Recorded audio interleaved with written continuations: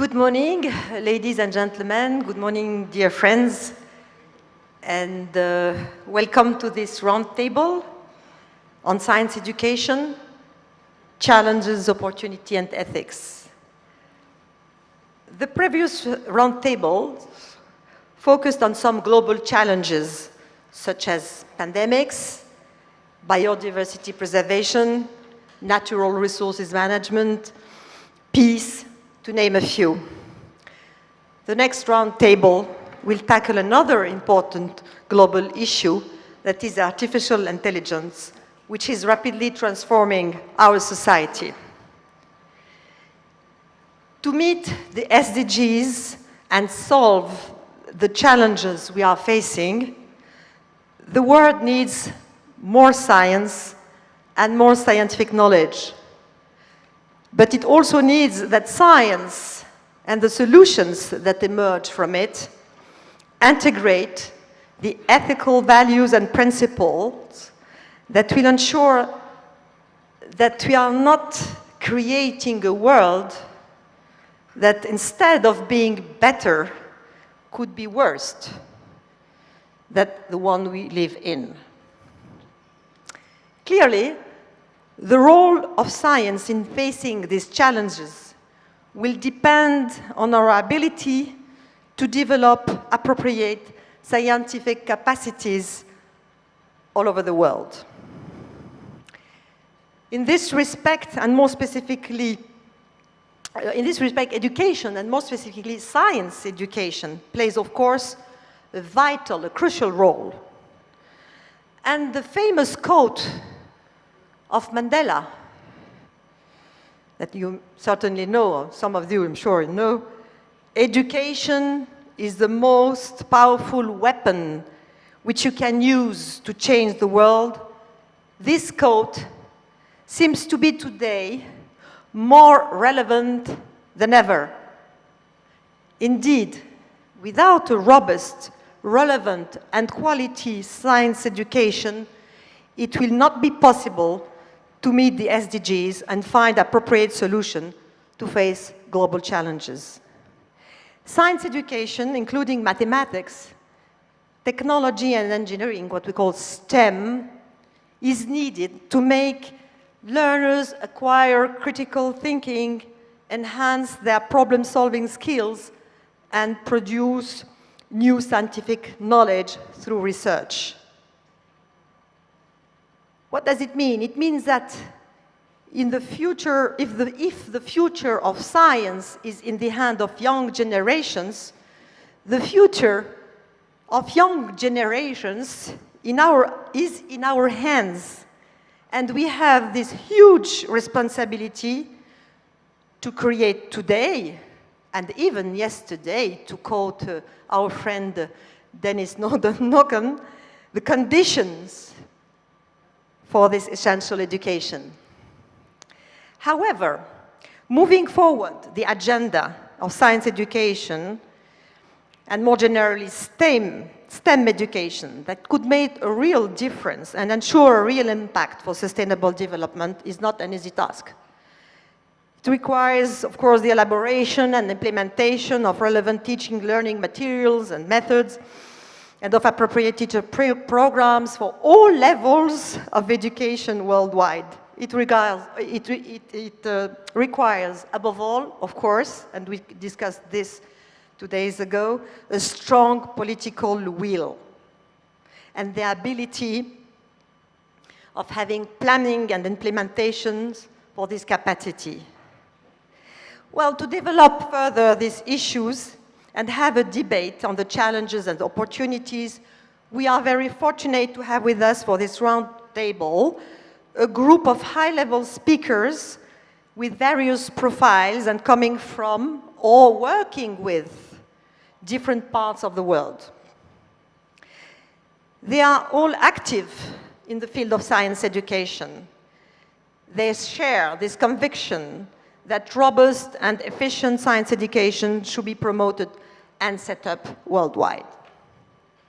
As keynote speaker, we'll have Eric Guillardi,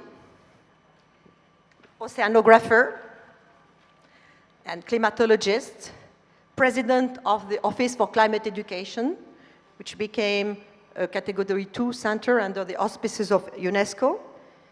He will make a presentation on the why science education for sustainable development is crucial, and the what and the how, including the various ethical aspects that should come with these education programs. Part of this roundtable, we are also very lucky to have the famous Franco-Vietnamese mathematician, Ngo Bao Chao, who was awarded the Field Medals in 2010 for his work on the mathematical theory of automorphic forms and the fundamental lemma. Presently professor at the Collège de France and scientific director of the newly created Vietnamese Institute of Advanced Studies in Mathematics. He's also professor at the University of Chicago, and we welcome him here.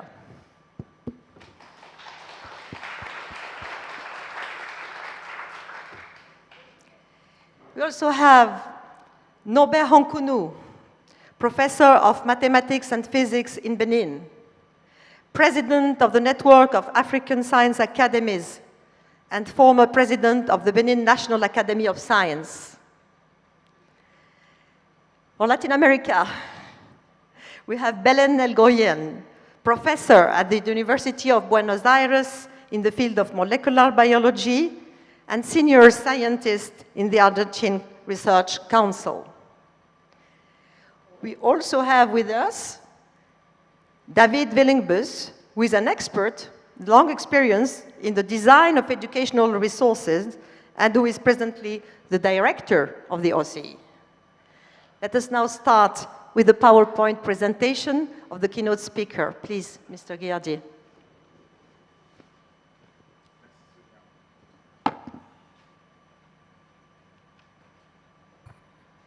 Right, thank you, Sonia, for this very nice introduction. Good morning, everybody. It's a real pleasure to be here, and I want to thank Professor Van for his invitation and for creating this amazing center, and we've been experiencing for the last days. So science tells us that the impact of human impact on the planet is clear, and the science has been telling us that for more than 30 years, and you've seen several presentations of this already. So in those 30 years, climate change, pollution, biodiversity loss have moved from science into society to become one of the defining environmental challenges we are facing. But science alone doesn't tell us how we should face this crisis. The challenge is also about how we wish to live together, and what we collectively value, what level of risk we're ready to take. So it is about what society we want, so this is why it is about education. And that's really what I want to stress in this presentation. So science education is at the heart of today's challenges, because science, as Sonia just reminded us, and we've been hearing the last day, science is at the heart of our societies. Scientific knowledge is a world heritage. Technology and innovation shapes our lives, our imaginations, our hopes, but also our fears. So science education is one of the key aspects of human or ethically sustainable development. That's really that Sustainable Development 4. That's one of the 17 SDGs, as you all know. So to equip the youth with that scientific knowledge, the scientific methods, critical thinking, systemic view, this is really important to develop, inform, and mobilize citizens that will not listen to fake news or to the very narrow views of the words that are on offer in their daily life. So that's really a strong mission that we all have. So following up on Michel Jarreau's presentation, this is another view of the SDGs. There are many of those, and what is really nice is that they show they are all connected, as you rightly pointed out. There are different ways of slicing them, but I think, and this is key when we approach this issue, is not forgetting about all the others. Right, so we are, I think, at an exciting time in climate change education. So I will mostly speak about climate change education, but a number of these points, of course, makes sense, I think, also for biodiversity or other environmental educations. So we had the Paris Agreement, which was clearly a landmark in many respects, and Article 12 of the Paris Agreement is specifically about education. There are a number of UNESCO, UNFCCC, IPCC, COP reports about education. COP26 was a big moment for education.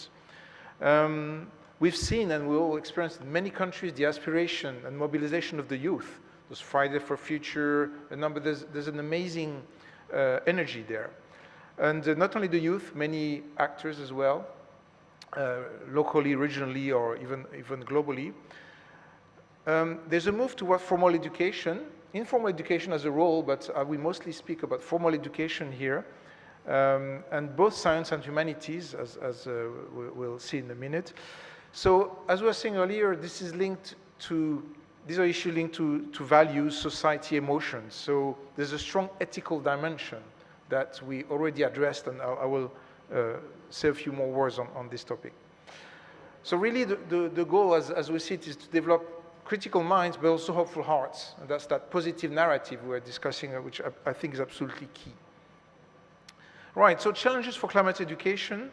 So there are a number of UNESCO reports that were quite complete, and I really invite you to go and read them. So in terms of curricula, because curricula is really the start for making large-scale impacts on education. So climate change education is not very prominent at the moment in primary and secondary school curricula. It's the same actually for university as well. This progress, UNESCO reports from 2015 to 2021 have shown that now we went from about a third of the curricula mentioning the word climate change to about 50%. Now that's probably increasing. But in practice, very few actually have a full implementation or full detail in the curricula. And that's something to keep in mind. So these numbers look encouraging, but in practice, for example, in that survey of UNESCO, only 2% have a moderate implementation of climate change, and the others is at the weak or non-existent. And another example in France, there are the eco-schools network who put a lot of efforts on the teaching environmental issues. Those schools, only 2% of those schools choose climate. So, and one of the reasons, several reasons to that, is because pedagogical resources and professional development of teachers are still on the way. This is really a big challenge. And that survey of UNESCO tells us that almost all teachers think it's important to teach this topic, but only 30% of them feel they're equipped to do it. So again, and in practice, even among those 30%, very few actually implement a full course on climate change. So we're facing major challenges on this. Other challenges, and probably the reason of those numbers, is that we're dealing with complexity, as we said before, and societally charged controversy and emotions. If you take the US, for example, clearly climate change is a topic that you have to be courageous to teach in your class in some places in the United States, and it's probably true in many other countries. Another reason is that educational system not always adequate in engaging in the multidisciplinary approaches that are needed to have that systemic view, and also the active pedagogies that are key to science education. Finally, a last, although this is changing again, the last reason is that priorities in engaging in climate has been toward public outreach, raising the concern of citizens rather than formal education. And for example, the UNESCO report mentioned that there's only the Action for Climate Empowerment, so ACE, is about 17% education and half of it about general public. So all these are reasons why we're facing challenges. Now, of course, things are moving fast. It's pretty exciting, but there's still quite a lot to achieve. So obviously, pedagogy, we all know, is absolutely key to quality education, and particularly quality science education and quality climate science education. So inquiry-based and project-based pedagogies have shown their potential to learn about science. It's a practice you have to learn, learning by doing. Now, of course, this means the teachers are trained to do that. And there are examples where teachers have not been trained and they're put in their hands some of this teaching material, they don't know how to do with it and how to deal with it. So again, the professional development of teachers is central. The school organization as well. If you have a classroom where there are 100 pupils, that in some countries, doing hands-on science is going to be really difficult. So I think the key is really about adaptation. Adapting the pedagogy to the local context is going to be absolutely key. There are ideal ways of doing things, and then there's the real things you do on the ground. Now, of course, and we mentioned that before, I think the narrative has to move from anxiety to agency. If the threat of the environmental crisis we're facing cannot be ignored by us adults, we have a moral responsibility when it comes to education to develop a positive narrative to the young generation. This is also when we talk about ethics. I think we're right at the heart of ethics here. So the doom and gloom view that a lot of media and narrow views carry cannot have its place in the classroom, or cannot be the backbone of what comes in the classroom. So again, here a systemic view is needed. Climate change is a defining crisis, but it's not the only one. There are the 16 other SDGs, and putting all this in balance is also a way of entering all these other challenges we're having.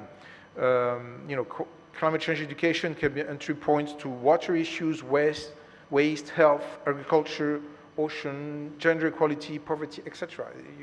You list all the 16 other SDGs. Another also quite exciting development is and it's happening in many countries, is the school to community families in continuum. We're discussing yesterday with a few people telling me, well, our children are telling us to change. So this link with the community and the family is really important, and that's something we can draw on as well. Right, so as I was saying, COP26 was a defining moment for climate education, and the UNESCO came up with some very basic recommendations that carry a lot of weight to say that it should really be at the core of the curriculum, and this we see is clearly improving.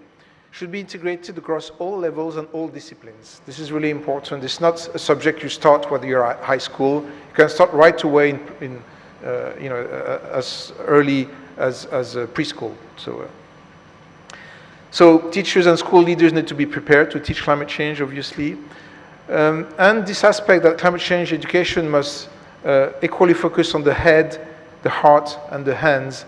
And teachers need to be ready for that unusual combination. As we said, it's a socially charged topic, and teachers can feel not really equipped to deal with that in the classrooms.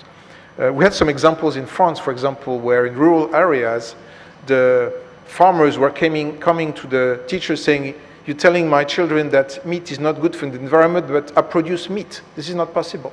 So you have those value conflicts that you have to help teachers deal with. Right, so the OCE, the Office for Climate Education, organized the first Teachers' COP at the last in Glasgow, in the last COP. And so there are a number of COPs, but there were no Teachers' COPs, so we decided to give them the floor. And so they came up with, so those teachers, there were about 500 in several different languages, adopted a statement with proposition about the curricula, pedagogical resources, professional development, the role of school. And this was presented to the Ipcc and UNESCO then. And interestingly, they proposed 4 principles. Where's the 4th one here? Action for preparing teachers to climate change education. First, and we said it, it's the understanding the complexity of the climate system and the climate change issue. So it's disciplines, they're interlinked, there are multiple causes. There's usually like poverty or impacts, or they're not single cause, there are multiple causes, so you have to understand that. Climate change is not the only reason for impacts. Understanding the space and time scale, this is really difficult, the difference between a weather forecast and a climate projection. Risk analysis, modeling, so all these are are things that need to be brought in to give that systemic view. Otherwise, there's the risk of getting stuck in only one dimension. Building trust is absolutely key. The COVID crisis we had is more general, the trust in science, but also the communities organizing community networks. They include teachers and scientists, all ways to creating that trust. And the youth, for many youth, the trust in the teacher remains very important. That's something that we need to keep and we need to build on. We need to be aware of this. Agency, again, becoming a creative actor, overcoming that feeling of being powerless. Sometimes a lot of weight is being put on the shoulder of children. They are still children, they are learning, and they're often presented that, well, this next generation is going to solve the problem. No, that's not true. There's a lot of weight to carry. It's us adults and in decision position that must take that weight. And so, because they feel powerless, for good reasons. So balancing solastalgia, which is that feeling of losing something with actually acts and works, and again, that systemic dimension. And all this is done through building new narratives. And there are many exciting examples happening at the moment. So this is really what we want to all invite you to think about those new narratives. Try to not fall into the doom and gloom. Maybe it's a step we have to go through, but I think now we have to move to something else. Empathy, solidarity is absolutely key. Reducing the psychological distance between those challenges and the pupil. And also leveraging on the amazing energy of the youth, the curiosity of the children, the generosity of the teenagers, the engagement and future life of the older ones. So every age has so much to offer, and all teachers know that. Right, so just a few words on the OCE. So we created the OCE in the wake of the Paris Agreement. Now there's an operational team of 11 members led by David, and he will tell you more about it. So as Sonia was saying, and Sonia had a strong role in making this happening, so I want to thank you again, Sonia, in making the OCE becoming a Category 2 center under UNESCO. We have a strong link with Ipcc, of course, because we produce Ipcc-based resources, and David will say more about this. And the vision, well, you won't be surprised from what I just said, is really to empower educators to equip the young generation with a strong foundation on climate change understanding, but also the skills to act as citizens in a changing world. This is really important to have those two aspects, as I was mentioning. Sorry. Whoops. So OCE's mission is towards teachers, mostly primary and secondary teachers in developing countries. We produce pedagogical resources, we do professional development, and with the UNESCO mission now we do more and more support to educational public policies. And again, David will say much more about this in a minute. We believe in strong guiding principles, and I think this is one of the reasons we created the OCEs, that we looked around to see if there were already places that would have those principles. So I already mentioned the scientific foundation, the interdisciplinarity, and the active pedagogies, but for this action to be relevant on the ground, cooperation, accessibility, and relevance, as well as the long-term impact and legacy are absolutely key. So we try to work with local partners to ensure that what we may actually make sense in the classroom with the teachers that are going to implement them, and also scales, and is long-lasting. It's absolutely key. A lot of the effort of the OC is toward this. Right, local challenges. This was also in my title. And just mentioned, obviously, the way you're going to illustrate climate change, its impact on society or natural system is going to be very dependent on where you are. So there's a lot of work, even though the climate science is the same, the way you're going to use it in the classroom is very locally dependent. So there's a lot of work to go into that. Examples of adaptation or mitigation you use are going to be different, obviously, if you in the classroom in Benin or in a mountainous area of Switzerland or in Vietnam or in the low island in the Pacific, you're not going to talk about adaptation in the same way. Same thing, mitigation, you're going to insist on mitigation in countries with a high emission per capita, not so much in countries that don't emit too much. So this relative focus also we have to factor in. Obviously, as I was saying, the link with the other SDGs and the local culture are really important, and this is again, that's why the local actors and teachers are the one who are going to organize these resources with the help of the OC or other actors. And again, the pedagogy is very different in different countries.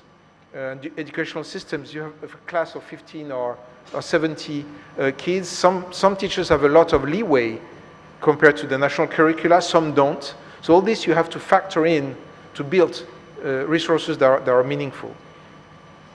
One word about science ethics.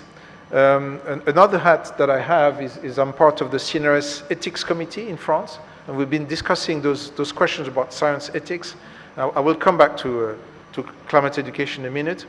So I think now it's clear, and it became clear in the last few years, so it's probably not clear again for many scientists, that there's that kind of science is neutral, we're above society, and I think this is clearly an illusion, because value-free science does not exist, and science does not operate in a social or political vacuum.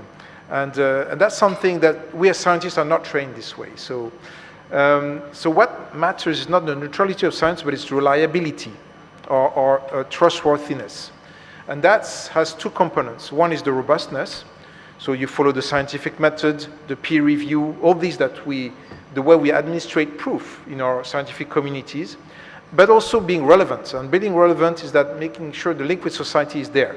I think these are two elements that are really important as dimension of science ethics. So science ethics, of course, includes the code of conduct, integrity, as we say in French. When you do experiments with people, animals, there are rules. Some laws, prevent doing bioethics. All these is part of the ethics. The environmental impact that is starting to grow now in our labs. We're trying to think about reducing our environmental impact, but also education. And I think the ethical discussion, ethics is really, discussing a conflict between different values, and it's a balancing act between these. And as Michel Jarraud was showing us, we have to balance out all those different SDGs in the same way. In the ethics of science, we have to balance out different values, and these also can be local. They are linked to cultural values. So there's really, I think, two things. First, this should be an integral part of our training as scientists, and today it's not. And we have to, or not as spread as it should be. And also we require venues to have that explicit debate about values that are usually implicit. When we say science is neutral, I'm just talking about science. As soon as you speak out publicly about science, you're engaging in something, you're advocating for something. But this is fine, but we have to be explicit about the values that sustain that and have a discussion not only among us, but also in the wider community. So when it comes back to education, the role of scientists in science education, it's, of course, we provide knowledge to educators, but the co-construction of the resources have to be done together. By factoring all those ethical considerations that I just mentioned. For example, university pedagogy, which we are used usually as scientists, is quite different from the primary and secondary pedagogy.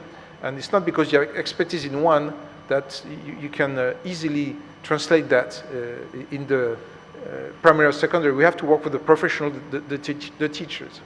Scientists can be inspiration, role models in classroom, especially for girls. So it's really important that in science education, scientists go in the classroom, but not working with the teacher, not just by themselves.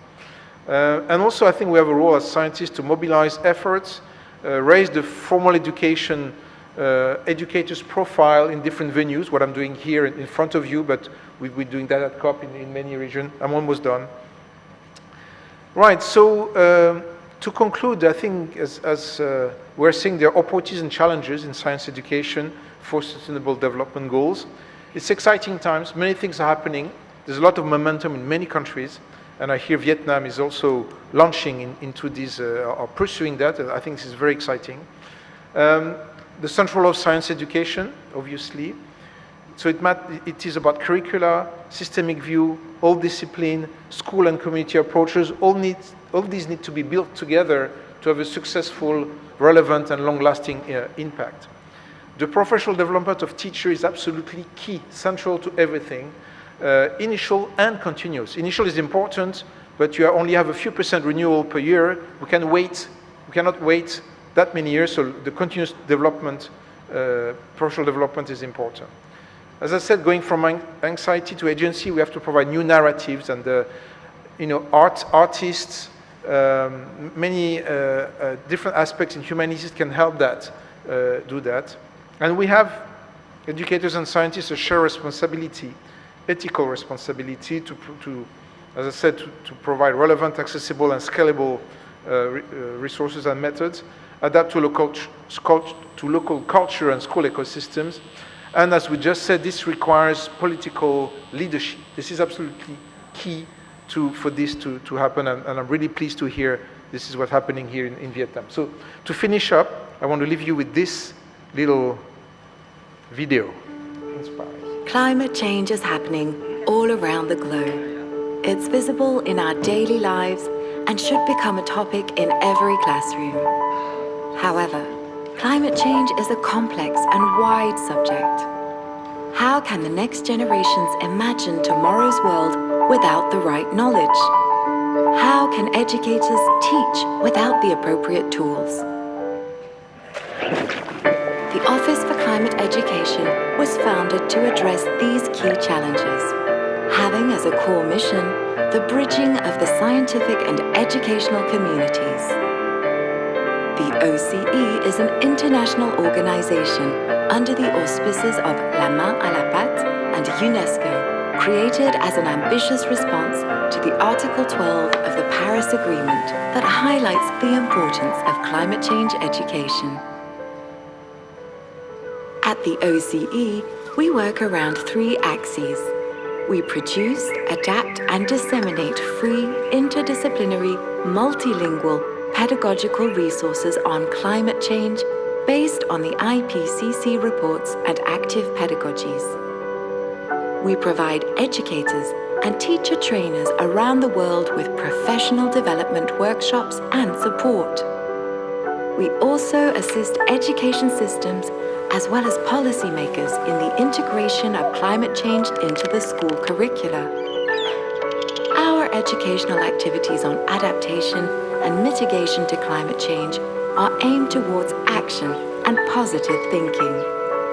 The OCE's vision to develop critical minds and hopeful hearts contributes to educate and inspire next generations to think and build a resilient future.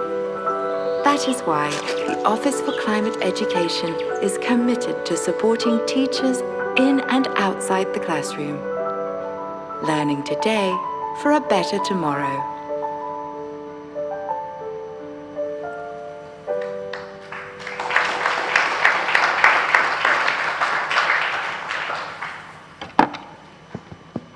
Thank you very much, Eric Giardi, for your excellent presentation, giving very comprehensive and very complete, giving an overview of education, climate education for sustainable development and within Office for Climate Education and beyond.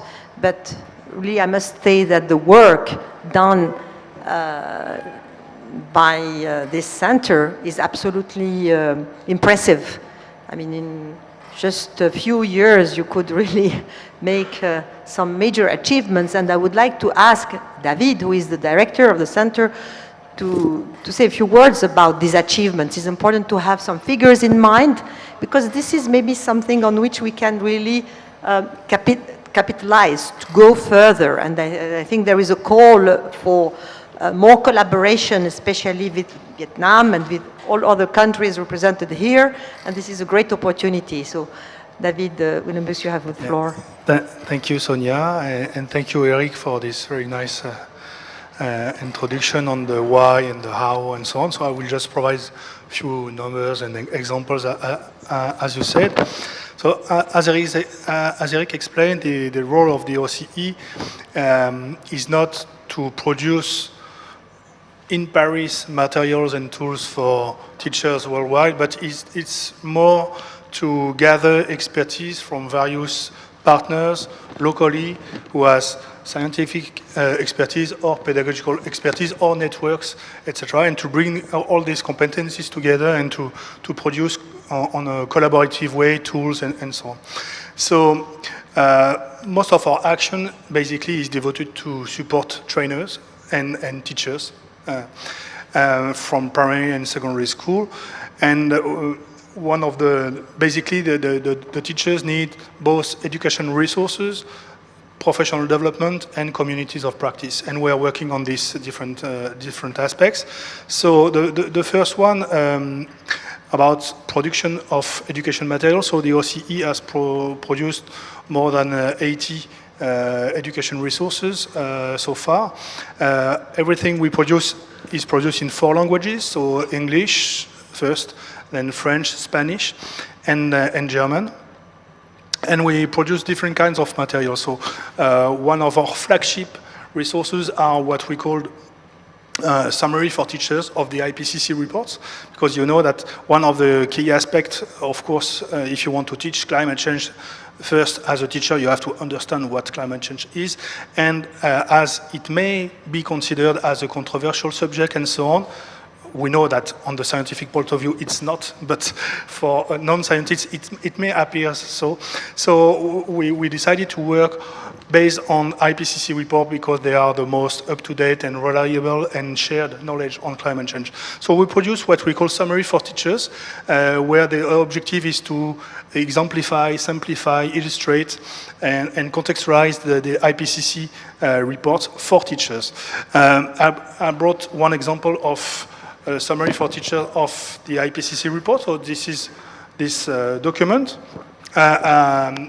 I've got a few copies of the different resources, so if you're interested after this roundtable, we can provide a few samples to you. Another important kind of resources that we design is what we call teacher handbooks.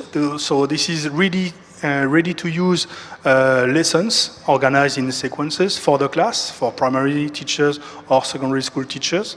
And so this is quite a heavy material. So, for example, this is the teacher handbook supporting the IPCC special report, Climate Change and Land. We produced another one on climate change and ocean and cryosphere. And so this is a 300 pages textbook with dozens of activities ready to use in the class, tested, validated by scientists, etc. And these materials has been produced collaboratively with partners from all over the world. And what is very important, and actually Eric put the stress on that, is that this kind of resource has to be adapted locally. So, for example, this book on climate and ocean has been adapted by partners in India, in Indonesia, in Malaysia, in Colombia, in Mexico, and so on. And so all the resources built by the OCE are open source to facilitate this appropriation and so on. It's very important. Yeah. Open source. Yeah, so yeah. you see, you can all use them. Yeah, everything is free. Everything is available online, but we also distribute for free paper copies. So far we distributed almost around 8,000 copies of this kind of textbooks to teachers who who register on our website, basically. In addition to this really paper resources textbook or summary for teachers of the IPCC reports, we produce also digital tools to cope with for example, to simulate or to modelize climate phenomena and so on. So multimedia, interactive animation that you can use on your computer or your smartphone and so on. And also videos to be used in the class. Thank you. In addition to these resources, one of the most important actions of the OCE is to train teachers and to train teacher trainers. And so far we have trained almost 70,000 teachers worldwide, mostly in Latin America, France, and a little bit also in Southeast Asia. And so we work with local partners, ministries of education, NGOs, and so on, to organize and to co-facilitate with us this kind of training sessions. And we have the chance at the very beginning of the history of the OCE to work with Norbert and organize a teacher training workshop in Cotonou, in Benin, with the help of the Academy of Science. So this is an example of good collaboration between scientific community and education. And we also, as Eric mentioned, we also try to create and animate communities of practice, because if we want to scale up, we cannot just do like a top-down approach from the ministries or the scientists to the teachers. We also have to facilitate the cross-collaboration and the sharing of expertise and experience between the teachers. But maybe we can go back to the question of how scaling up, and you can give this an example. So thank you very much for your for all these elements and of information. I think that many people could be really interested in them and can go back to you after. But if in the room there are some specific questions regarding the keynote and the information given by our two panelists, so there is one. I see one there, Professor Robert Sebag. Just here on the left side.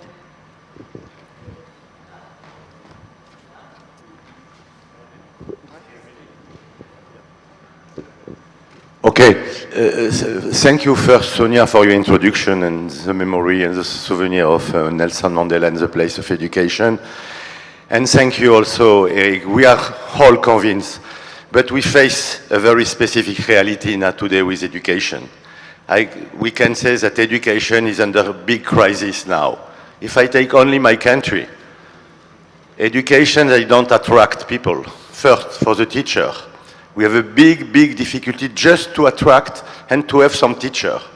And now even we take people without very few training because it's a lack of number of teachers. And we ask to the teacher many things. We ask health education, you have to make some physical activity. But the reality today, when you see that 10 to 20% of the children, from elementary school to go to college, they don't know reading. They can read and they can scribe, and it's really, really a problem. First, basic education before to give. And the big gap between the young people, they are very aware about climate change outside the school, and very often they make pressure with the family, but they don't find within the education at school this problem. It's why your responsibility is very important. But first, we face, I don't know, but I know it's many countries, a big crisis on education, attractivity, lack of teacher, the training of the teacher, the basic training is not very good. It's why, what a challenge UNESCO and some other organization you have to face.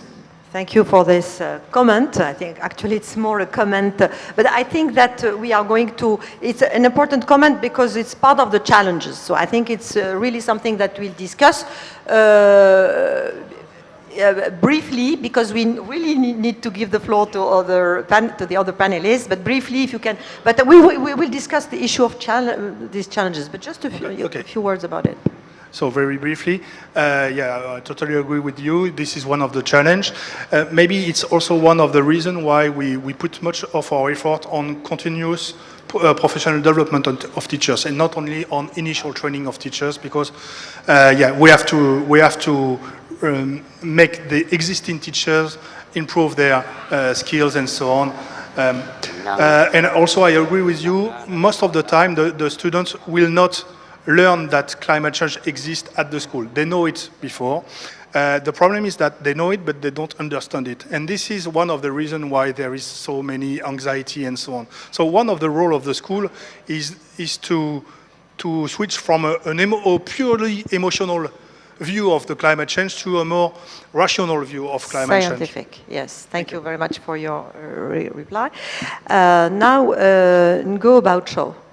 Again, we are very honored to have you with us today, and you are a role model for many, many young people in this country, in France, and beyond.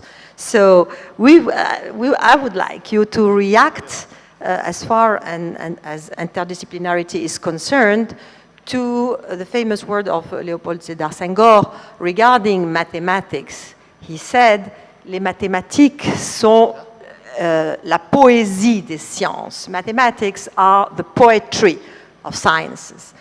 Parce qu'elles alimentent aussi les autres sciences. Sorry, it's because they help other sciences to develop. So I would like to have your point of view on that, and to see what are your vision of the role of mathematics in sustainable development and in facing the challenges of our world.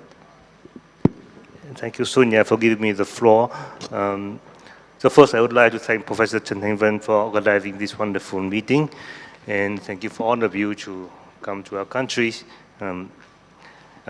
So, I would like to come back to the issue on education later, but as Sonia asked me something about mathematics, as in this wonderful quote of Senghor, I comment on this.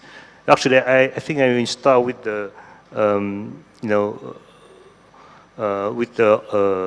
what Michel Larive said yesterday about the charters for the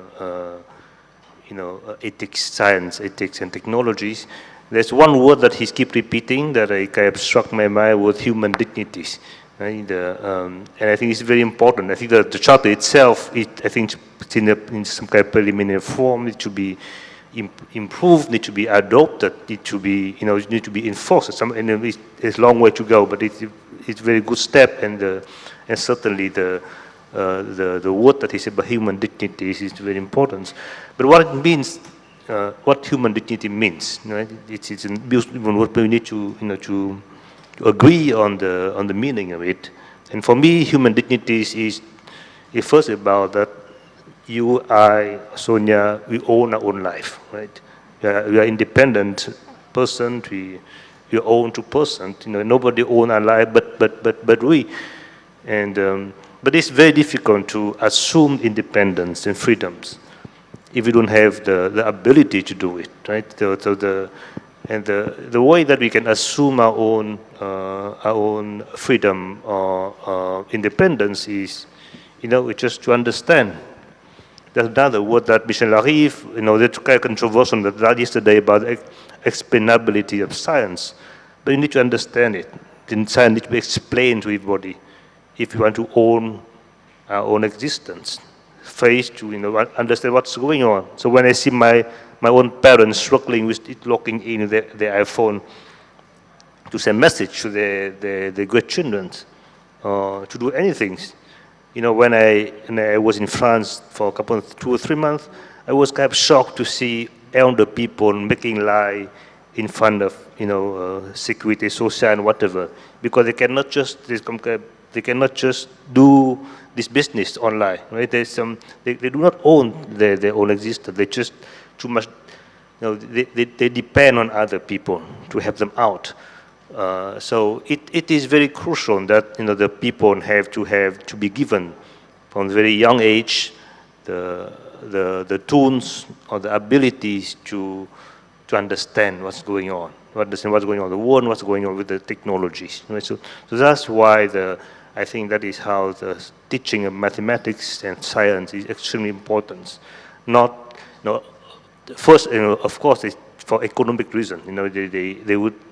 The more and more, if you understand good mathematics, you have a much better chance to find a good job. You can see it on the kind of technology advanced countries like the USA or Israel, where the student, do major in mathematics, not just because they love mathematics, because they just have a good chance to land on the good jobs. But there's more importantly, I think, for everybody, that is the way that they can own their own life. Yeah. And just come back to and finish on this to Senghor about the beauty of mathematics. of course, I agree entirely on that. Mathematics is abstract, mathematics is beautiful, and so is poetry. So I come back again on human dignities, but on another side of it, we are not learning science, mathematics to achieve, to own human dignities, but it's just a part of it, right? The fact that you can do poetry, you can produce art, you can admire beautiful buildings like this one, or beautiful cities, and also beautiful mathematics. Newton equation, Einstein equation, that's just the same part of the human heritage. And by doing it, we contribute to it, and somehow we realize our own human dignities. Thank you very much for sharing with us your thoughts on this important issue. I would like to ask another mathematician, Professor Ronconou from Benin. I would like to know if you share this vision of Ngo Bao Chou about mathematics, and to know what are you doing in Africa, because I know you have also very rich experience there in science education, and if you can share it with us. Thank you, Sophia. I would like Sonia. Sonia. Thank you, Sonia. I would like also to thank Professor Van for inviting me to this wonderful meeting. I'm really enjoying the discussions. Science education is very important, like already said my colleagues, and for all sectors in our daily life. It is important for policymakers, it is important for large public. Without science education, nothing we can do. And the level of science education in a country is an indication of the level of the development. And science education is intrinsically also related to science literacy. And without science literacy, nothing we can do. Even the laws adopted in the parliament can be understood only when people are scientifically literated. I want also to add the following. Mathematics is a little bit more than what said a singer. Already Galilei said, the laws of the nature are written in the language of mathematics. And mathematics is spoken by everyone, whatever the culture, the race, the gender, and the geographical location. And I want to cite Roger Bacon, an English Franciscan prior, also philosopher, scientist and scholar of the 30th century, who stated that neglect of mathematics works injury to all knowledge, since he who is ignorant of it cannot know the other sciences or the things of the world. Hence, this premonitory statement was confirmed in the events that followed. Indeed, over the years, mathematics imposed by strong requirement of precision and scientific objectivity, which are intrinsic to it, has gained increasingly important place in all our daily life. I don't want to rephrase my colleagues, but nothing today you can do without mathematics. Mathematics is the pillar on which all sciences and technologies are built. Yeah, are built. So it is what I wanted to do. And in Africa, of course, regarding science education, we are doing a lot of. I want to recall that in 2017, the network of African, Mediterranean, and European science academies for science education launched an important project about science houses around the world. And in Africa, 5 countries were selected as pilot centers for the so-called SISAMI centers. Directly related to sustainable development issues. Yeah. Related, of course, to sustainable development issues. And concretely, the idea was to implement programs, modules? To implement program modules on inquiry, IBSE methods, inquiry-based science education. It is a really active method of teaching, of practices science education. Both teachers and trainees become actors, co-constructors of knowledge. And inside the centers, we share good experiences. People from the north come, people from all regions come, and they share the best practices of teaching of science education. As explained by my colleague of OCA, we organize in Benin, for example, a kind of colloquium about climate change education. And people from all regions come and share experiences with us. Thank you very much for this information.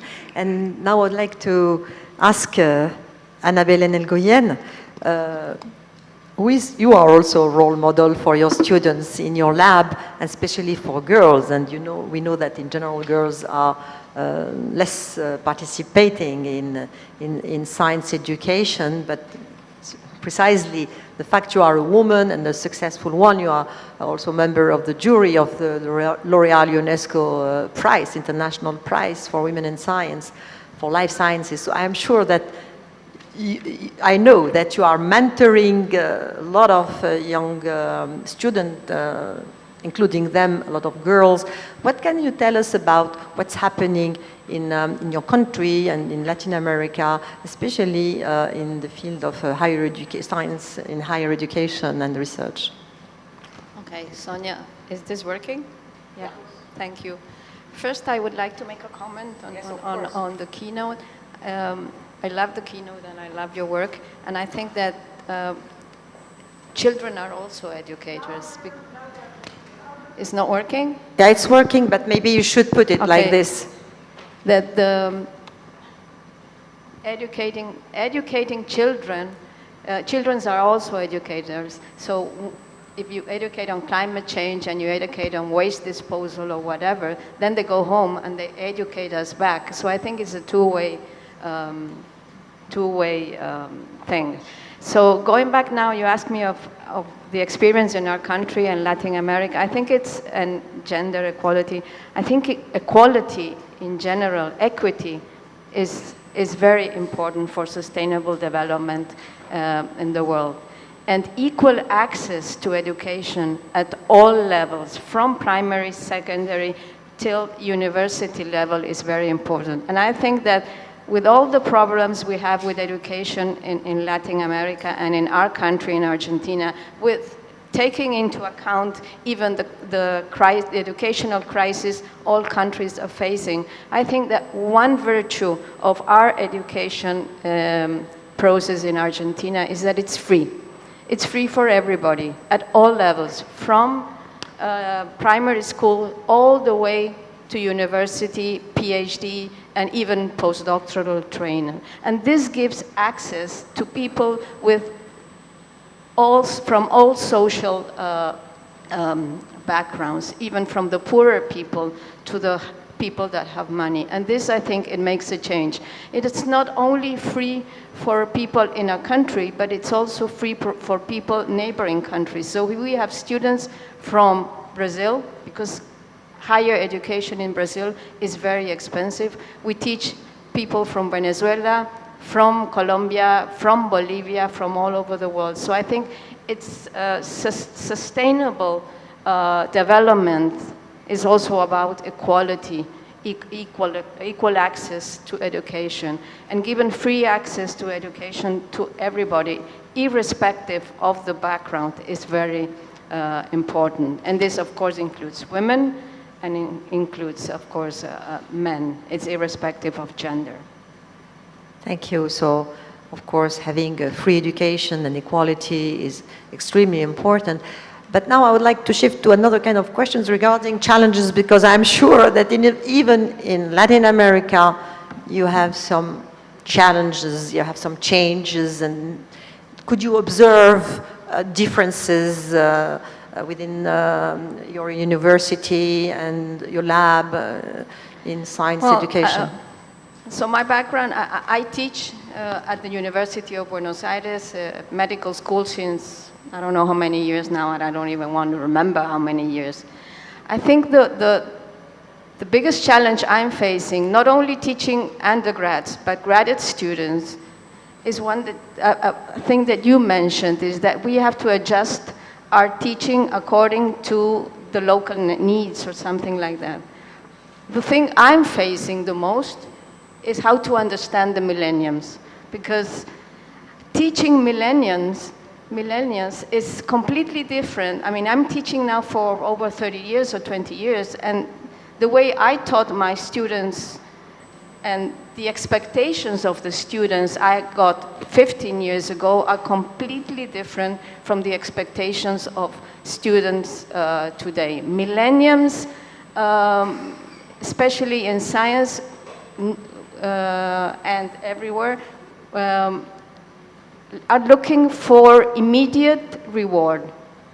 I don't know if everybody has the experience worldwide, but they're looking for immediate reward.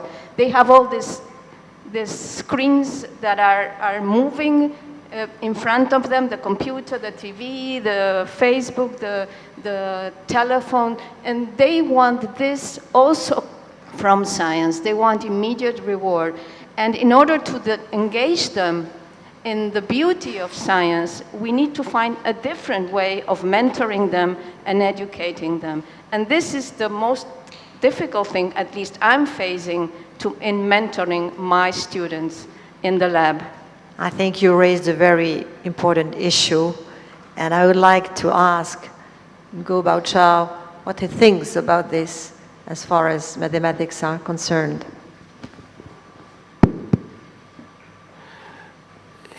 Yeah, let me come back to Professor Seba's remark about the alarming situation of education in France, maybe in the USA, and so in Vietnam, the three countries I know best. I think there's many problems into this. I mean, the first and foremost problem, I think it just face it. It just teacher salary are too low. I think that is a very basic problem that it needs to be said it as it is. The salary probably in France, especially in Vietnam, is very low, and the social status of teachers is not the same as it used to be 20 or 30 years ago, right? And the one of the problem, that I was considering not living permanently in France, because I see the teachers of my daughters at some public school in south of Paris. They are really trying very hard to quit their job to open a cafe, right? Because they think that they have better life in owning a cafe than to teaching at the middle school. That is actually extremely worrying, and. So this is the one problem. I think this is just people just keep beating up teachers in many levels, and of course that's what we are paying for now.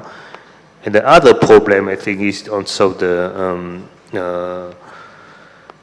has been, but maybe I'm very controversial now, but I think that people who there just have been too many reforms in educations. and reforms by people who actually true ideologicals and not for example, one thing that is I found it extremely misguided. Now I become frankly very controversial. This is very prevalent notion of equality in education. Every children have to receive the same education. Of course, this sounds great, but just think about it. Why every children have to receive the same education? If everybody have to eat the same thing, everybody have to say the same clothes, that is absurd. But why everybody have to have the same education, right? It's just completely wrong. I mean, now you have to. People have the freedom to choose their food, to choose their fashion, to choose their sexual orientation. Why they cannot choose their education, right? Why there is this constant reform try to, if I say that, I'll be accused of being elitist, right? Of course, elitist is very wrong, but this is what children are not the same, right? And if you are ever teach a class with completely different very discrepancy between 11 students, it's actually hard work, and it's just impossible to teach in a class with somebody with a very, very good mathematics, some student with just very basic notion of mathematics. You cannot do that, right? And it's not benefiting anybody, right? Let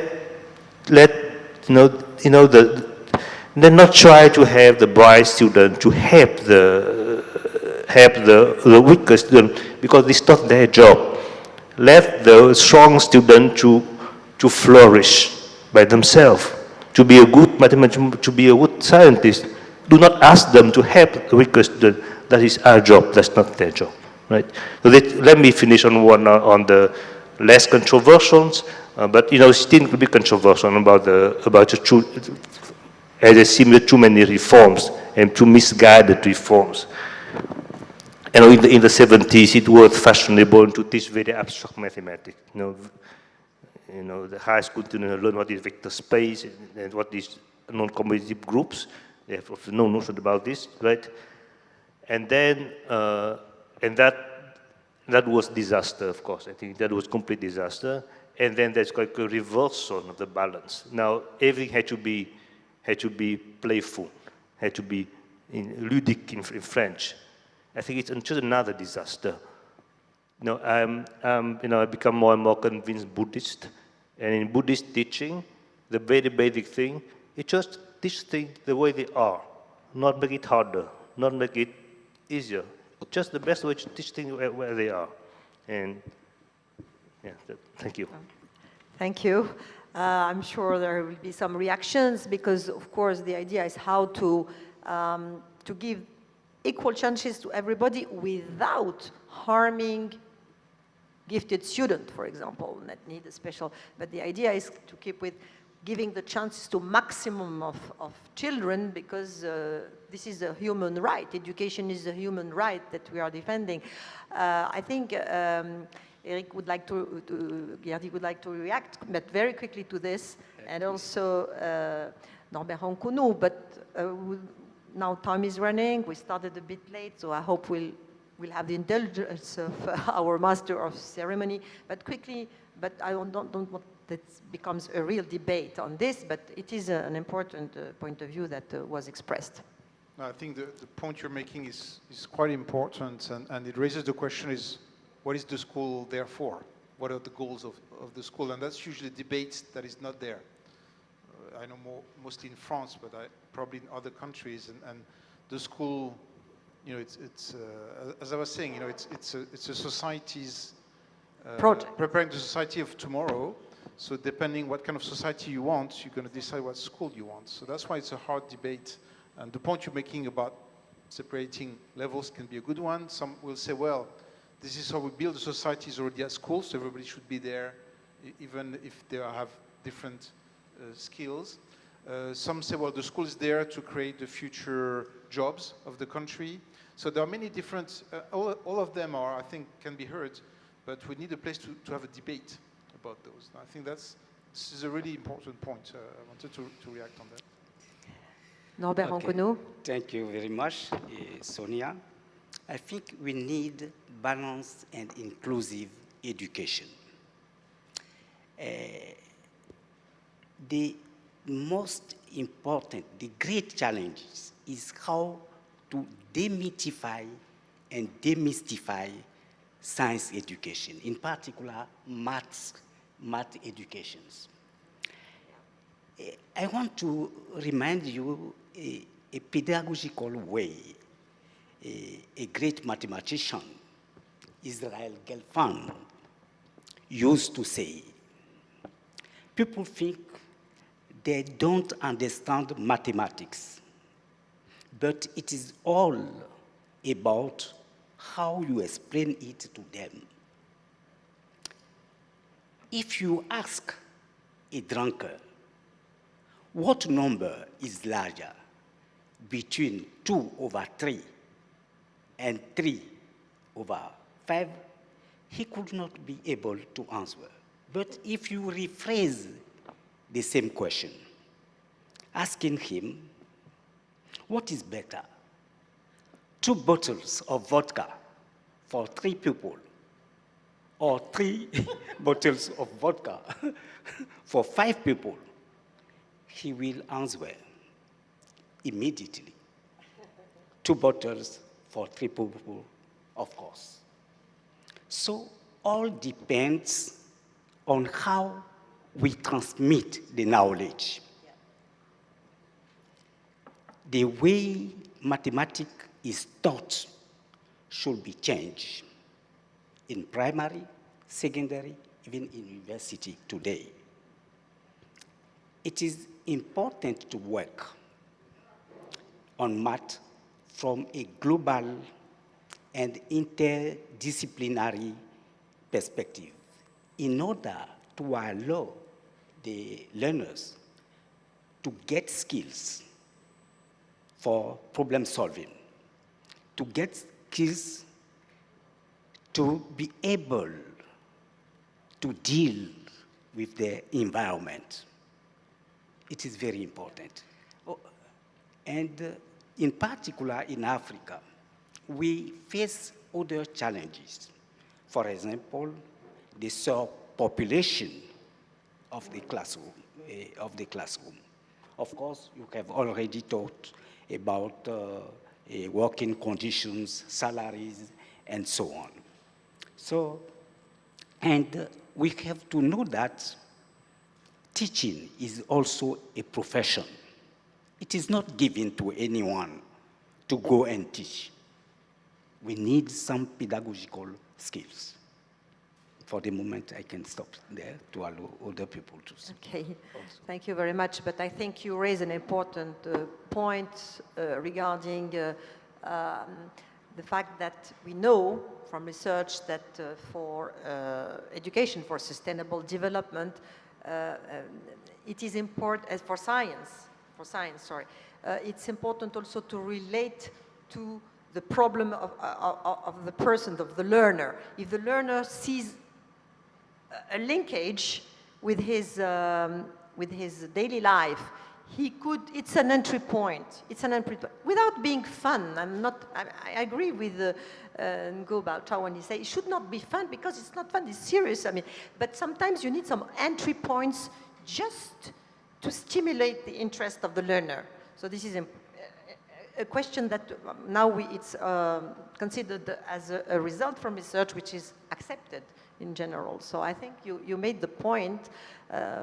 And I would like now to have your views of all the panelists about what you consider as being the main challenge, because what we could hear from the keynote and that it's many things are happening in the world. We have modules, maybe we need more, but we have teacher training programs already available, we have the resources available and free, but we need to go to another scale. We need to go to large scale.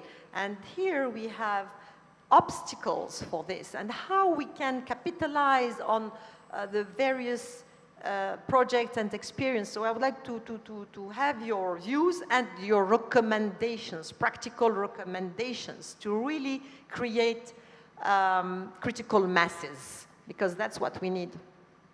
David.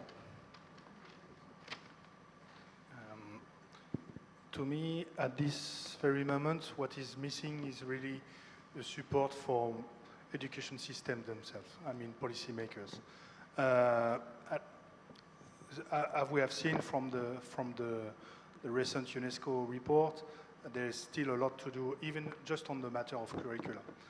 And curricula is at the very heart of the thing. If there is nothing in the curricula about a subject like climate change, there is nothing.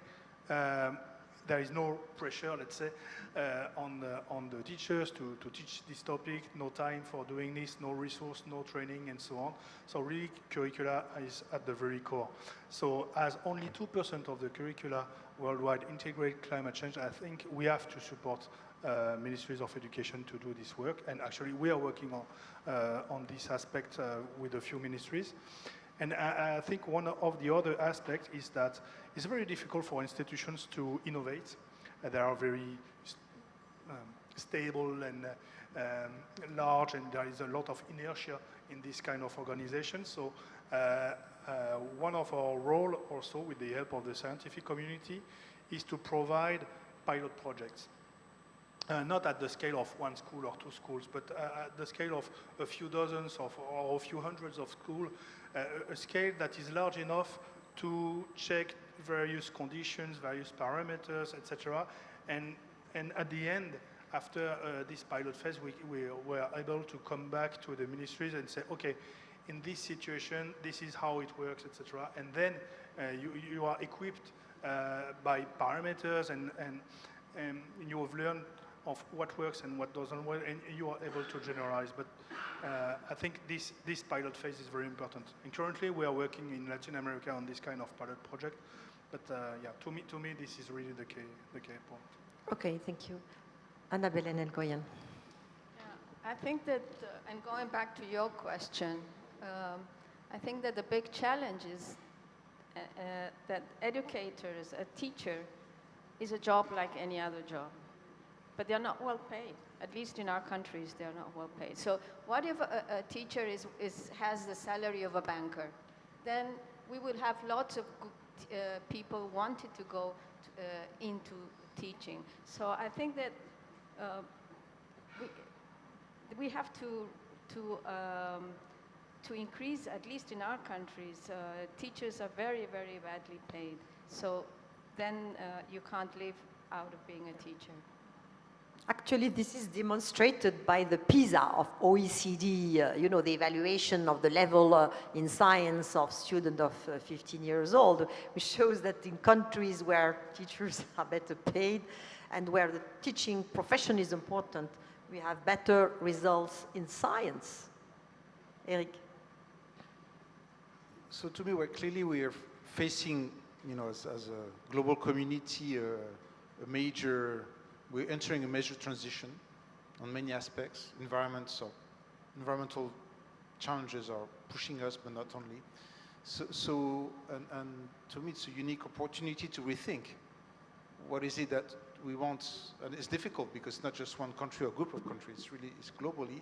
So, and I think until we makes progress, and this is going to be hard for the education systems to know exactly what education is there for. So I think, to me, there's that more global challenge, and education will find its place in this new. So it's a bit of a transition period that is worrying, but at the same time, it opens amazing, exciting opportunities. Yeah. Yeah, it's an opportunity. Nico Boucher. Well, I think, I agree with what Eric has been saying, that you need to be very serious, reflection de fond, reflection on, on what is education, what is a public education, need to be provided, and the resources constrained, but the resources is not unlimited. So that's why we cannot pay teachers as much as we can, because that's just resources is limited. So it needs to be, the choice needs to be made, right? You cannot say that, you know, this is good, so you have to teach this is good, you have to teach that. That cannot function like this. You need to be very serious to reflect what are the core things that all children must know, right? And, you know, as long as mathematics, for me, is very clear. And the couple of things that need to, on the primary school, they need to know what is a fraction. On the secondary school, they need to know some quadratic equation. On the high school, they need to do derivative, and that's it. That's not much than that. You know, that is, I don't want to be, you know, more ambitious than that. But that is, for me, that's the basic mathematical education. And, but, you know, when we have this kind of core, then, you know, depending on the ability of the children. I'm not saying that, you know, this is weaker or stronger, but I think every children have the strength and the weaknesses. You know, I can still not sing, cannot do music. So there's no point to teach me music. I'm much better to do it in mathematics. And I guess that the kids in the opposite direction. So why do you have to force everybody to the same thing? You know, after some kind of basic core, as much as resources allowed. For me, the perfect education is the most humanistic education, is the one that provides exactly what the kids need to flourish their full individualities, right? So, that's why you need to be extremely careful on say that we need to learn this, need to learn that, or it need to be extremely minimal. But at the same time, as I say, that is serious. Right? There's no point. You know, it cannot make derivative easy. Right? Aristotle, the greatest philosopher of humanities, just get it wrong. Right? Aristotle thought that the force is proportional to the velocities, which is wrong because he cannot understand the acceleration with derivative, right? So Aristotle could not get derivative, so it's not easy notion. So you cannot teach kids in a playful way to understand derivative. It needs to be times, and when we get this, you know, to stop cutting hours of this, cutting hours of that. Yeah. Thank you. And I think Norbert Roncounu would like to add something on this. Thank you very much. I would like us to think science education as global in the sense of science, global science education, including social sciences and humanities. And in such a way to develop new way of understanding our world and have innovative tools that allow us to solve problems that arise.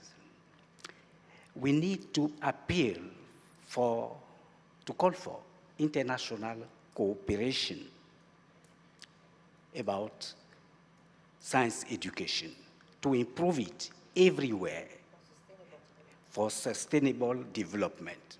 And sustainable development is not development located only in the north. It is everywhere. We need to attain sustainable development goals. And one important question we ask ourselves in Africa is the following. What or where do the funds collected for the development of mathematics in Africa go to? We don't know.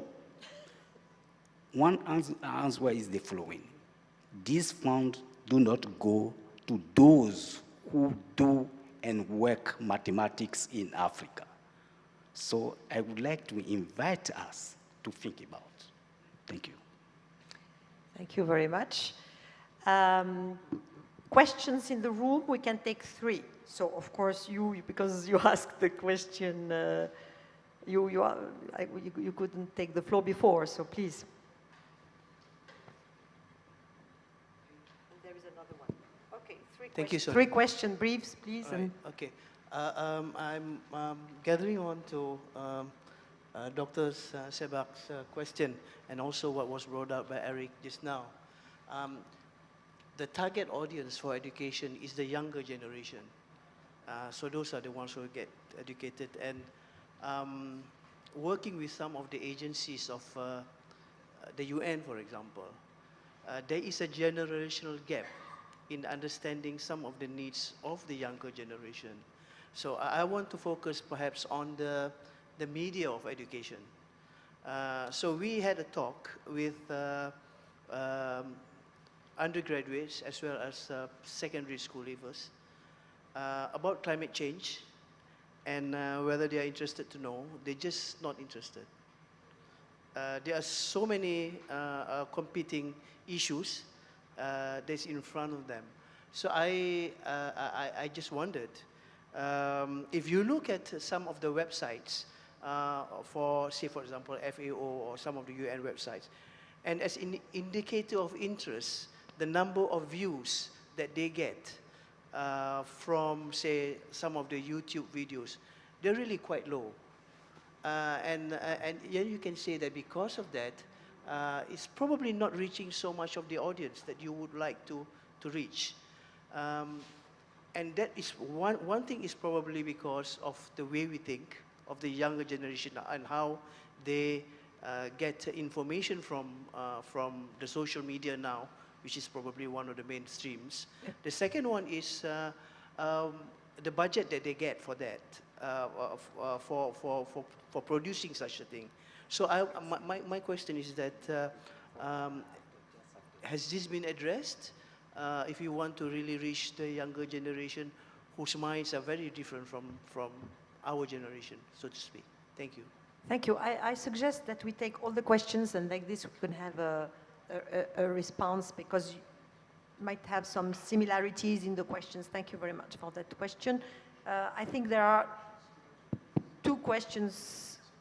Oh no, we cannot take more than 3. So 1, 2, and the third one is there. I saw someone who has, yeah, you, yeah. Please. Thank you, Honorable Chair. Rather than question, I think I have a comment on the discussion, a very important discussion on science education challenges, opportunities we had today. And it was really wonderful hearing the thoughts of all the panelists sitting here. I come from India.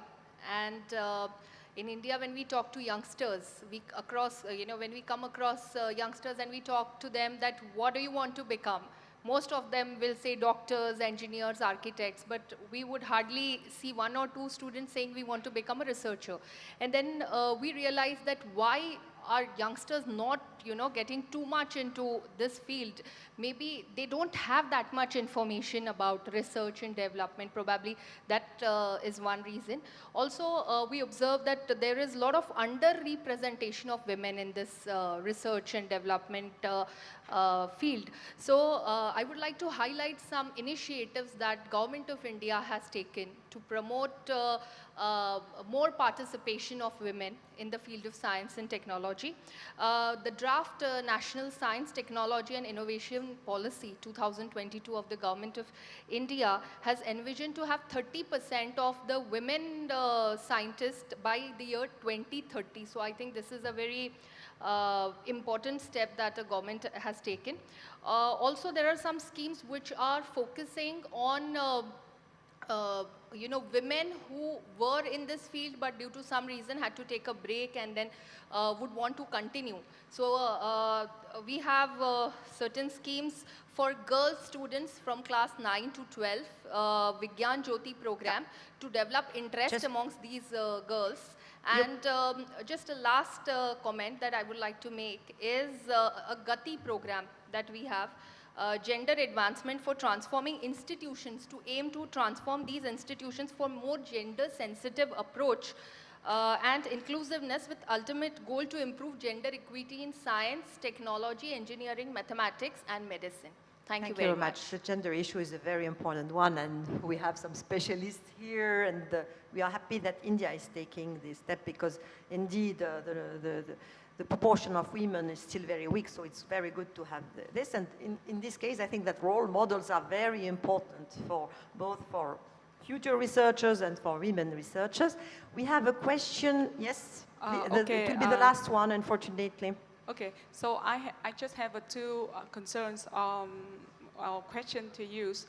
First, I have been engaged in teaching the teachers, both in-service and pre-service teachers, for more than 10 years. So what I learned from them is, before stop global warming, please stop global boring in the class. So that's very, very important comment. Inspire me to be always think positive and think differently. So I would like to ask youth how we can renovate teaching resource in this context, particularly in digital areas. And the second, we saw a lot of rural and urban gap in not just climate change education, but STEM education, science education, and education quality in general. So how, as a scientist or educator, we can mitigate the gap? I mean, not just the gap or problem with the rural student, but also urban student who didn't have enough relevant skill for daily activity, and rural children or students who will migrate to urban area in the future. They have to adapt themselves with the modern life. And that's my 2 points. Thank you. Thank you. And sorry, but last but not least, I deeply express my gratitude to Professor Ngô Bảo Châu for his great contribution to physically and mentally health, support a lot of mountainous students in Vietnam. I follow his Facebook, see what he has done, and it inspired me a lot. Thank you. Thank you very much for this comment, and I think that inspiration is very important for young people. So your comment from the Indian perspective is a bit similar. So which one of you would like to reply to one of the questions? One, maybe for each question. Which one, Eric Guiardi? Well, I guess you had similar points about how to stop global boring. I like that. I think when you were saying how to reach children that don't care, so to me one thing that is important is that school should not be a place for advocacy. And we see a lot of youth movements, and we say, well, we need to, go in that direction. I think we have to separate out. Schools are a place to learn. It's about pedagogy. It's about learning things. It's not a place about changing the world. Both are important, but I think we have to separate this clearly. So schools are there to learn about the basics, to equip children when they're adults. They have a debate about those questions, they're informed. So to me, school is not there to ensure that children should worry about climate change, so I think there's a bit of a, we put a lot of expectation in schools, and to me this is, and it's to join also the comments about renovating pedagogy, and for environmental issues, this is hard for teachers because as we were saying earlier, they are hesitating to engage because they think, oh, I'm going to be seen as an advocate for climate change or for biodiversity or for whatever. So, but if you're careful with the way you do things and how you present things, you can avoid those questions. Both renovate pedagogy, make it sound really interesting about hands-on. But again, hands-on science, if there are 70 people in the classroom, this is hard. So I don't know if that answers your questions, but that's my take at it. Gorbachev. So to answer your question about gender equality and women in science, I think it's a big problem, or it's a big issue, not a problem, big issue that needs another type of discussion and not here. Actually, women in science is like a pyramid. We have lots of women in the lower ranks of science, but then there's this glass ceiling problem. They don't access to higher positions, and there are different things that lead to this pyramid situation. And I think it's not this the place now to discuss it. We can discuss it in another context, I think. Absolutely, but it's important, by the way, because you know, if we have half of the humanity left out of science and the production of science knowledge in the future, but it's part of it. But we cannot discuss in detail because it deserves, as you said, a whole session on it. Yeah, but sure. thank you, and go Bat Chao, please. Yeah, I really love your questions, and let me, give my own some reflection on this, because they actually touched me quite deep personally. We have 3 daughters, and I would be very happy if one of them be, a mathematician or scientist, whatever. But I think I had to say I basically failed. Well, they are doing great, but they are in their own choice, but none of them want to become a mathematician. And it's not because they lack ability in mathematics, they are so terrific. There's at least 1 or 2 of them are just great problem solvers, and they understand very fast. But so by trying to encourage my own daughters to do in mathematics, and by failing, I got understand something that I didn't understand before. Before I was, very more adamant, the best way to achieve equality is to practice equality. The girls, boys need to be treated exactly the same way. And when I talk with my daughter, I think I really misunderstand something. So, when I try to encourage my daughter to go on this math circle to do, and she got bored, and she really hated it. So why she hated it? Because she said there's no other guns, right? And I had to say that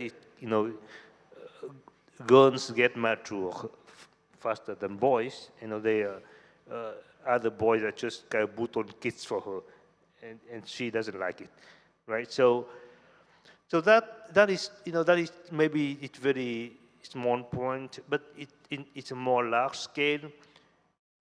We need to recognize that we just keep saying that people are equal, but people are just very different, right? And it's not true that it is true that not every single individuals, but men and women as a group are different. Right?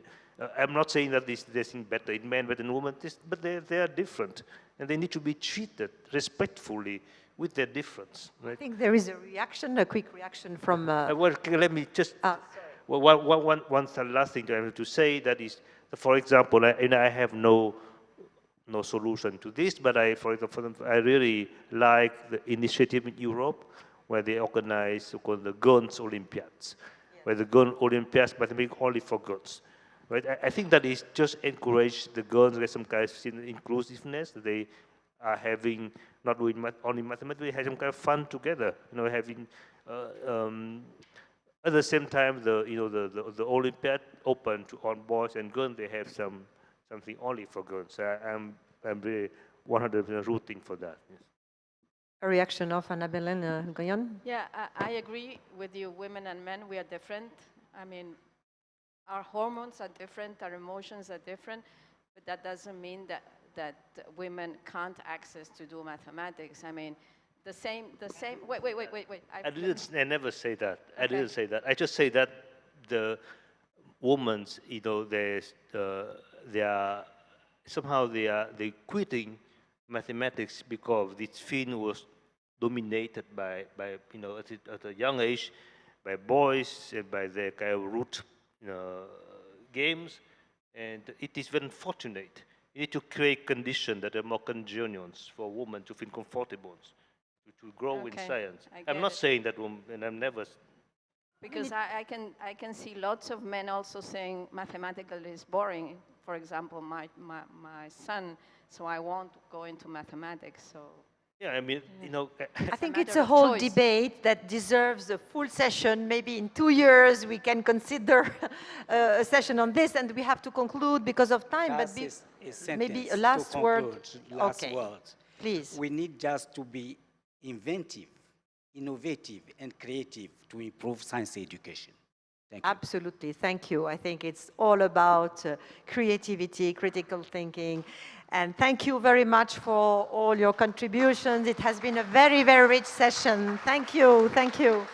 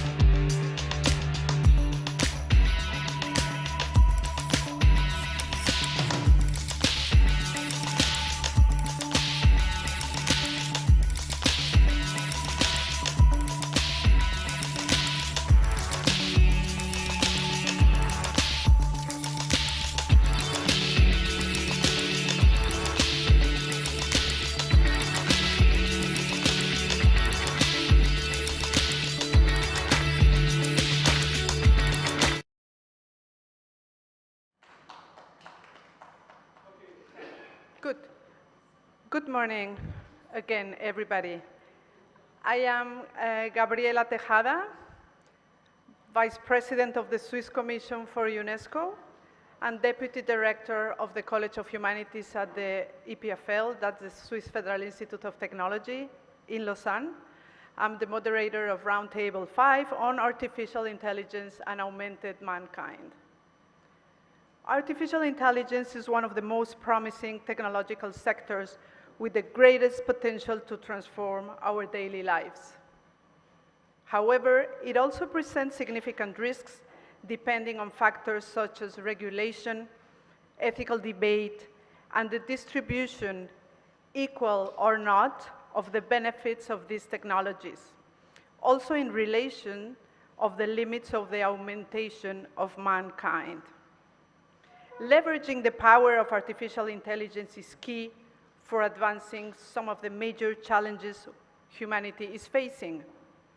An appropriate and ethical implementation can lead to positive change reaching the neediest communities.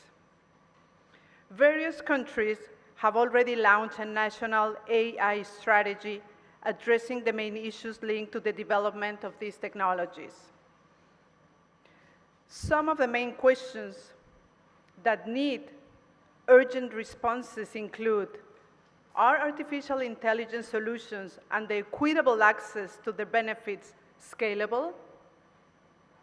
How can policymakers encourage the progress of safe and trustful AI systems? On the understanding of mankind and our potential to transform it, what does it mean to be human? And what are the limits in legal or socio-cultural perspectives? How can we ensure that diverse stakeholders contribute to the conversation and the generation of AI for good, and not only AI for not bad? Let me now turn to my panelists. This roundtable brings together 3 distinguished panelists representing a variety of stakeholders. We have a think tank, research institute, and we have 2 industries represented here, 2 companies, who will discuss advancements of AI technologies and their opportunities and risks for humanity. All in all, the roundtable aims at shedding light on some of the main ethical and social challenges of these innovative technologies. Let me introduce my distinguished panelists. Hung Bui, CEO at Bean AI Group, is in the middle. I'll say a little bit more about him later on.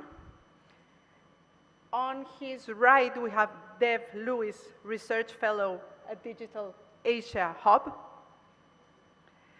And here on my right, I have Pan Minh Tuan, CEO of FPT Software. And I'm very happy he made it to arrive this morning after some challenges. Thank you very much to the 3 of them.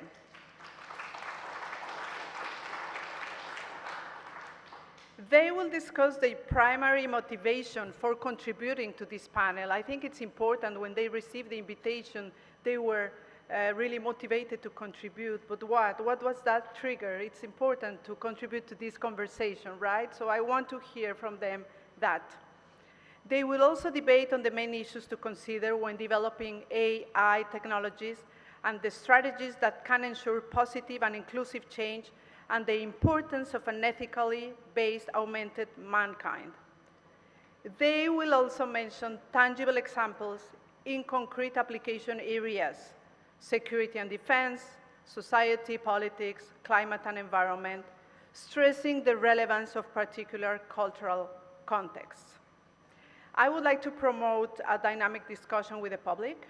So in several occasions, you will have the opportunity to raise questions and discuss together with the panelists. I also would like to invite you to include, consider a gender perspective in the conversation, because for this topic, as for many other topics, this is something very important. So now, before giving the panelists the floor, first of all, I would like to show a message from Madame Gabriela Ramos, who is the Assistant Director General for the Social and Human Sciences at UNESCO. Unfortunately, she had to cancel her participation at the last minute due to COVID, but she sent this important message from Paris. Thank you very much. Good morning, everybody. Dear participants, it's a pleasure to be here with you at the International Conference on Science, Ethics, and Human Development. I would have loved to be with you, but COVID decided otherwise, and I'm grateful to the organizers for allowing me to address you by video conference. Thank you, Ambassador Ban. It is great to partner with Vietnam, our dear member state, but also thank you to Dr. Ban, to Dr. Tejada, Professor Spiro, who had really collated this fantastic conference and allowed us to share with you what UNESCO is doing on artificial intelligence. And let me start with the substance. We all know that artificial intelligence is pervasive. The capacity of computer systems to deliver analytical outputs from harvesting massive amounts of data seems to have no limits. And this is why artificial intelligence is permeating every aspect of our life, from day-to-day decisions to the allocation of public budget and different areas of the economy, to who is accepted in a job offered or who is accepted in the university. Decisions that really are changing our lives. As one of the fastest growing digital economies in the world, the number of digital consumers in Southeast Asia tripled between 2015 and 2020, reaching more than 300 million by the end of 2020. In Vietnam, artificial intelligence is not only helping address coffee-driven deforestation, but is also providing productivity boost to farmers with accurate real-time data. With 70% of its population living in coastal and lowland areas with high risk of flooding, Vietnam is also advancing its application of AI in disaster response, search, and rescue. However, not everybody has reaped the benefits of rapid digitalization, as artificial intelligence is highly concentrated in few countries and firms, male teams from the north, and 80% of the investment coming from the private sector. The lack of inclusion upstream in the development of these technologies may explain the biases and discrimination when developing the algorithms downstream. And this is particularly salient in the context of artificial intelligence in Southern Asia. For example, women represent only 20%, from 20 to 40% in the workforce in telecommunications and ICT activities across Asia.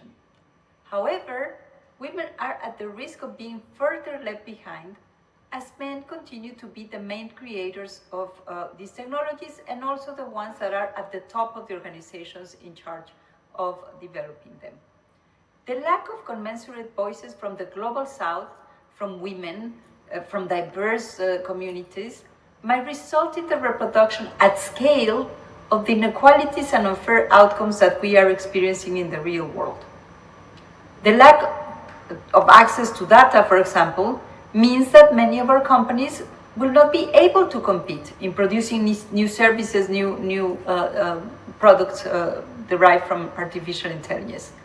And then you have the spread of manipulation, disinformation, mass surveillance, neurotech abuses that have become day-to-day news, unfortunately.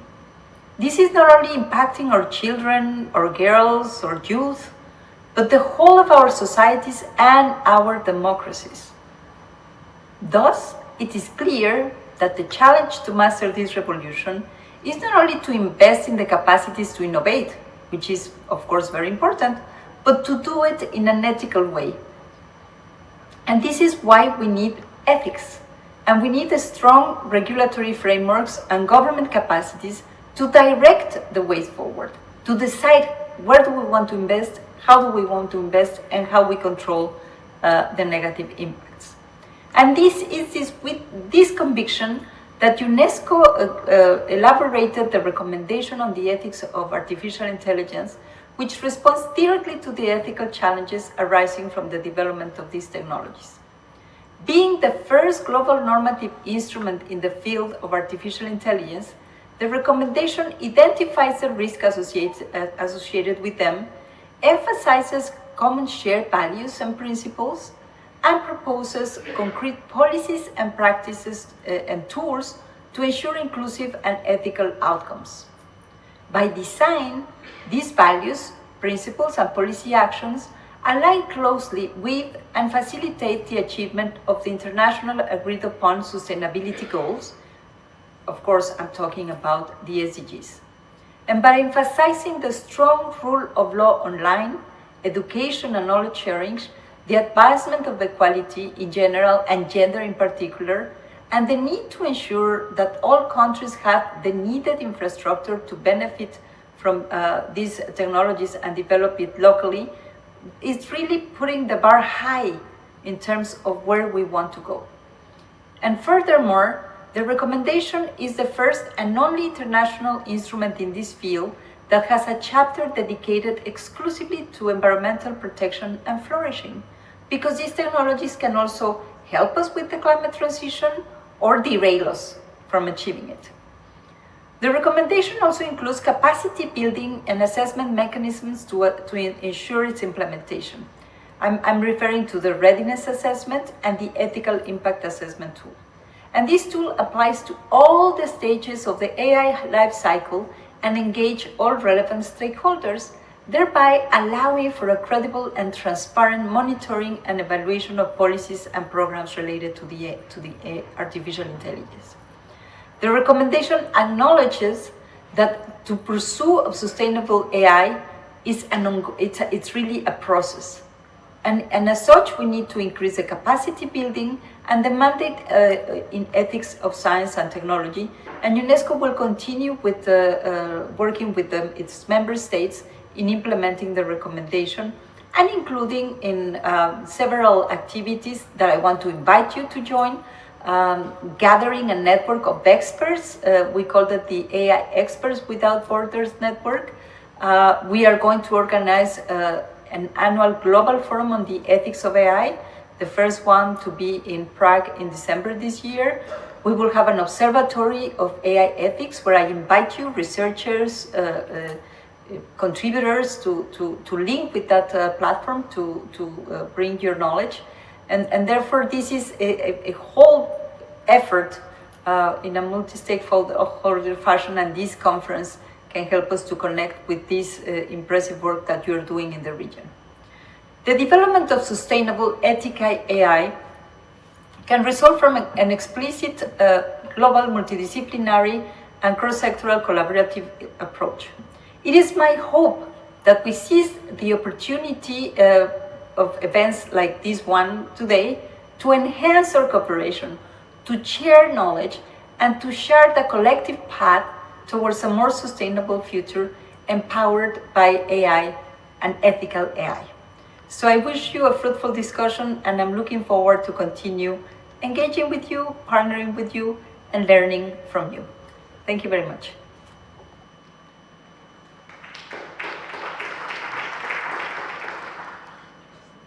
Thank you. Thank you. That was a very, very powerful and important message.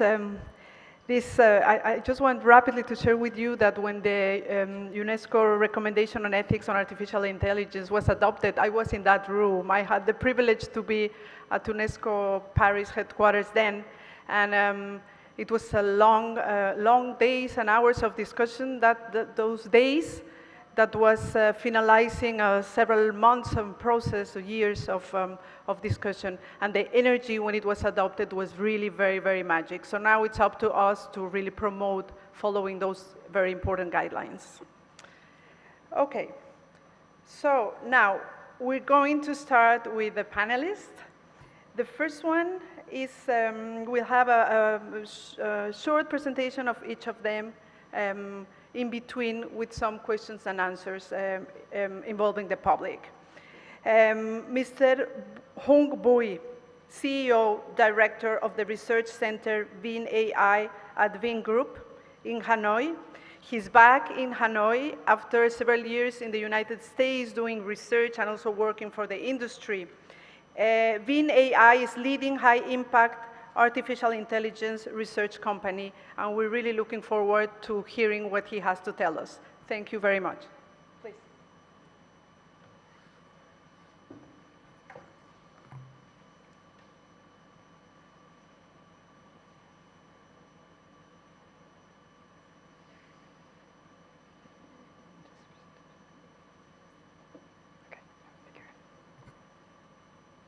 Well, thank you, Gabriela, and also thank you, Professor Wen, for inviting me, and I'm really honored to be here. So I'm Hung, and today I'm going to give a talk on the opportunities and challenges of AI, and I think that's a very fitting topic for this panel here. So I'm going to start with something that I think is kind of like, common knowledge now. I'm sure that most of you, if not all of you here, have heard about how AI it's a really important force of change in the future to come, and how it's going to make really important impacts, and including the ability for it to potentially change our lives in the future. So, but I'm going to try to summarize that with just some really simple numbers and statistics, and this is actually a numbers that is taken from an analysis done by PwC, which stated that by the year 2030, AI is going to contribute to roughly $15 trillion in the global economy. So that's a huge number, and with this prediction, you can see that it's really important for us to think about how AI is going to impact our lives and our society. I'm going to start with an observation that, well, if you look at the impact that is expected, economic impacts expected by AI, if you look at the different countries, you'll see that it's actually the developed nations.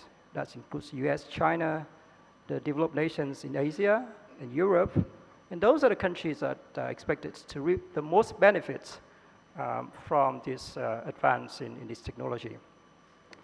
And that is also very well aligned with our thinking, because if you ask a random person on the street, and probably the very first reaction is that, oh, it seems to be that AI is the first world technology developed in the first world to solve first world problem.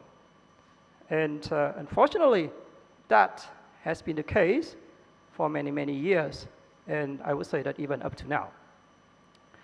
So when Gabriela mentioned that one of the really important topics for this panel is about the positive and also the inclusiveness in how we actually approach the technology, then a really important question that we should be asking ourselves is, well, is there an opportunity, right, for the developing world?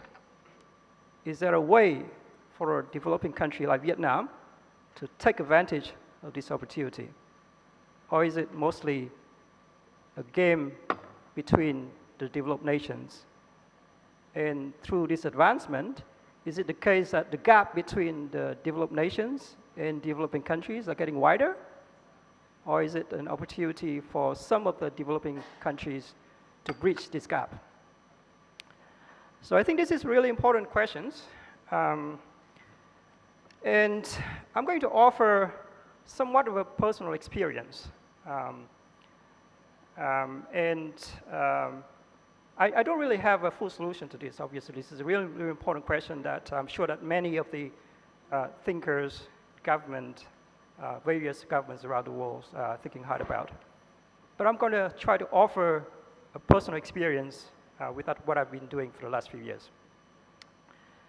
So I was born in Vietnam. In fact, I went to the same secondary and also the same high school with the esteemed Professor Ngo Cho. He's actually one year senior than me. So I was born in Vietnam, but I left Vietnam after high school. I was educated in Australia, and after getting a PhD in Australia, I moved to the US, Silicon Valley, and I spent the next 15 years there pursuing a career path in AI, academic research, and also industrial, in various industrial labs. So it is about 4 years ago, and I was still in California. I was still at Google DeepMind back then, and I got an offer from Vingroup with an opportunity to come back to Vietnam to set up what was back then the first AI research lab for Vietnam. So obviously, in order to make this decision, I have to answer the question, well, is there really an opportunity for Vietnam in the AI game? Because if there's no opportunity, then it'll be a full-time thing for me to try to come back. So I wrote out a list of things that I think needs to be done. And those lists of things become the missions at VinAI.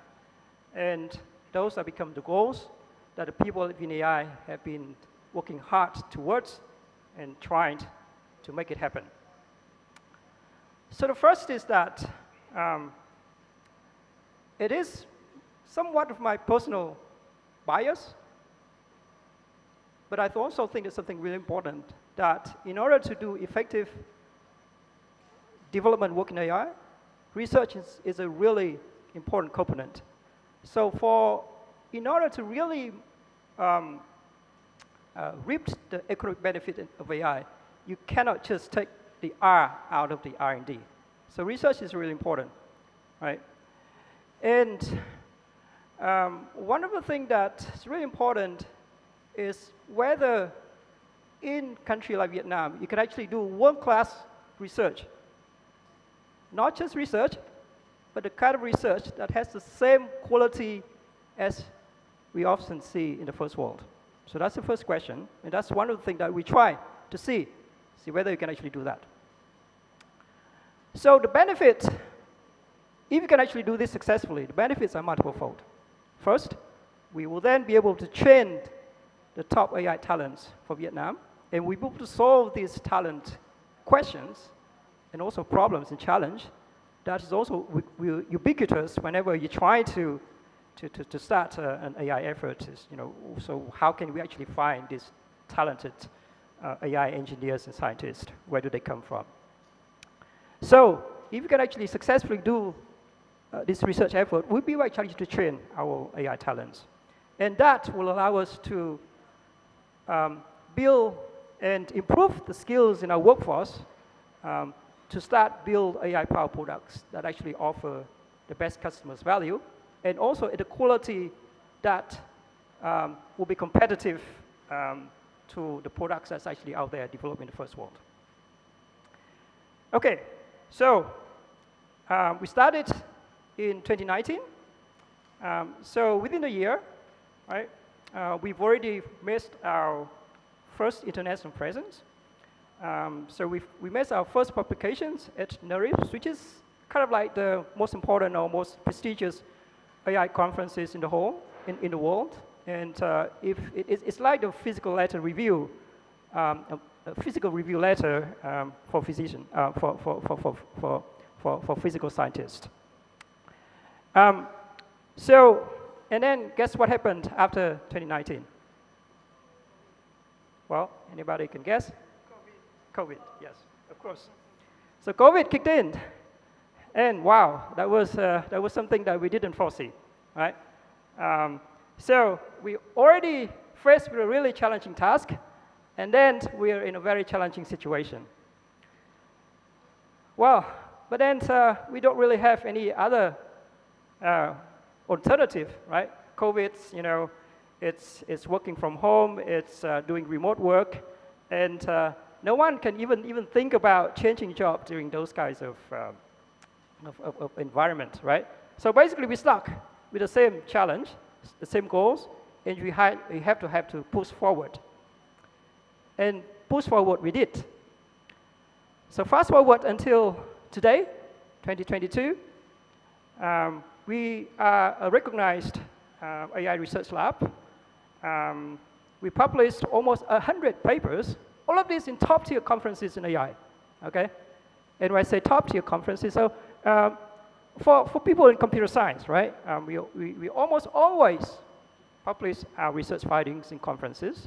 And of course, there are good conferences and are not so good conferences. And the top-tier conferences are the ones that professors in Stanford and MIT, they use to get their tenureship, right? So the lab as a whole, until today, managed to publish almost 100 publications just over this period of time, right? In all of these top-tier conferences in AI. And as a result of that, today, we are actually recognized as one of the top 20 companies globally in terms of AI research capabilities. So if you look at this list, that's actually being produced by Thundermark Capital, which is a venture capital based in New York. So they come through all the publications output in several top-tier conferences in AI, and they produce the list of companies that are most active in AI research. And in this list, you can see, the usual names from the powerhouses in the US, in China, Europe, Korea, Japan, no doubt. But there, you can see, number 20 is FinAI from Vietnam. So absolutely, we are an anomaly, right? So we are an anomaly because where we came from, and because of the fact that all of this work is actually being done in Vietnam, which is still a developing country. So as a result of that, we actually managed to build, over the last 4 years, deep expertise in almost all areas in AI, including machine learning, deep learning, computer vision, natural language understanding, and speech. And the research team today, they're still working really hard in order to further push the frontier of science in all of these areas. Which then allows us to actually have the really highly skilled workforce to then look at how we can actually build AI-proud products.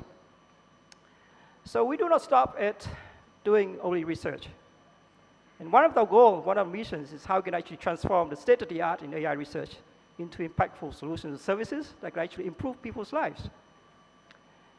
And today, our product teams are working on multiple fronts.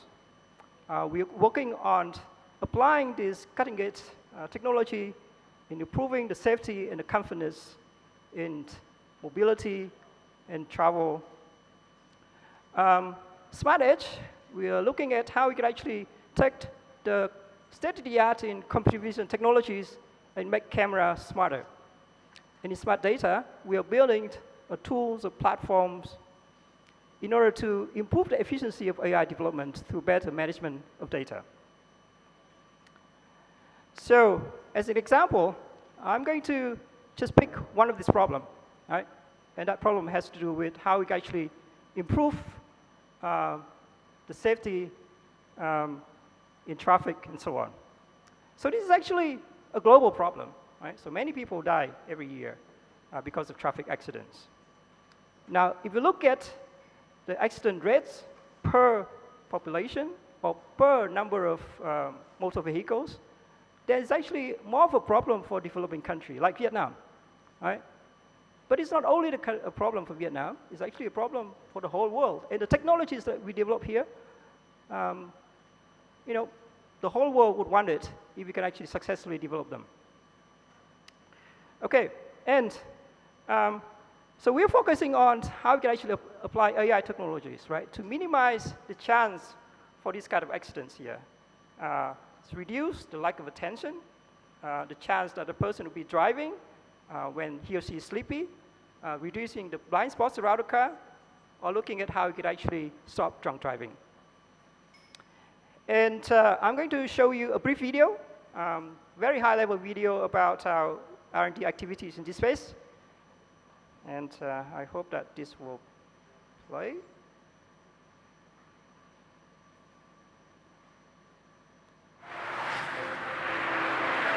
The automotive future looks bright. A time full of innovation lies ahead. Tomorrow's car is ultra-efficient, self-driving, and passenger-centric, with top priority being given to full safety and convenience. Technologies from VinAI brings this to reality. With our excellent products, DOMS and SVM, we are making cars smarter and safer, thereby avoiding accidents and enhancing the driving experience. Not stopping there, we are continuously developing core technologies to move toward a vision of safe and comfortable mobility. Advanced core technologies such as eye gaze and head pose tracking, parking slot detection, and free space detection will be able to be integrated into any passenger car model of any segment in the future. With VinAI, tomorrow's mobility is safer and more comfortable.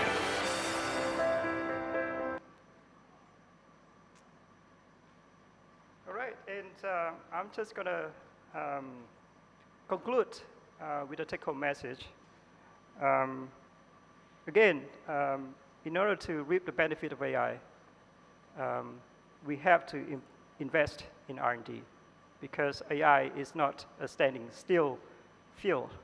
The science is still moving very fast. And if you do that, you can actually train and also leverage the smart and relatively cheap labor force right here in Vietnam.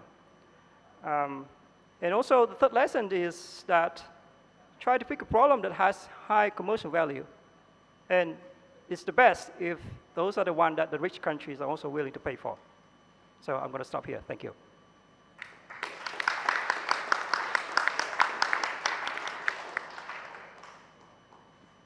Thank you very much, Hung.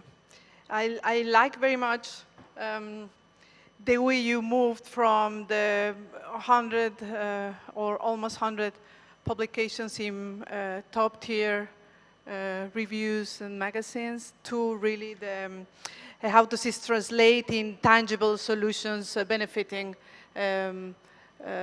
people's lives, right?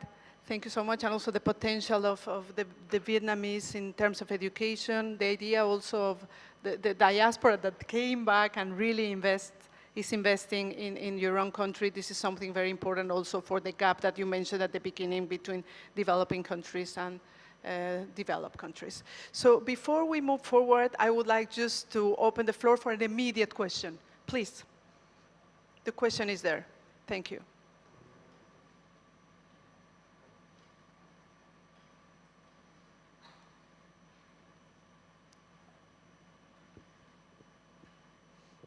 Yes, thank you. I enjoyed your talk really very well.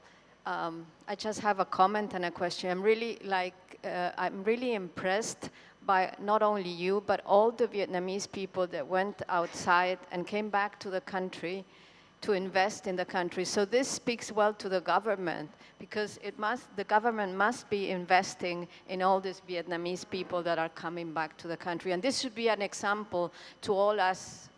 I come from a developing country where the government is not really investing enough. The question is, have you already exported the technology to other countries?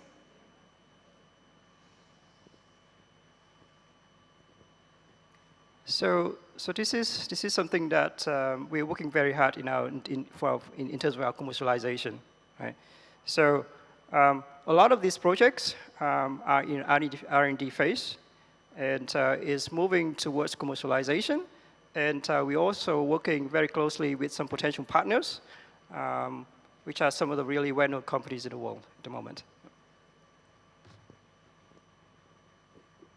Thank you very much. There was another hot question. So Dominic, please, I'll give you also the floor, and then we'll continue with the second panelist.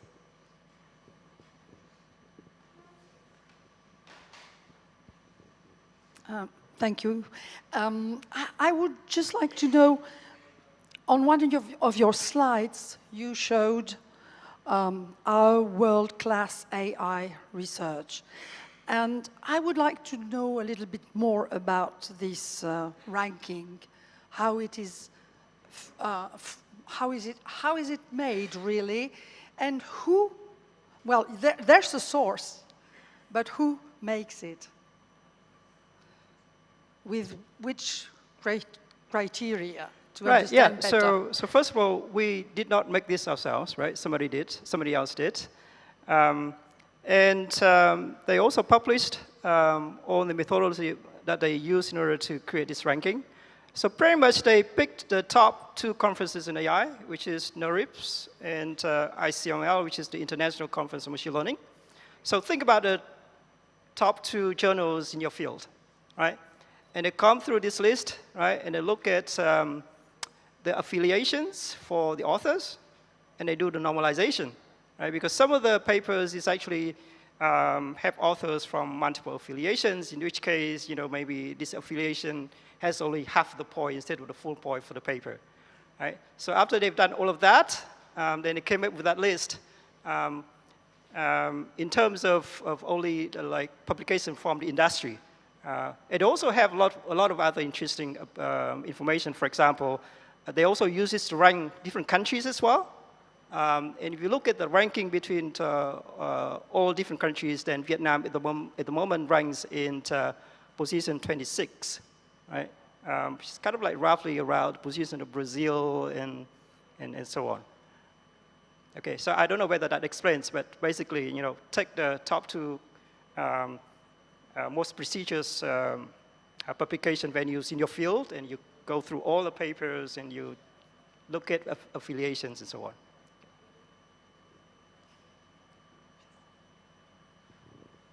Thank you very much. Let's move on with the second speaker. So I'm very glad to introduce to you, and thank you again, Hong. Thank you very much.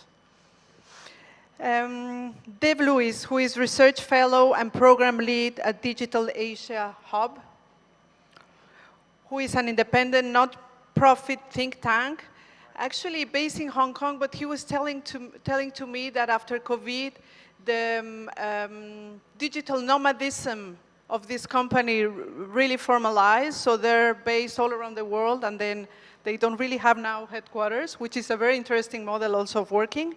This think tank fosters impactful research and practice on the chances and challenges of digital technologies. So Dev, you have the floor. Thank you. Thank you. Thank you so much, Gabriela. This one? It's not on, I think. Gabriela, I've got my timer on for 7 minutes, so I'll try to keep to that. Hello, everyone. Good morning and welcome. So delighted and glad to have the opportunity to come and share these couple of days with all of you. It's been a really sort of insightful and enriching experience.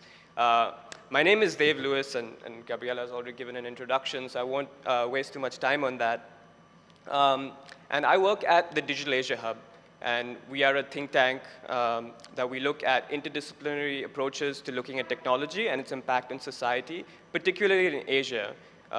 This thinking comes that in Asia, we have technology that's changing our lives, changing society, changing economies, and we need to understand this from different perspectives, and that's really influenced our work. So my remarks today will really touch on very slightly on some of our work, and then go into this question of AI for good. And I'm sure we'll I'll make a quick point, and then we can sort of continue that discussion later on. And, I think often they say when you speak at the end of a meeting or a conference, it's a tough job because all the interesting and smart things have already been said. But I like to flip it and say that, building on some of the enriching and insightful points yesterday, I hope I can add something to the discussion and to your thinking on these issues. So at the Digital Asia Hub for the last, for 4 years, from 2016 to 2019, we had an explicit focus on AI in Asia. We held a number of conferences, bringing together ethicists, engineers, lawyers, journalists, entrepreneurs in the same room to talk about the developments of AI, to talk about safety, to talk about ethics, and to try to bring together some sort of shared understanding of the risks, of the challenges, and the opportunities. And that's been a big part of our work for a number of years. We've also worked together on bringing multi-stakeholder interdisciplinary dialogue. Last year we had a research clinic online where we brought together scholars from around the world to think about cities and the development of smart cities and question what does it mean to be smart and question how we can think about the development of cities and technology from an ethical perspective. These reports are all up on our website, and I'm happy to share with you later on. We've also regularly conduct workshops, bringing together people in exercises of speculative thinking, to really think about our world, imagine possibilities, imagine futures across disciplines, and because that's where the magic happens, and that's where the most interesting space to be at. So moving quickly to the main theme of our discussion today, which is we're talking about AI, ethics, and I think the big question when we talk about ethics, firstly, is how are we rooting our ethics?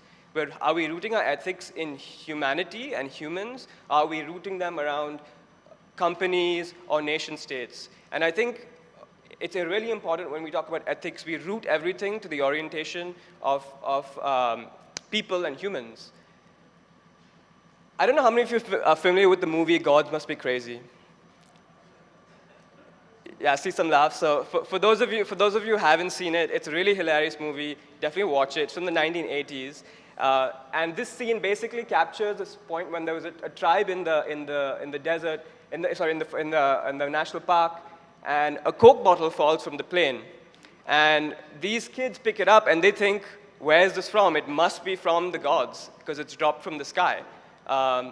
And of course it came from an American plane flying over, dropping their Coke bottle.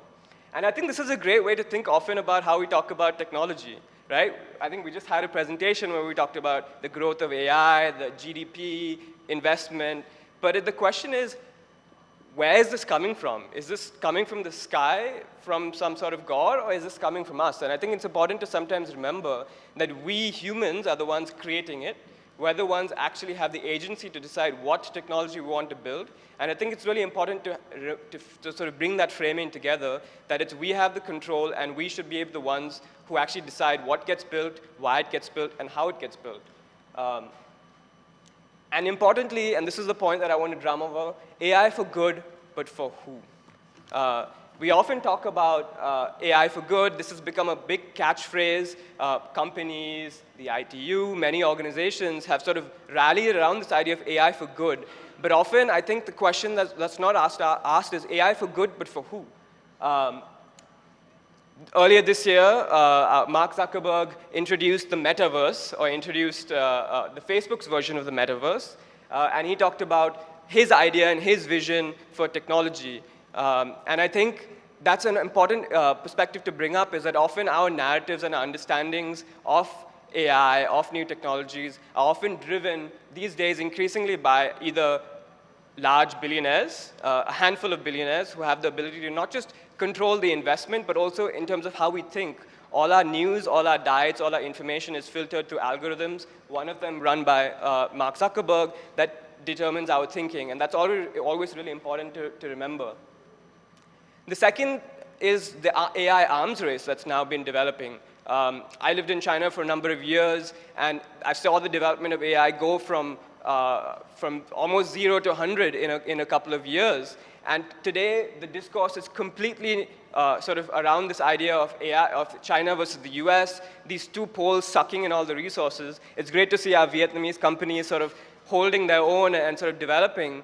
But I think the sort of nation-state geopolitical conflict is sort of threatening to remove this idea of what are we building our technology for? Are we building it for people to truly live more meaningful, more happier lives? Or are we building it so our country or a particular country can achieve some sort of national greatness? And I think these are the narratives that need to be confronted, because our very ideas of modernity, what does it mean to be a modern, happy, content person, is defined by these narratives. And I think this is sort of an important point to bring out. In the last few years, governments have gotten on the act, finally, some will say some too late, on how do we actually regulate the technology. EU, for those of you, I'm sure many of you are familiar, is about to come out with an AI Act, one of the first acts that will actually look to govern artificial intelligence. However, I think some of the emerging scholarship already looking at the act has talked about how it's not going to be very effective, because a lot of the actual responsibility for enforcement is in the hands of the tech companies. And in the words of Karen Young, a fellow who's looked at this, it's more business as usual. And this idea of regulatory capture between the nexus between business and governments is very real. China is brought in one of the world's first laws that is aimed squarely at regulating algorithms, specifically regulating how recommendation algorithms work. You know, when you see personalized pricing, whether you see what information people see, and what values these algorithms sort of reflect and uphold. And I think these are the sort of two big trends we're seeing, right? We're seeing companies who are essentially in control of these products, in control over the narratives that even surround, and now governments, the sort of duopoly between governments and companies who are trying to regulate. And this brings me to one of the most important works on thinking about information spaces. You know, in Tim Wu's book, he talks about how information networks have always started out open, transparent, and then eventually been monopolized or cartelized by a handful of companies or groups of people. That goes right from radio and he wrote this book in early 2000s, and I think now we can all agree with the internet today, it's very much centralized by large platforms. So the question is, where are we going next? How do we actually think about building an internet, building technology, building AI that actually serves people? And that brings me back to these guys.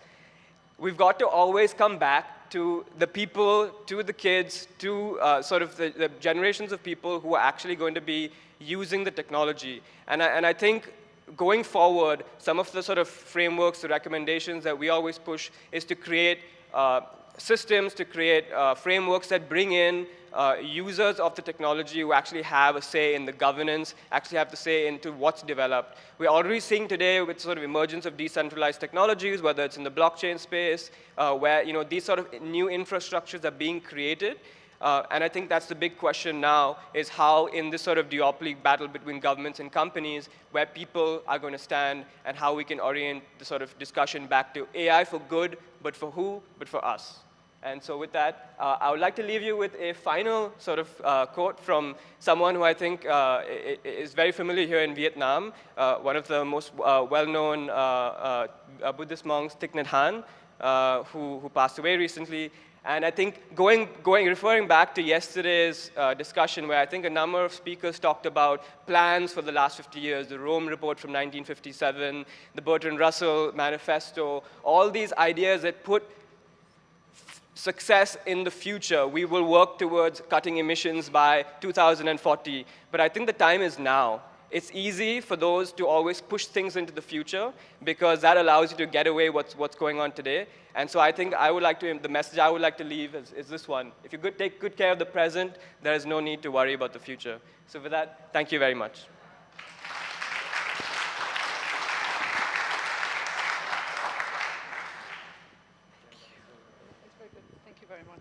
Thank you so much. I like very much the issue of thinking about including society really as real agents in the design and development of technologies, and seeing them as persons and not only as consumers. So one or two immediate questions. There's one here. Please. Dave, thanks very much for your presentation, which I think was really interesting. Can I ask you just one question, and that is, you spoke about the discussions you had at Think Asia, where you brought all of the people together looking at the ethics in relation to this. I think you've raised a lot of very serious questions, and you've highlighted two potential answers to that. One is the approach that's been taken by the European Union. The other is the approach that's been taken by China in terms of legislation. Both of them require parliamentarians, politicians and governments to make those decisions. In terms of the engagement you had at Think Asia, were the politicians and the parliamentarians involved in that engagement in terms of ethics? Because I think that's a key aspect of any engagement that should take place. Thank you. Thank you. That's a great question and relevant question. I think in Asia we're seeing it, it's hard to firstly speak on Asia as a whole, because I think many different regions and countries. I think different countries are on different levels of sort of on this sort of line. Countries like South Korea, countries like Japan, they've been thinking of these issues much longer, and they have a sort of a more consistent dialogue between industry and between academia and between legislators. Although we haven't seen any major new laws in recent times, I think all these countries are now debating legislation that will be similar to, I think, what maybe the EU is doing with the DSA and DMA, and talk about regulating platforms. Similar discourse is happening in India right now as well, where there is a lot of consultation between the sort of certain ministries and between companies. I think so far, the biggest lack is definitely the interdisciplinary dialogue. It's still very limited, and largely it just includes government stakeholders and companies. And it's missing out, some academics who make it in there, very few, but for the large part, it's missing out civil society, it's leaving out all sort of independent voices. And I think you then have the sort of problem of a sort of a nexus between these two stakeholders of coming to an arrangement, and that remains to be the biggest risk.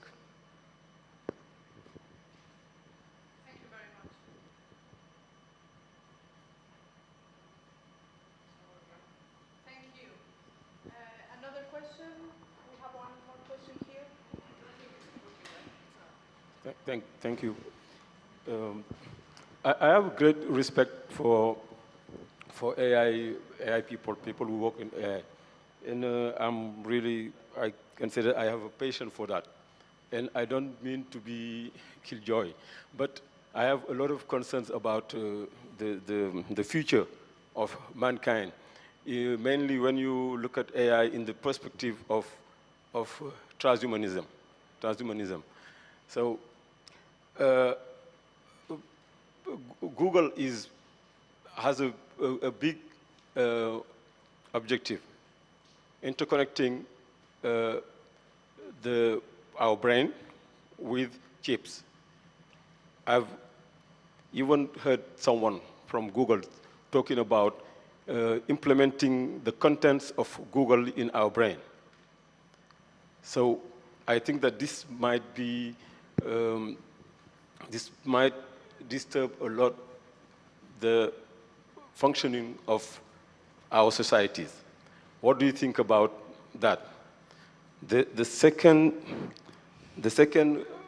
concern is the limits of AI. The day when the machine will be able to develop survival instinct, what will we be? AI will maybe a danger for mankind, I think. So is there any limit? Can we develop AI without letting the machine dominate mankind? This is my question. Thank you. I'll be very quick. There's you. many strands to that. I'll say at the first strand, I think right now the biggest risks with AI are more around what's called like specialized AI, which I'm sure my colleagues will be able to talk about in more detail. So this idea of like general intelligence, I think we're still aware. We're still a while away from that. Lots of breakthroughs need to happen probably in ideas of what it means to be conscious, how does the brain work, how does intelligence work. But I think to your first question about transhumanism, and I think that's where it also gets back to this AI for good for who. So even transhumanism, is that questioning these narratives, because these narratives are often pushed, they come from somewhere, and this idea that transhumanism is somehow better than what we have today, and therefore something we must aspire to, I think that's something that's not sort of critically discussed enough. And I think across all the board, whether it's building the metaverse, whether it's building transhumans, whether it's building general intelligence, thinking about who are we building it for, and what are we building really? And I think that's, and we can talk about it in more detail afterwards, but I think those are my two quick responses. Thank you very much, Dave, and thanks for this very pertinent question. I will give the opportunity to Dominique, Jacqueline to raise a question again, very very rapidly. quick question. You mentioned that the academics are not that many. Is it, from your point of view, because they lack funding or because they're bought nowadays by big platforms like Google, Microsoft, Amazon, Facebook? So I think the quick answer is that the number of academics in this space are actually growing. When we were doing a workshop on this in 2016, in Asia, we couldn't find people who were studying AI from a non-technical perspective. So an ethicist or a philosopher or a lawyer. Today that's changed. There are a lot more people in the field. The question is two things. One is, what influence do they have in the actual decision-making process? So when they work for companies' priorities are very clear. I think you can just look at the news coming out of Google, Microsoft, and Amazon in the US with like people protesting, people leaving because of various issues in those companies. And so ultimately, companies will always be in the same bottom line. And I think going back to yesterday's talk about having plans from 50 years ago, we've had the models. We know what we need to do, but there's a reason why 50 years later, we haven't done them. And hopefully in 50 years today, we won't be coming back and having the same discussion. But right now, the trend seems to be in that way. Thank you very much. I suggest to move on. Thank you very much, Deb, Louis. So the third panelist is, you can go. I introduce you in the meanwhile. Thank you. Mr. Pham Minh Tuan, who is CEO of FPT Software in Vietnam. That's a global leading technology and IT services provider. And we're very much looking forward to what we have to tell us today. Good morning, everyone. So I'm Tuấn. I'm the CEO of FPT Software. Actually, I'm not a researcher. I'm also not have background of AI. But nowadays, I'm managing a lot of AI researcher, AI engineer, and doing the 100 projects for our worldwide clients. So today, I would like to share our thought. So from the perspective of applying AI to make our life more convenient and to make our life better. So maybe the first about FPT Software. So we have started the company with 13 people in 1999 in Hanoi, and until today we have 25,000 engineers. We are operating in 26 countries nowadays and serving for more than 1,000 clients, and with around 85 companies in the Fortune 500. So we are not very old, we are late comer, so we are not very good in the legacy application. So most of our people work in the latest technologies, and AI and data service are our top priorities. And the mission of FPT Software is not only doing business, but also creating the opportunities, creating more jobs for Vietnamese people, for the people in developing countries like Philippines, India, Slovakia, Costa Rica, to be shine in the technologies industry. So since 2019, we have established our development and research AI center around the world, in Hanoi, in Ho Chi Minh, in Montreal, and especially in Quy Nhơn, and where the Quy Nhơn, this location will become the center of our research activities. Until today, we have 500 people in this location, but we have a target to grow this team to reach 2,500 by next 3 years, by 2025. And thanks for the sponsor and supporting from Quy Nhơn governments. From next year, we will build the largest training center for AI and data in these areas. So maybe it's, the next year or next two years when you come back to ICISE, you will see our new training campus in these areas. And that's the commitment of FPT to realize our mission, our vision toward the AI and data. So in order to realize our mission, we are partnering with the top company or institute in the world. Until today, we are partnering with the Mila Institute, with the Professor Benjur for training and for developing our people.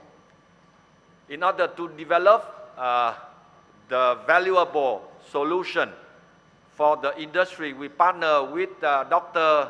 Andrew from Landing AI to provide the top-notch solution for AI inspection, for inspection, manufacturing inspection using AI. And nowadays, we are running around 1,000 software projects at the same time. So we also applied AI to optimize our operation to become operation excellence organization. And that's why we researched the AI first to apply for our internal operation. There are two important projects we would like to share with you. The first is AI for code. I mean, using AI to generate the comment based on the real code from developer. Actually, developer are very lazy. They just want to program, and they don't want to give any explanation. So the other people, very difficult to read and understand. So that's why we use the AI to generate the comment, the explanation for the existing code. That's the one thing. The second problem is, you may know, for the COVID time, there are great resignation from developer people. And FPT software is not exception. We have a lot of people leave the company. So we decide to use the AI to measure the happiness of our people through their daily behavior so that we can predict the change, the turnover rate of our people. And then the manager or the HR people can approach them at the right time in order to retain them with the company. So this solution is very crucial for our future growth. And nowadays, it contributes to reduce 10% of the turnover rate of the company in the last year. So for the industry, we nowadays really focus in the manufacturing industry. So we focus on two solutions. The first is about inspection, the final inspection by applying applying AI in reading the image or hearing the sounds to detect any abnormal case, and then the factories can have the action immediately. The second solution is about prediction maintenance, especially for the factories operating in the very difficult condition. So people not easy to reach. So prediction maintenance is a very brings a lot of value to the company.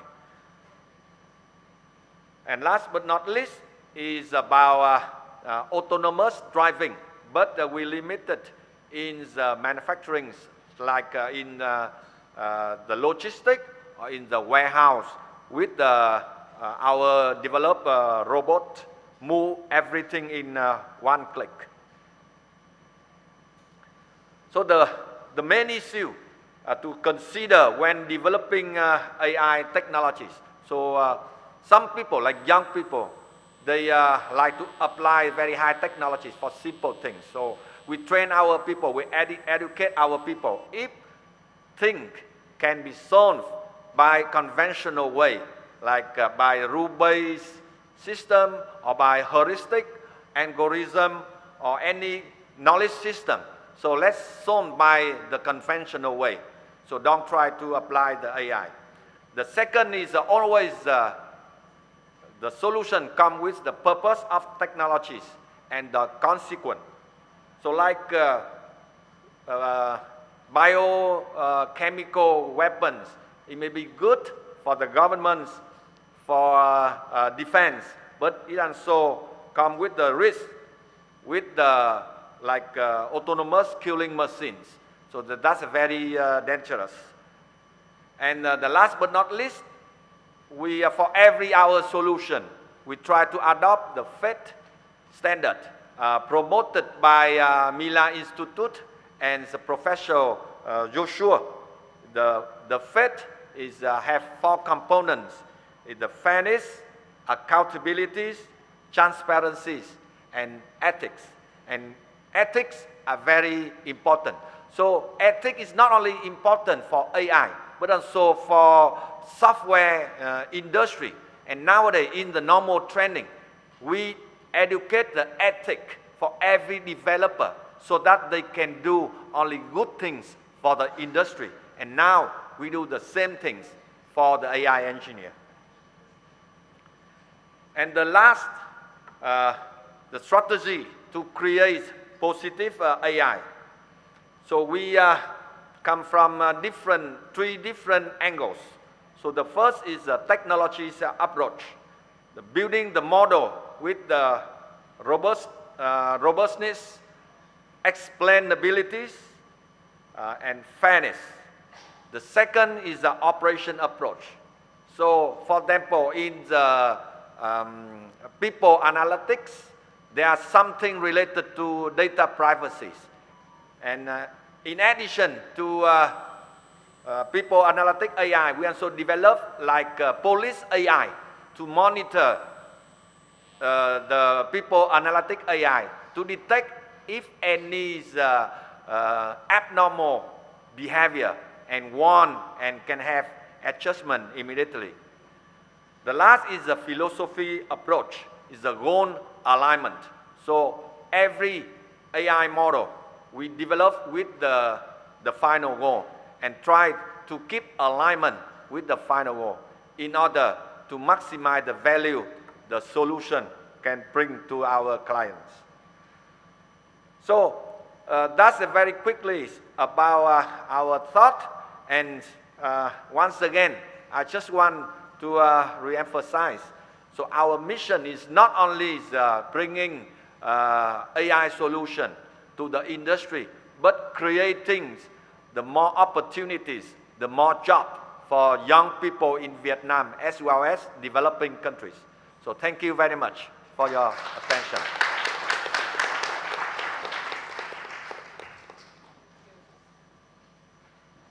Thank you very much, Pam. Very interesting topics you touched. There's so many strands of discussion right now, but I will open the floor to 2 questions from the public. There's one, Sonia, and then there's you. Please. Yes, thank you very much for this very good presentation.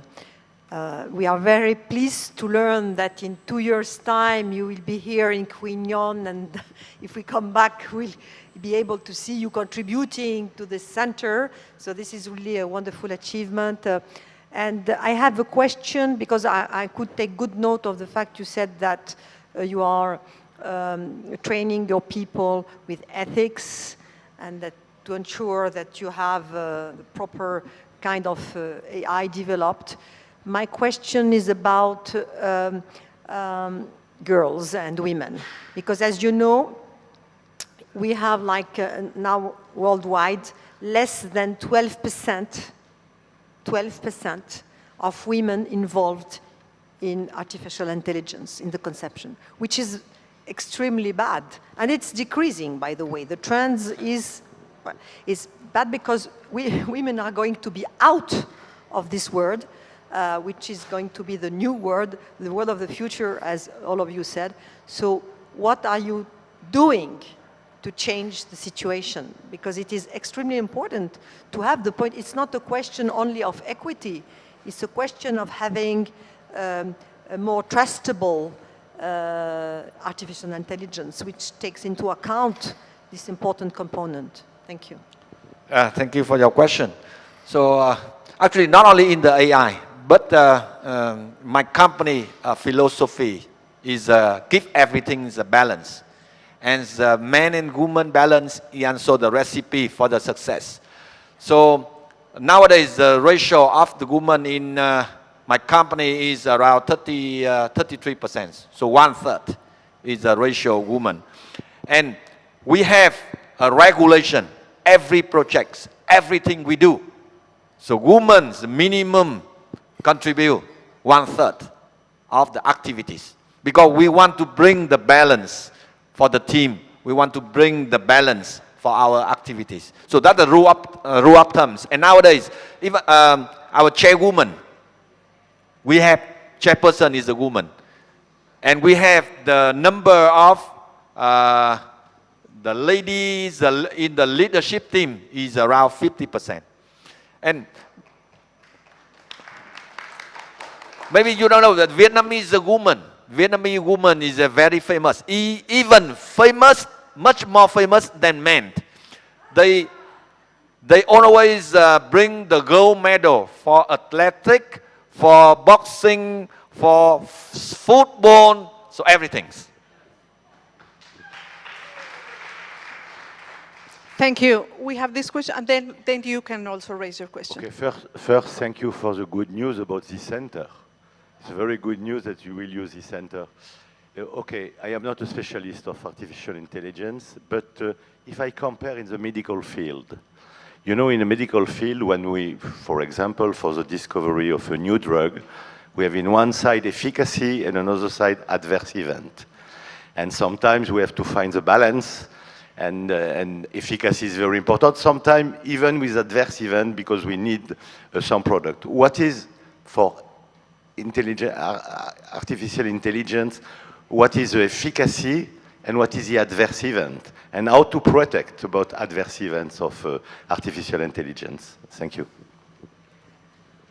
So the good thing of artificial intelligence is they do improvement, they do evolution every day. So improvement and evolution come with the artificial intelligence. So that's why we create the model that support these activities. So and we try to apply it from the real for the real problems from today. And then next month or next year, you will see how big different from how big different from the result after the evolution. Thank you. We have the question of our colleague from Bariloche, and then we have to move on, and then I will give you the opportunity a little bit later. Please. It's good. Good. Thank you. Thank you for your nice presentation. Two very short questions. One regards the women, the same direction as Sonia's question. I would like to know how many women are in the development and in the coding sector, and it would be very good to have women, several women in that sector as well, because when you code, you also bring in the diversity that has to do with the presence of women. So not only in the administration. My second very short question is when you refer to the understanding of how the decision of the code of the artificial intelligence has been taken, and towards the last of your talk you mentioned how that it has to be understandable, how the AI codes reach the particular decision or outcome. what do you refer to that? Because the internal process of AI is very complex, and it's difficult to trace all this complex procedure. And so we really have to think about that, because it's not always possible to really trace how the decision has been made. Okay, about the first question is about like technical people. We have more than 30% of the women technical people. Technical women, and I mean that's for technical. We also have a lot of people working in the back office, and for our back office, the woman ratio is more than 80%. So for back office, more than 80%, and for technical is more than 30%. So that's the first question. For the second question is like explainabilities. So I mean, we try to adopt the FIT standard promoted by Professor Joshua.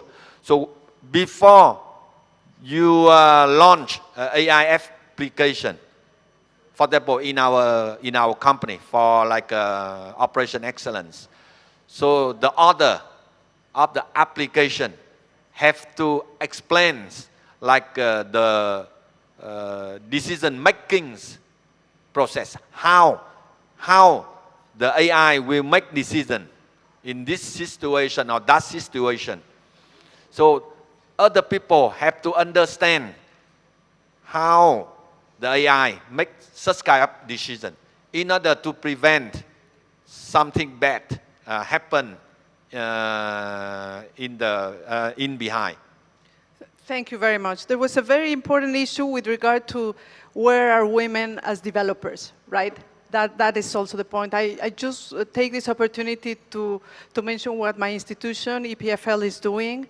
They're really engaging a lot and collaborating with gymnasium, with high schools from the area, inviting girls, all identities, but mostly girls, really to internet workshops.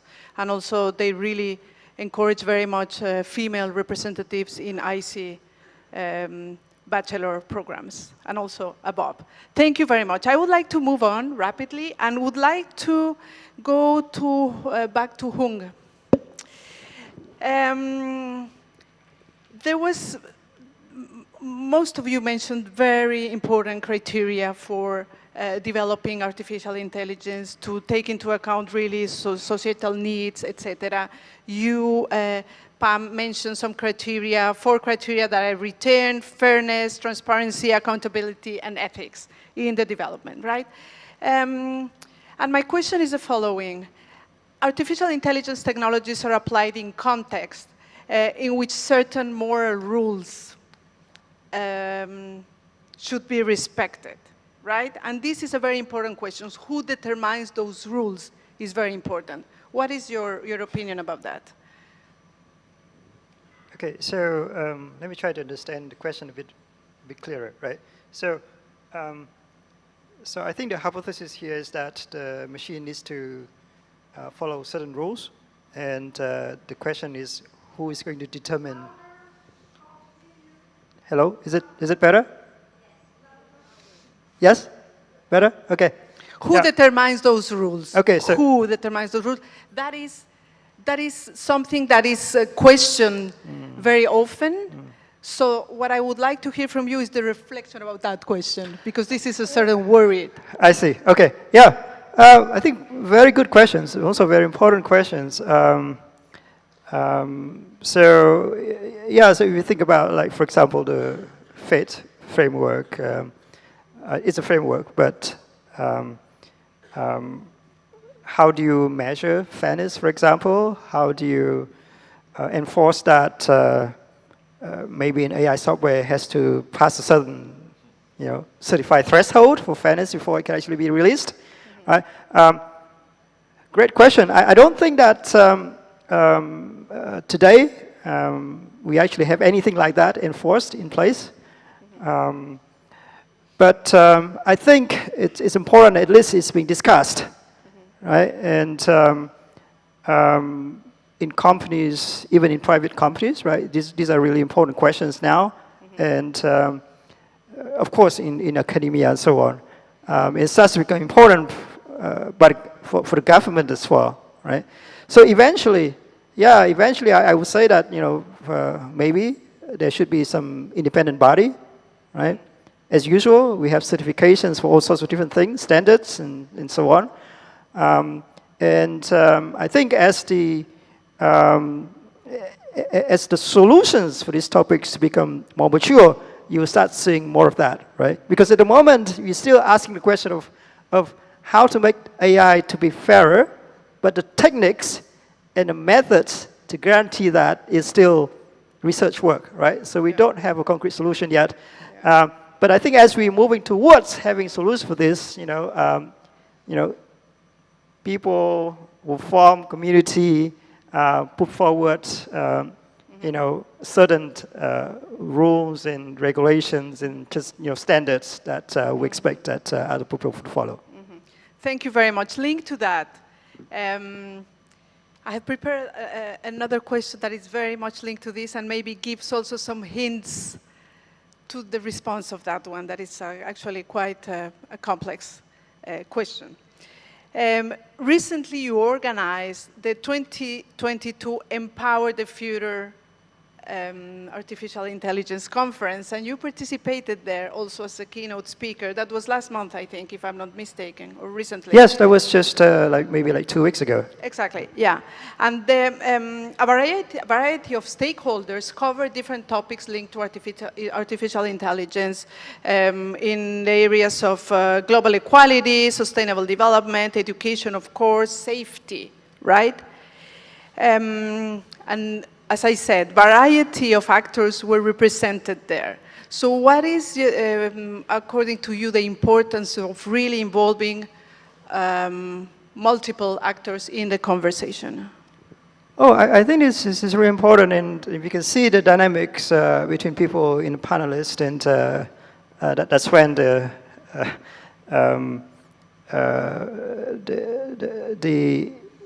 the interesting different viewpoints are exposed.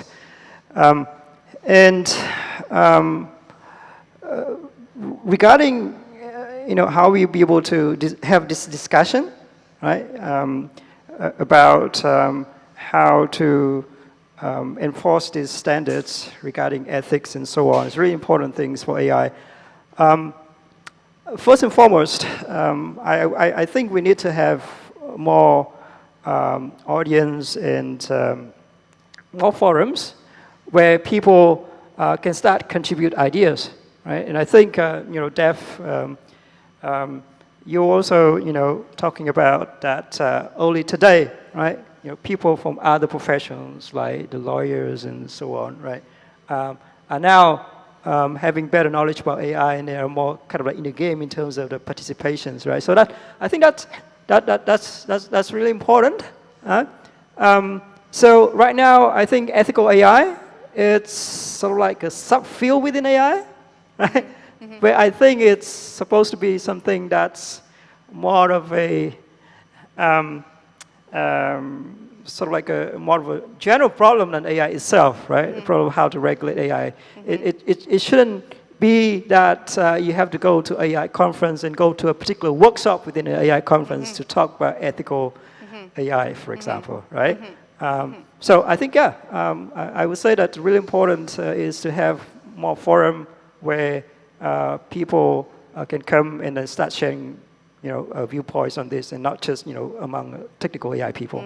Okay, thank you very much. Please, Dave, I know you also have something to do, and Can if I you just add to... please, and then please come back to the question about the moral and the cultural context, Sure. as we discussed yesterday. Thank you.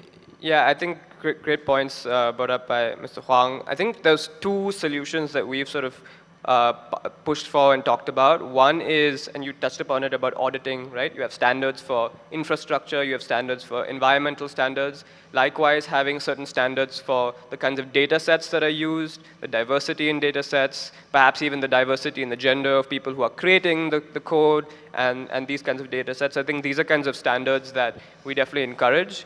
I think it's important that if you have some sort of auditors for algorithms, perhaps that'll be a future job for people to do in not a very distant future, but those auditors themselves are independent bodies that are accountable not to companies, not to even governments, but to a sort of a wider public, because ultimately it's the wider public that feel the implications of these AI products. And so I think that's a very important thing that our world has never seen before. Largely sort of the public hands over the trust of enforcement to either industry or to government, but here we have to create sort of organizations and systems that give people more control over the sort of auditability. And the second thing that we've also published is on having ethics officers. So just like you have a CEO, you have a chief ethics officer. I think these days we've seen a lot of ethics washing for sure in many large companies. It's natural. However, we've sort of looked at how it's important that these officers are at the boardroom level, that they have certain sort of stakeholders that they are accountable to, and that they're part of this broader sort of auditability structure where they're not just accountable to their board, whose motives are, of course, profit-seeking, but to a wider public, and sort of have certain roles and responsibilities. So I think those are the two ideas that we've often talked about. Thank you very much. Questions from the public, please. There was, I don't know if it fits still, but I would really welcome you to address. No? Excuse me? Okay, good. Very good. Questions? No? I have one. Yeah, okay. Jacqueline, Dominique. Very good. It's good.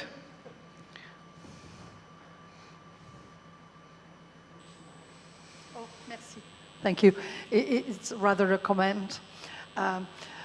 You mentioned that at a certain point there's a need of independent bodies or people not being either in government or in the companies or whatever. Just this comment, in France there was recently a sort of declaration, well, a small report about what we call realizing that, younger people might listen to boxes, which speak and think that it's a real person. So you have to say and say it again, no, it's a robot. It's not a real person behind. And there can be such a confusion in the minds of younger people. It's not your mother, it's not your father, it's not a friend. Or is it a friend? So, you have to realize that for general public and younger people, things which are produced by AI, and especially speaking robots, robots which look at you and smile, might really confuse your mind. Yeah, well, that's something, well, they worked on that specific feeling. And I think in the forthcoming years, there can be real confusions between reality and fantasy. Thank you. Thank you very much. What are your reactions? Yeah, a quick response, and funny enough, because I thought it as very differently, because often I see the older people who get confused by and it's the younger people often who are actually quite savvy at figuring out whether this is a bot or whether this is, what's behind it. But I think ultimately it speaks to the greater truth, which is it's difficult to dissect. And the question of what is real as well, we can have a separate conference perhaps on reality a couple more days in this same place. I propose that. But certainly I think there have been studies that looked at disinformation and how sort of deep fakes are happening and sort of what the implications are for that. I think ultimately, it always has to center down on building critical skills and critical thinking among people, and sort of having people to be able to decide for themselves rather than making the decisions for them, because the moment we go into the making decisions for people, we get to where we literally are today. So I think building more tools, so more transparency is one solution that's talked about. I think transparency can be definitely used against people because people don't have an insight into what they're actually seeing. So today you can go and download your Facebook data, or you can sort of go and do certain things, but do you actually know the implications of those data sets? The consent model, for instance, has failed. This idea that you consent to your data being used when we don't even know what that data means, how much is being used, and what purposes, and in a few years it'll be used in different purposes and there's no way you can get it back. So I think we certainly need to sort of question those narratives, and it's not easy, but I think centering it down to the individual and building more critical thinking skills, which is I think a theme that came up in yesterday as well. Education and sort of better critical skills among younger people. I think that's very important. Before we conclude, I would like just rapidly, thank you very much, Dave, relevant to also your question, to recommend this book that has just been published, Les robots parmi nous, The Robot Among Us, Pour une éthique des machines, for an ethical of technology or of machines, Savoir Suisse, my colleague Johan Rochelle, who is a philosopher and a lawyer. He teaches at the EPFL Ethics of Technology, and we're really trying to make this course mandatory to all bachelor students. We have our university is a University of Engineers. And this is really written in a very understandable language. It's very interesting. So, to finalize, to conclude, thank you again very much. We have so many open areas of further discussion that we can do the rest of the day, maybe in the coffee break or so. Before we leave, what would be, just very rapidly, your take-home message? If there's one thing that you would like the audience to take from this important topic, please tell this to us now, rapidly. Pam, Hung, and then Dev. So I strongly believe that AI is a big opportunities for young people. More and more people will join this industry. It's have a lot of fun, bring a lot of value, and maybe make money. So that's why ethics is a very critical. But I believe that ethics can be solved through more and more education and training. So let's start education and training for ethics from today. Okay, so we just want to take a message then. I want to reemphasize the importance of research, and especially when we try to reap the economic benefit of AI. The R in the R&D component is really important, and this is something that developing countries like Vietnam needs to pay attention to.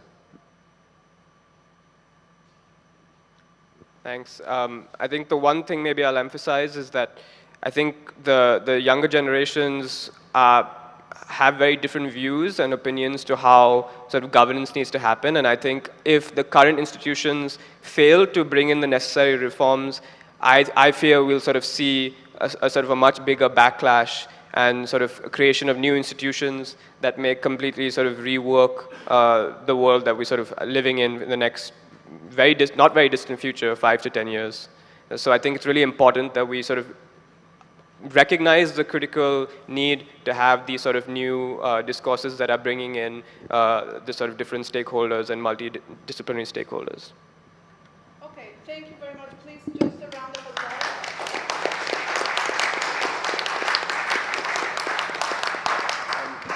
Thank you, Gabriela. That was for the moderation. And thank you to the translators at the back.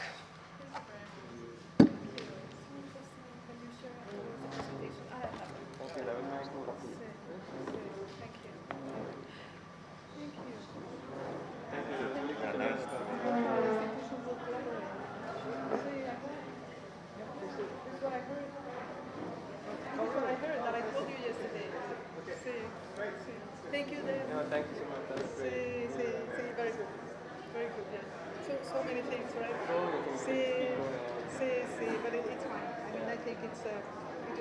the aims also to get the flavor, and I wanted to focus on the ethical part, and the human component that you put in the center. So thanks. I hope we'll be involved. Yeah, we should. I know that my friend Marcello was collaborating with Marika.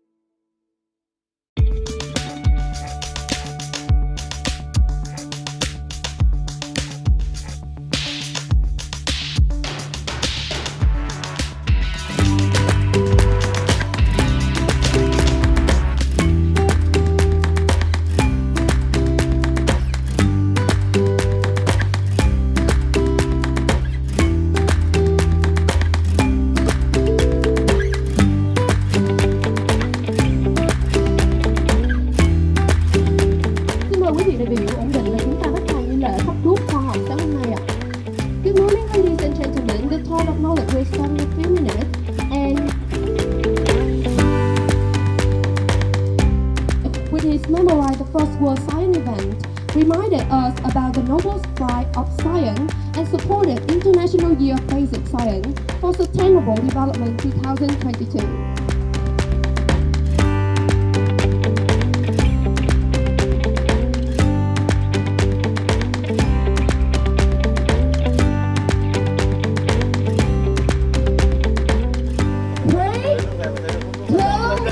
One, this is the Torch of Knowledge.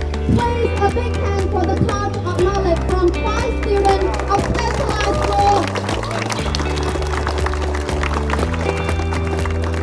Và bây giờ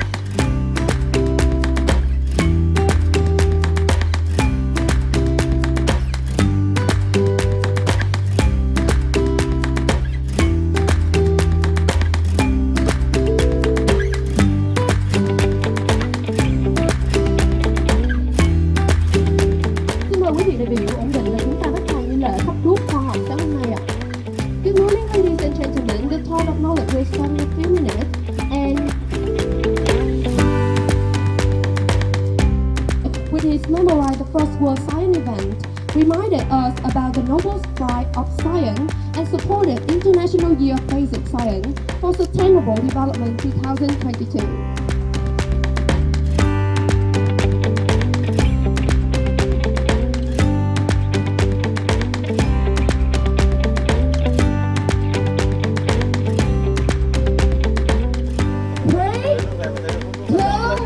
One, this is the Touch of Knowledge. Please a big hand for the Touch of Knowledge from 5 students of specialized school.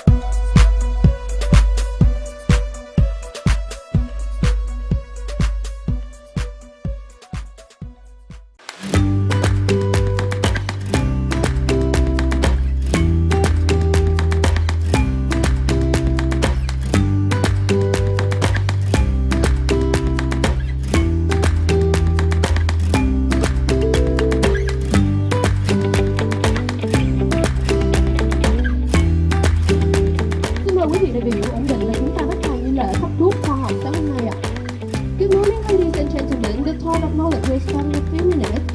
And with his memorize the First World Science event, reminded us about the Nobel Prize of Science and supported International Year of Basic Science for Sustainable Development 2022.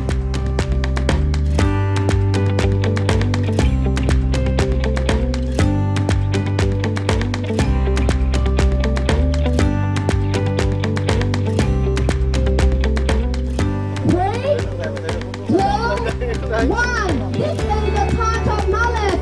Please a big hand for the Torch of Knowledge from 5 students of specialized school. Và bây giờ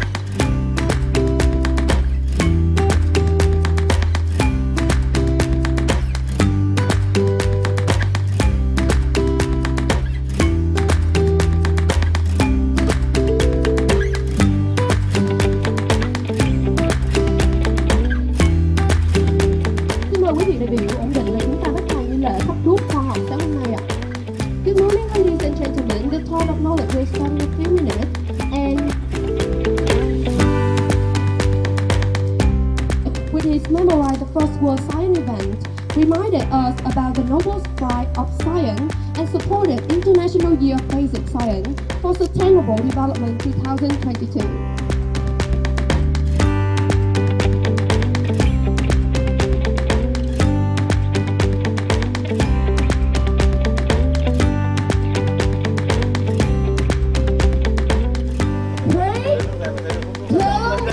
One. This is the Touch of Knowledge.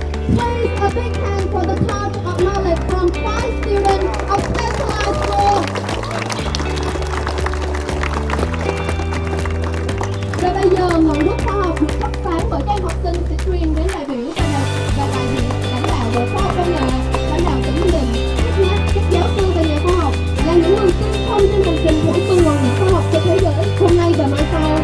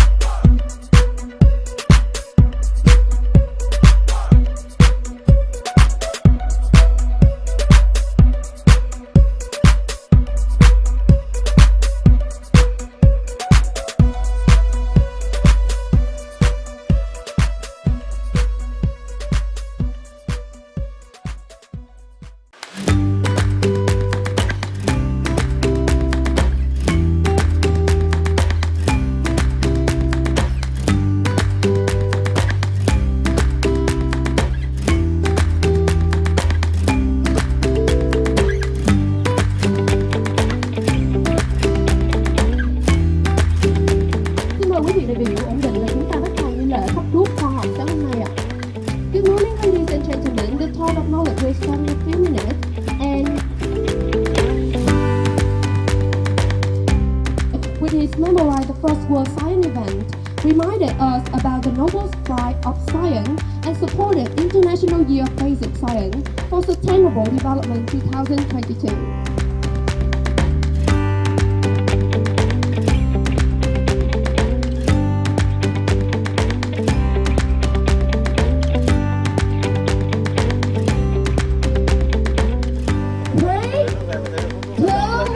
One. This is the Touch of Knowledge. Please a big hand for the Touch of Knowledge from 5 students of specialized school. Và bây giờ ngọn đuốc khoa học được thắp sáng bởi các em học sinh sẽ truyền đến đại biểu và đại diện lãnh đạo bộ khoa học công nghệ, lãnh đạo tỉnh Ninh Bình, các giáo sư và nhà khoa học là những người tiên phong trên hành trình của tuần hoàn khoa học cho thế giới hôm nay và mai sau.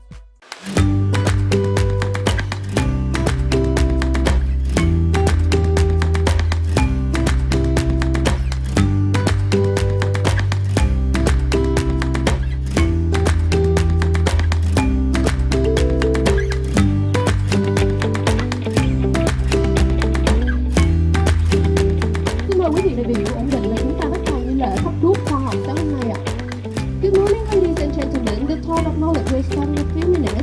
And with his Memorize the First World Science event, reminded us about the Nobel Prize of Science and supported International Year of Basic Science for Sustainable Development 2022.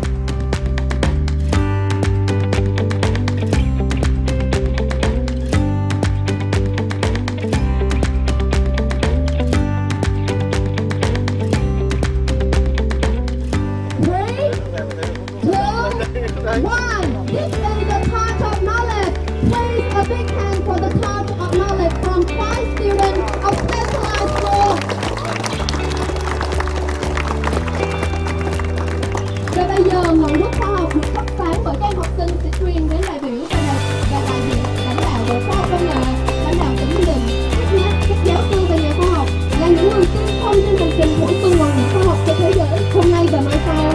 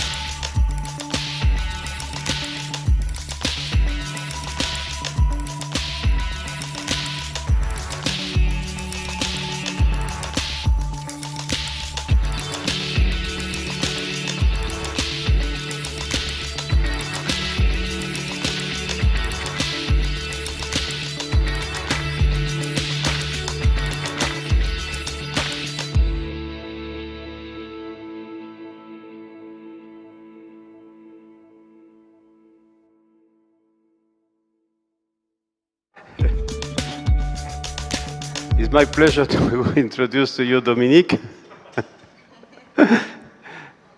Welcome.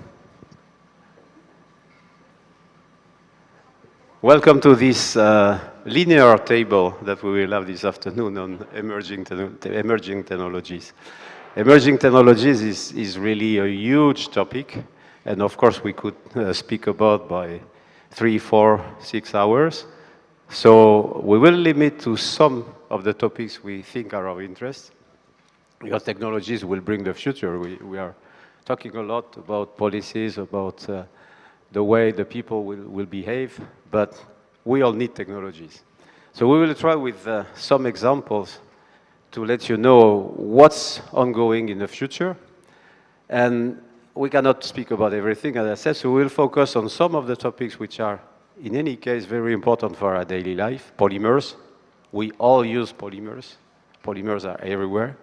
And not only plastics that you find as polluting elements from the bags or from whatever, but polymers that you have to make this mic work, polymers that you have in your cell phones, in your car, in your planes, and so on. And we will speak also of materials, because materials are also everywhere, and the way to model the properties of materials to go faster in the discoveries. So, and finally, and Dominique, you heard already about her interest in biotech in general, so she will give us her input on this area of technology, of science and technology, which is also completely our daily life, because we are biology. So they will introduce themselves, but we have Yuan Chu Quan, who is director of the Center of Polymers and Organic Solids at the University of Santa Barbara in California. Welcome. Nicolas Marzari from EPFL, École Polytechnique Fédérale from Lausanne. He will tell you what PRN Marvel is. And Dominique Leclu, you know her already because she gave already some interventions that I enjoyed very much. And we have also private talks that I enjoy very much. And myself, I'm the Chief Scientific Advisor of Solvay. And before I give the floor to the first speaker, we have been talking a lot of science. This is the quote of Ernest Solvay, who was the founder of the company back in 1863. And he had this quote in 1911 when he set up a series of conferences, which are known by the Solvay Conference. From science will derive the progress of mankind. I think several of you have recorded the importance of science, and so now he was already in the field in the early 20th century. And this kind of quotes guide us in every day of our research in the company. So I will call Xuan for the first talk, and please, what we will do is we have 15, 20 minutes talk. We will see, depending on your reaction, if we raise for questions or we keep the question in the end. But let's come up with you. I think it should work this way.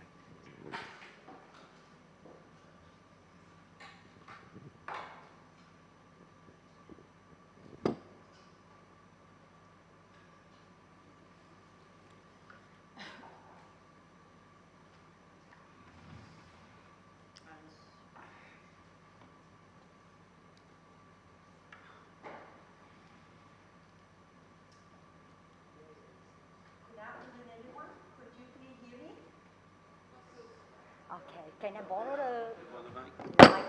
Yes. All right.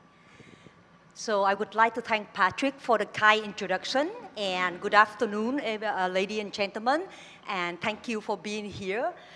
So today I would like to talk about organic semiconductors and biomaterials and emerging technologies. And so I'm from UC Santa Barbara, California in Santa Barbara. So this is our campus. So my lab somewhere over here. And so we really familiar with plastics. We see plastic everywhere. And it's a carbon-based material. So it really changed our life in the past 30, 40 years.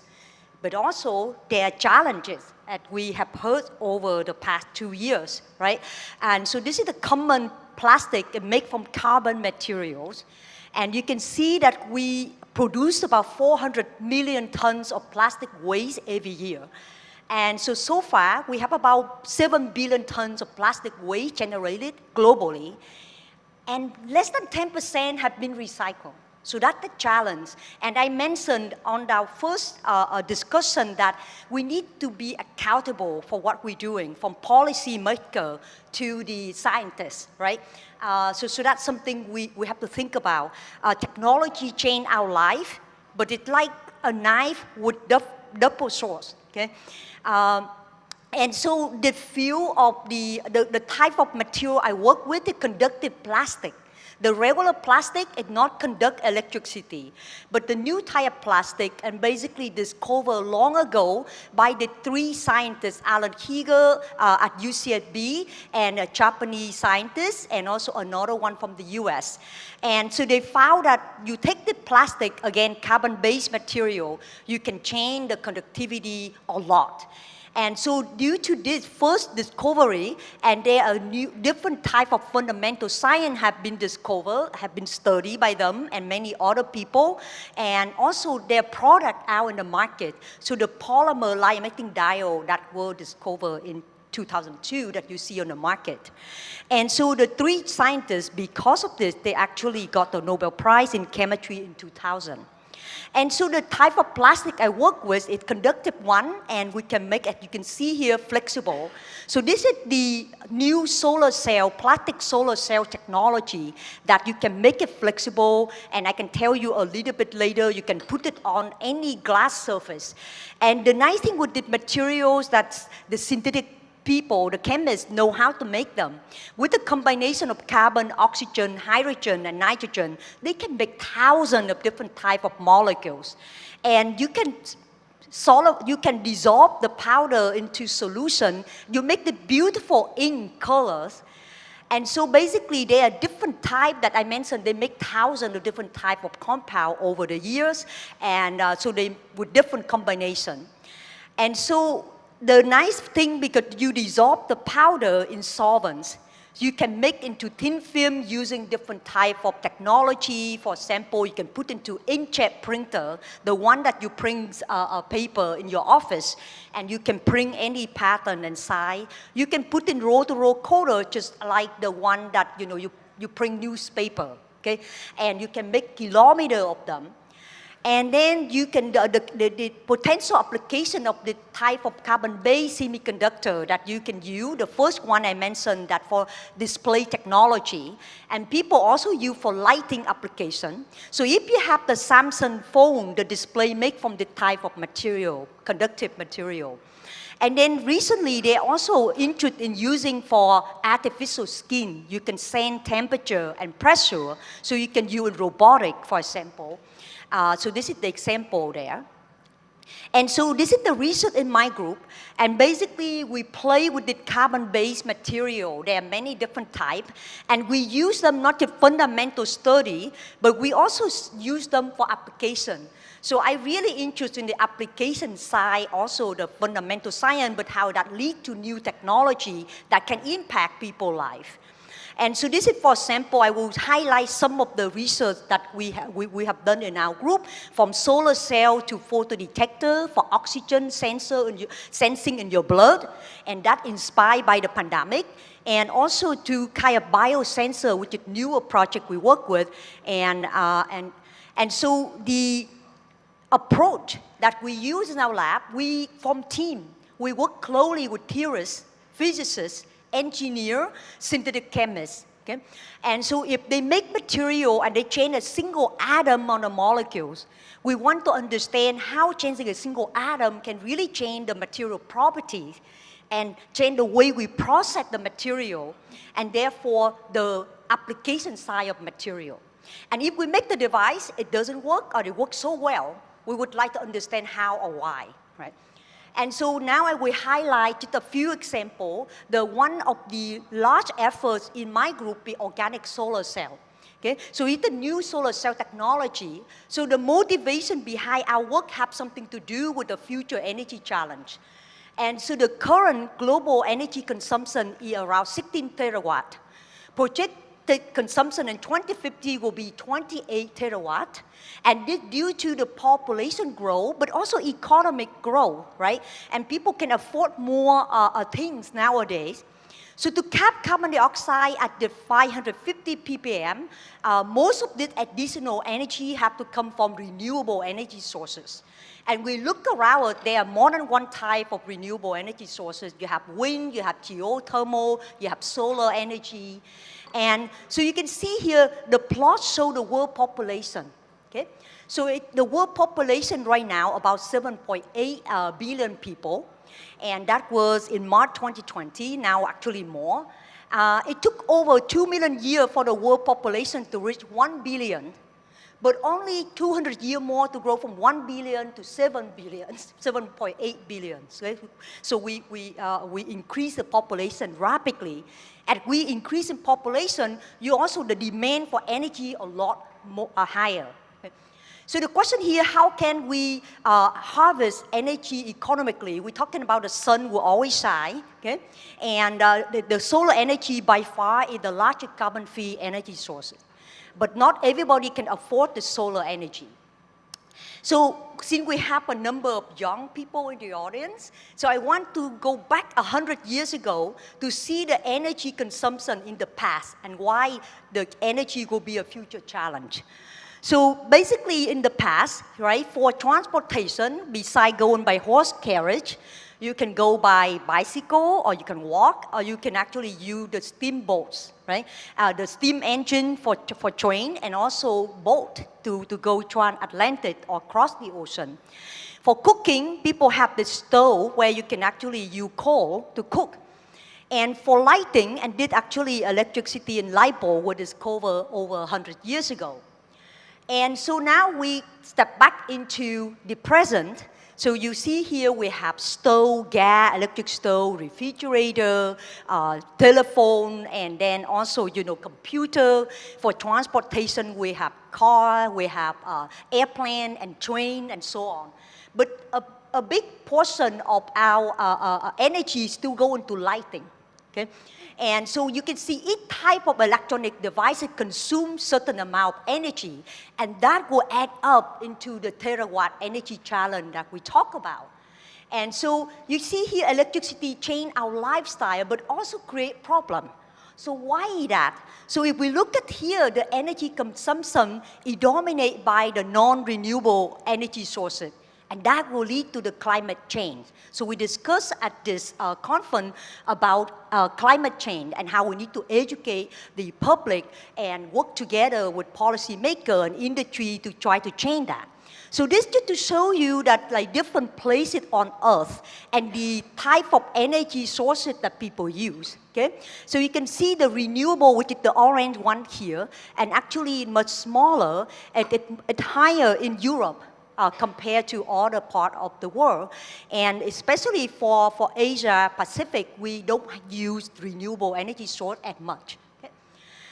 And the question here, why am I interested in solar energy, right? And it has something with my upbringing. I mentioned on the first day already, I grew up in small villages in Vietnam, and for 16 years of my life, I actually used oil lamps. Okay? And this is me in the village 16 years, when I was 16 years old. And the motorbike actually belonged to my neighbor. Back then, if you have the motorcycle, you consider that you are rich. Okay?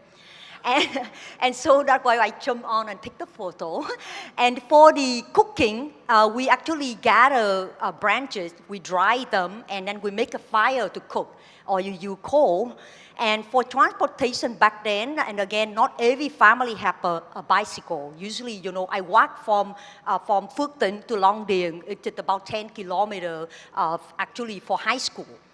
And for water, we don't have, like we turn on the faucet the way we do nowadays. We actually didn't have a water well. We went to our neighbor, we put the bucket down, we get the water. But a lot of times the water look kind of brownish color like this. So we actually put in the chemical so that to make it clear and things precipitate down in the bottom. We collect the clear water. We did that a few times and then we actually boil the water for drinking. Okay? And so that's why I have a long interest in the solar energy, even though in the time of in the village, because the sun always shines every day, right? Almost every day, except when it rains. So until nowadays, what really surprised me that globally, there's still many millions of people do not have access to electricity, and even though 2022. And so that's really, really sad. And so the solar energy have changed a number of people's life, especially people in Africa. So I show you here some example that, people to use silicon solar cell module that allow them for children, for example, that can study at night instead of rely only on the sunlight to study. They use for pumping water, for agriculture.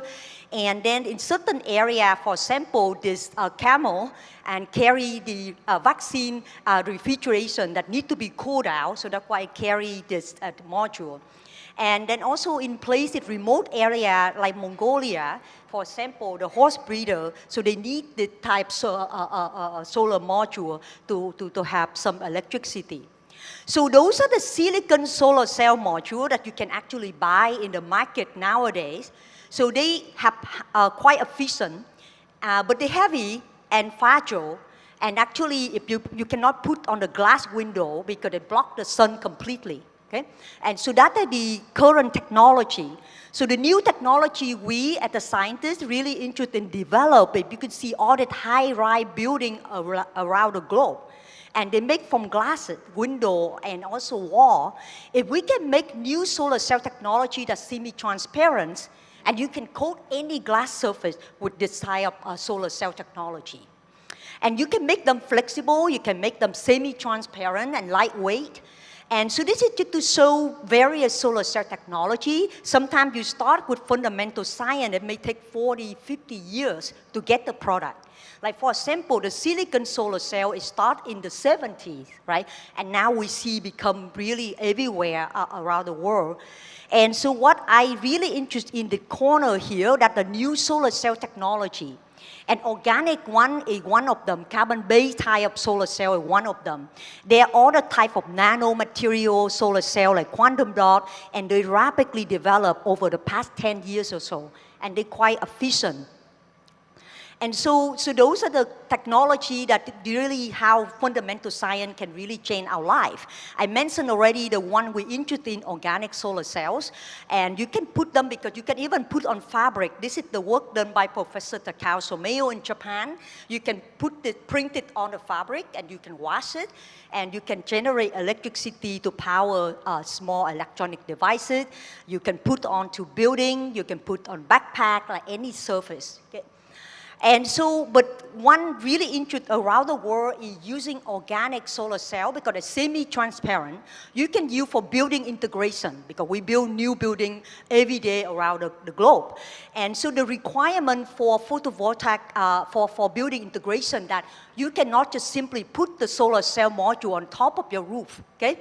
So by definition, it has to replace an element in the building. For example, you can use the solar cell now become a window or become a wall or become a roof, okay? So that by definition.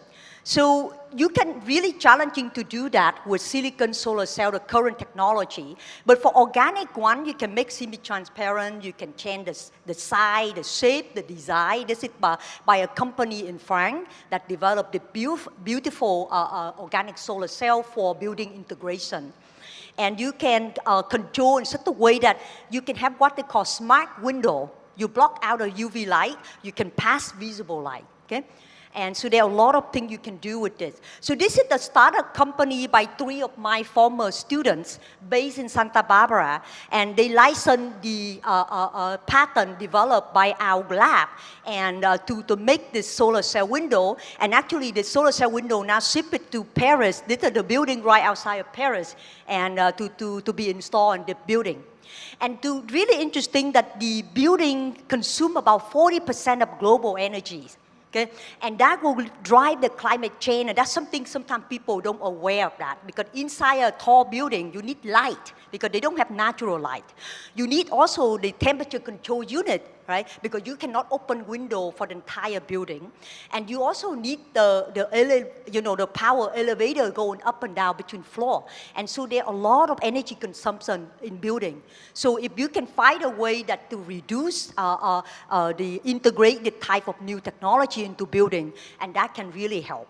So beside a new building, you can take existing building that cannot support the structure, the heavy structure of silicon solar cell. You can coat the plastic on top of that.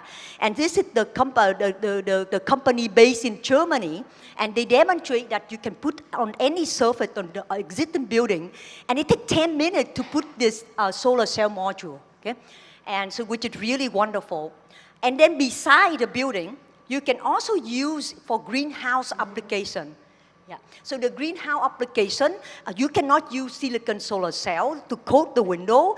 If you want to use silicon solar cell to control the temperature unit of the greenhouse. So you basically need the area on the field where you put it, or you have to design the greenhouse with very specific structure in such a way that it can take the weight.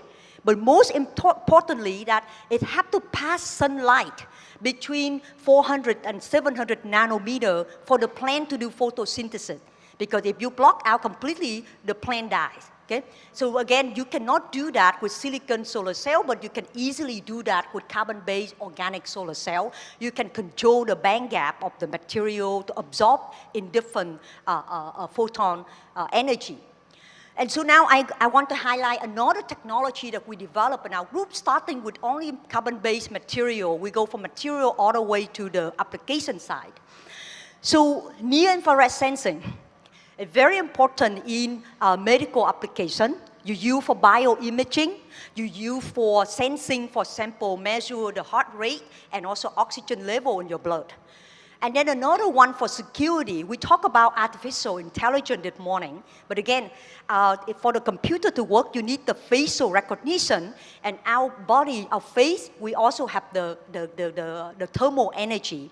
And so all of this infrared sensing that allow for facial recognition, and you can use for night vision, you can use bio-authentication, and also for scientific instrument to measure temperature, to measure, to analyze material. So I mentioned carbon-based material, so we can really control where of the solar spectrum or light that material can absorb. The nice thing with this, you can make it flexible, you can make it lightweight. Imagine you just have the bandage, and then you can put onto your skin. And so this is the kind of technology that we work on. So during the pandemic, we got inspired to use the technology for application in healthcare. So if you get sick, you go into the hospital, and basically you actually have the clip put into your finger to measure the heart rate. So in this case, that we can actually make the kind of like bandage, and we can be able to measure the heart rate here. And then this is another one where we measure the oxygen level in the blood, and this is the type of the device that developed by our lab. And we also compare that to commercial oxygen meter to measure the oxygen level in the blood, and we be able to have the agreement. So this is the silicon type of solar cell, and this is the flexible one. And let me just focus a couple more slides, and then I will say this is really important for the third world country. So this is the company, the startup company based also in Santa Barbara from some of my former group members. So really interesting idea. So we threw out a lot of certain part of the vegetable and fruit. So they extract the protein from the fruit, the byproduct of the food, and you sprayed it, and the degradable edible, you spray onto the fruit, and you protect the bacteria, the bacteria to enter the fruit, or the release of water or loss of water. So for example, here, if you spray onto the lemon, 42 days later, you still can put the lemon still good, but without the spray, it go bad very quickly. So this is another example of the avocado. If you're coating with this biomembrane, you can protect the food that lasts a lot longer. Imagine the place like Vietnam, the farm is hot. And the farmer, they don't have a refrigerator to store their produce. And here you can use it to spray it. And this is again banana and strawberry, and you can see it really protect the food for much longer. And so the final slide, and I will stop. Some of you may not aware of this, but basically this is the new foundation based in Vietnam, in Hanoi. And the founder, actually the chairman and the vice chairwoman of the Vingroup Corporation, they donate money to establish the foundation to give prize to scientists. And the annual prize, the grand prize is $3 million. And there are 3 special prizes, one for female innovator, one for scientists from developing country, and one for emerging field. And so please consider to nominate your colleague. And the technology have to impact every people's life. The rich and the poor are alike. And thank you very much for your attention. Thank you very much. Wonderful. And apply, eh? Oh, it's one of the biggest prizes I ever seen. We will keep the questions for the end in order to listen to our 2 other speakers. But have in mind, and thank you very much. You see how technology can bring you from displays to solar cells to protecting food. So Nicolas Marzari now.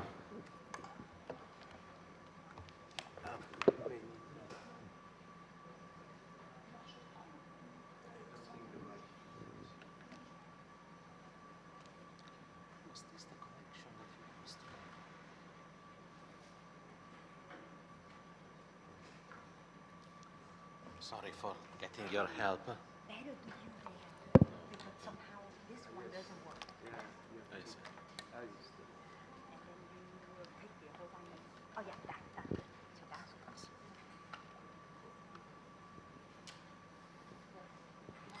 Yeah, I think it's working.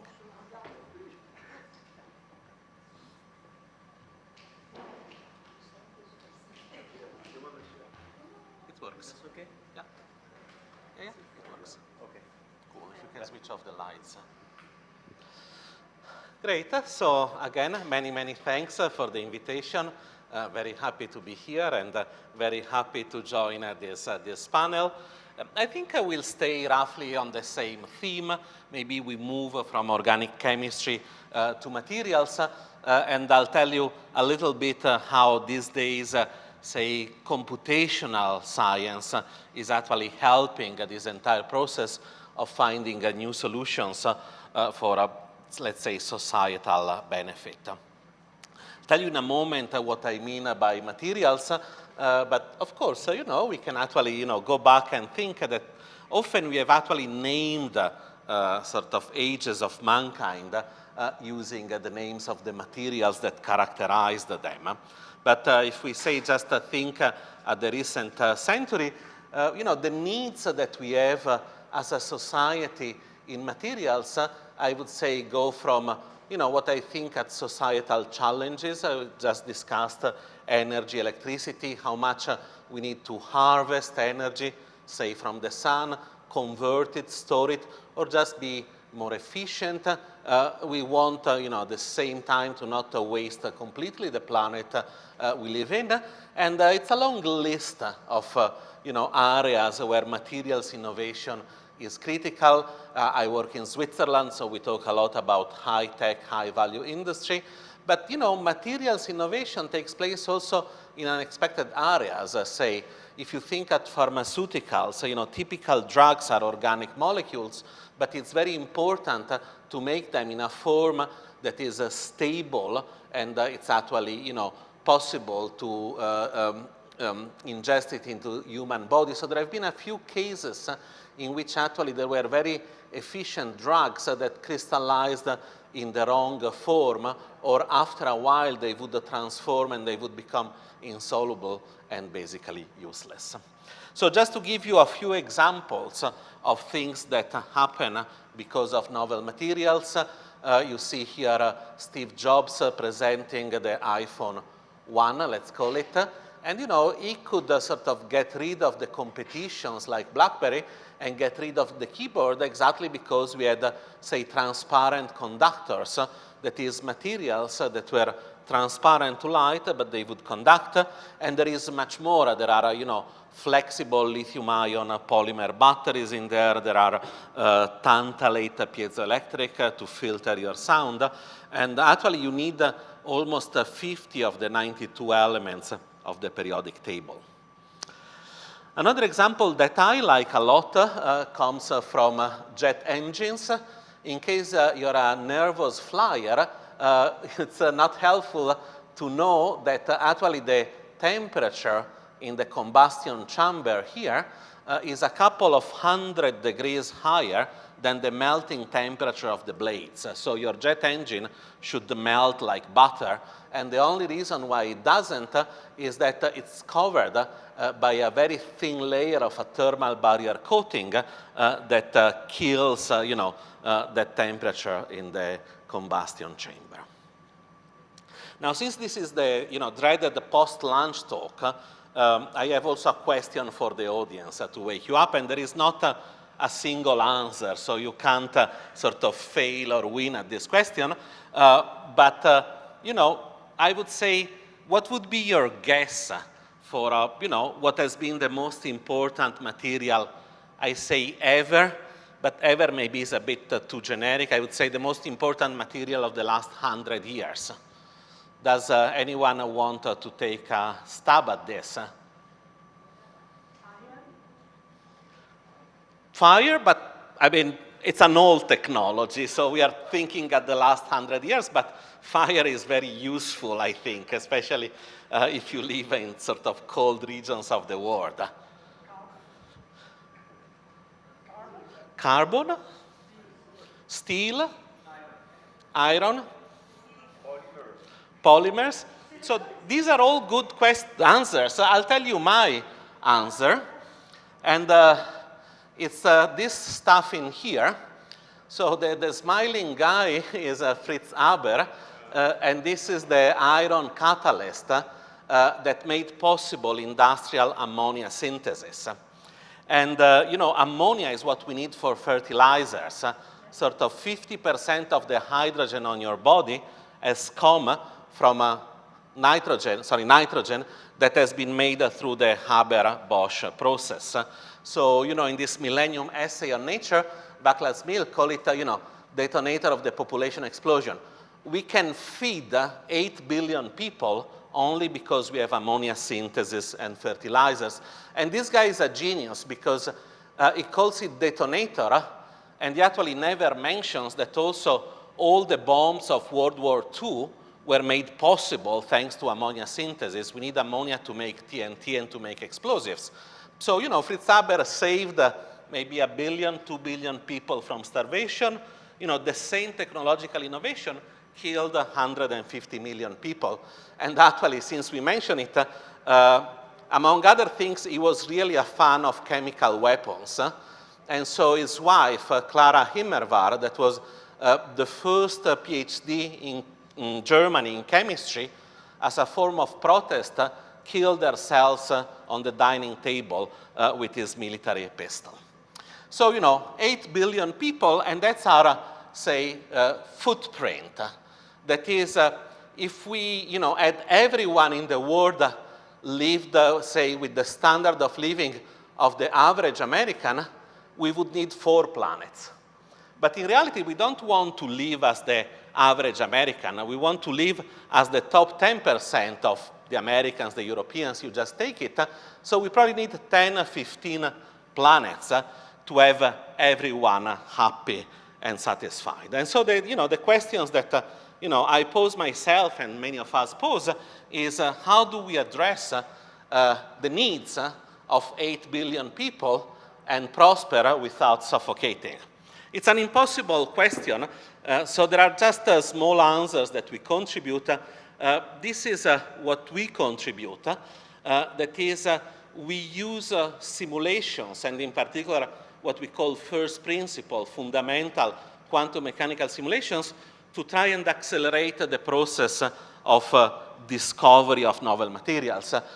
These simulations actually were first sort of invented, pushed by Walter Kohn, Nobel Prize in chemistry, so there is actually a very nice transition. And since I work in Switzerland, I should also say that it all goes back to Schrödinger going skiing in Arosa and writing down its equation about electron interacting with the nuclei, and it's really the solution of this equation that tells us what's happening.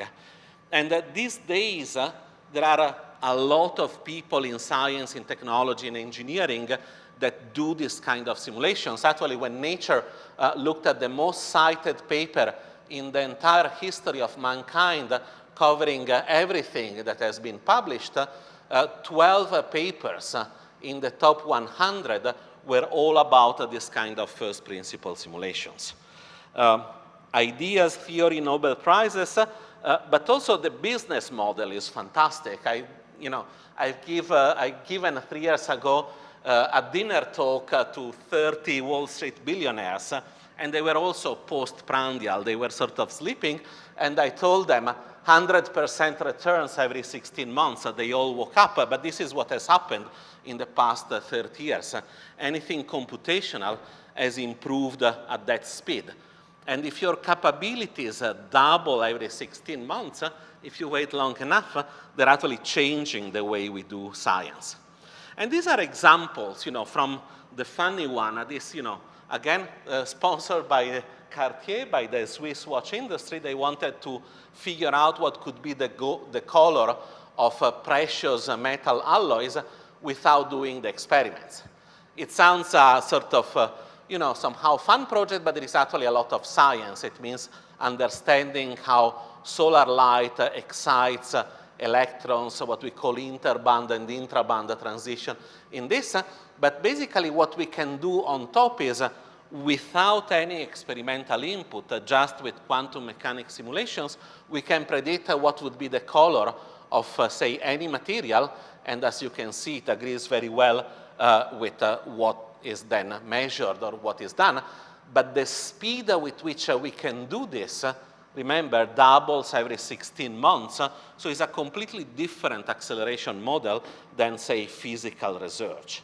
And not only we can be very predictive, but we can, say, go beyond what I call experimental resolution. This is understanding, say, how a surface is going to melt or how it's going to react.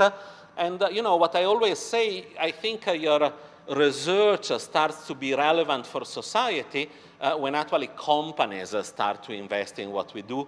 And we have many cases, since Patrick has been kindly the chairperson of this, we work a lot with them to figure out how we could make safer batteries with solid-state electrolytes. So let me actually sort of quickly conclude. Let me give you an example on how we look for new materials. I take another, say, fun examples, but where there is a lot of science and technology coming from information and communication technology. Probably you have all heard of the story of graphene with Kostya Novoselov and André Geim scotch taping a graphite into monolayers. And so what we wanted to do was the same thing, but for all the known materials in the world. And if you want, the core prototypes of all known materials are not that many. They are around 85,000 unique inorganic materials. And we scotch taped all of them. So we build up the computational workflow to be able to calculate what would be the exfoliation energy, what would be the appearance of defects in this material, how much they would be sensitive to water, to oxidation, and so on and so forth. And all of a sudden, we have a large portfolio of materials that we can explore for science and technology, and we can go back to our experimental colleagues and tell them this is very interesting, and so they make it. This is an example of the first so-called Kane-Meili topological insulator, where maybe it's a bit difficult to see, but where our predictions, not only of the material, but of its properties, match experiments very well. And these days, we use a lot also machine learning. That's really a bit more trivial than artificial intelligence, but machine learning to accelerate our capabilities. And this is indeed an example from the world of batteries, where we rapidly explore all the lithium-ion containing materials in the world to find better cathodes, to find better electrodes. Okay, so let me conclude. A couple of conclusions. These are the easiest one, the scientific conclusions, in which, as I say, it's a very exciting time to do this research because we can really deliver accurate, and realistic simulations that come from first principle, so no experimental input, so we don't need experiments, but we can predict, understand, design novel materials. We sit on the best business model in the world. If I just don't do anything and I go on holiday for 16 months, I come back, I've become twice as bright. So, I strongly recommend it to everyone. What is very important to me is also that everything we do, because it's based on theory, algorithm, simulation, codes, goes through an open source model that is fully open to everyone. So, we do a lot of, say, school in sub-Saharan Africa, training the new generation of scientists with tools that are state of the art in the world. And if by any chance you are interested in this area, I try to put together, the general panorama on the field in this review paper from last year. Let me get to the last conclusions that are a bit more tricky, what I call the societal conclusions, since many of you are actually interested in this very important aspect of our lives. I would state that really the technologies that really power our economies and sustain our society are driven by materials innovation, of course, chemistry innovation, but from these fundamental discoveries. What is tricky is that we have finite resources. We have a single planet. We don't have the 10 planets that we need. We are 8 billions. We try to use these resources better, but every advance brings benefits and risks. You generate ammonia synthesis, you create ammonia synthesis, you get the fertilizer, but you get also the bomb. And since there was Steve Jobs there with a smartphone, I think this is an example that everyone can relate to. So smartphones have been around for 15 years. We are much more empowered, but also we have become much more shallow, because intelligence now doesn't go through our brains, but goes through the tools that we use to aggregate knowledge. And the last and probably most critical sort of statement is that, the question that interests all of us, is there sustainable development? Is sustainable development a concept? I don't think we can have development for 8 billion people in the way that we understand it. There are just not enough resources. We can state that we would like it, but the numbers tell us that it's not possible. So I think we should, be more modest and aim at less unsustainable development and hope that, wealth will actually take care of the fact, and that's the real inconvenient truth, is not technology, but it's just the problem that I think 8 billion is too many to support for the resources that we have on the single planet. Okay, thank you everyone.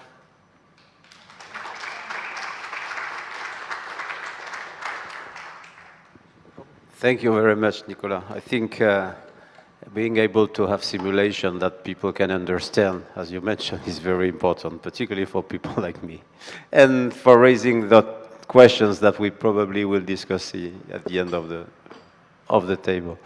Dominique, we'll listen to you about your feelings in biosciences. You can go wherever you want.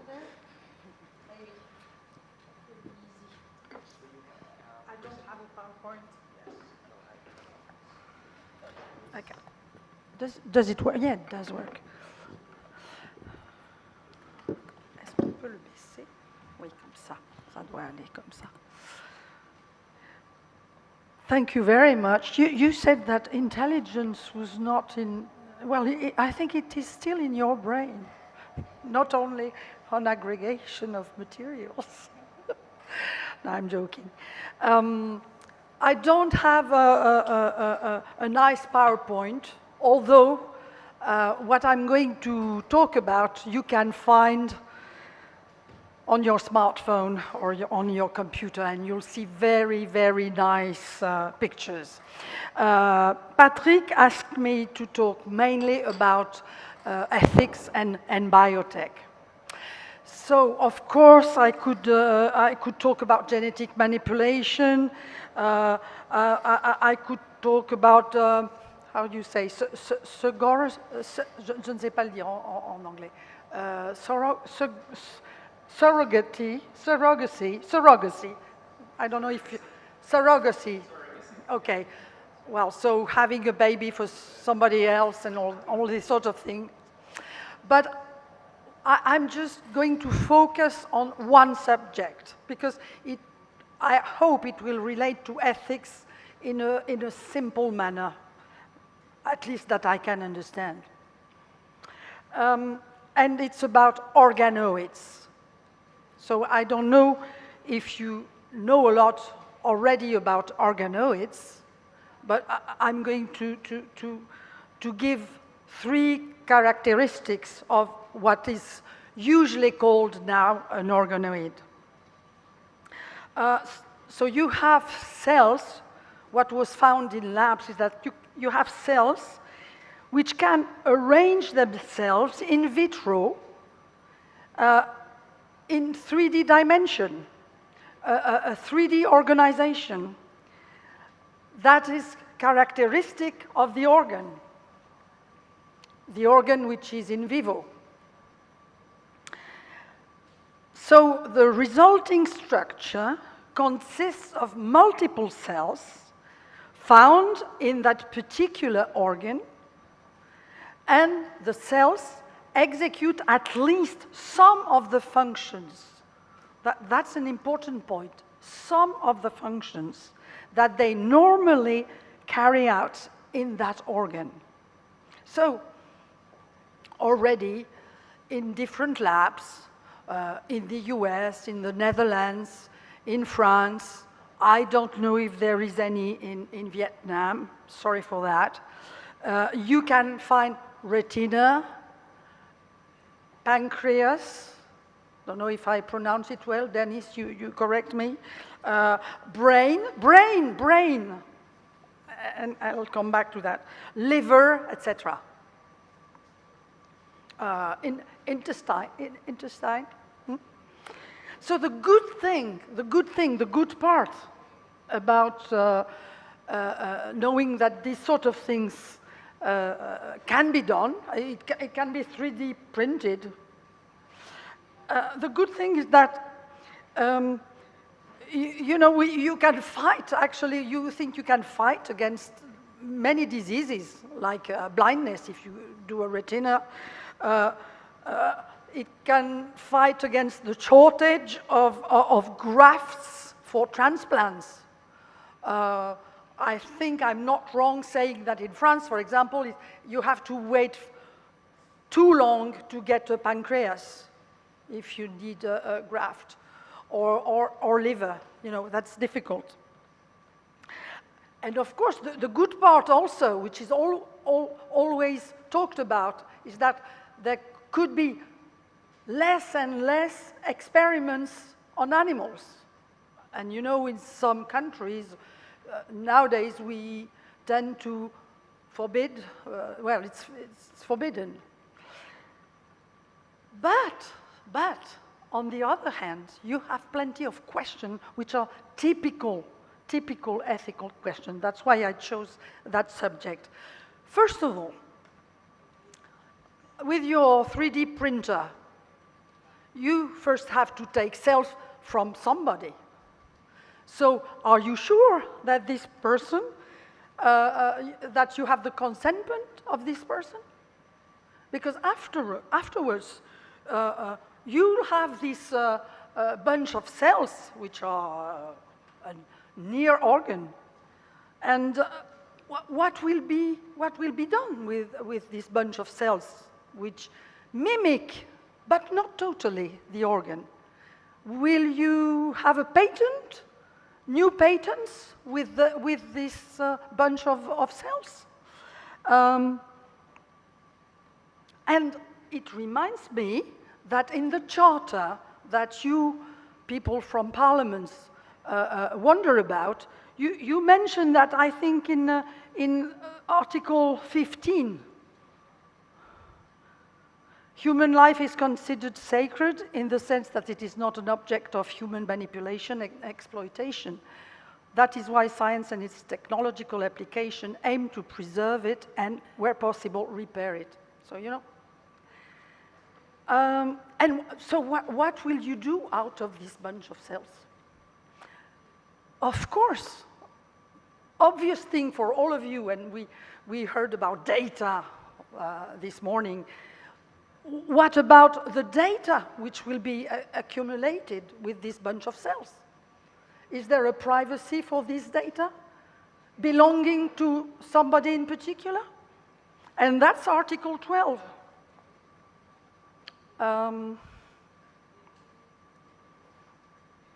Well, something like they must be able, well, persons, I suppose, to choose whether or not to be involved in their development and use. And after that, you have back to the animals I mentioned beforehand. The use of laboratory animals must be minimized with maximum attention to their well-being. So you have competing pros and cons. And, well, you know, and then we jump into philosophy. Moral status of the organoid itself. What is that bunch of cells, which is not a real organ, but looks like it? You know, and you remember maybe, and I said I would talk about brains, but you remember during COVID that some people actually made brain organoids, small mini brains, you know, in the press you found the word mini brains, to know or to try to understand how the virus attacked our brain, how the SARS-CoV-2 attacked our brain in these mini brains. So, you know, people are starting to think, but will this mini brain suffer? And at some point will have consciousness?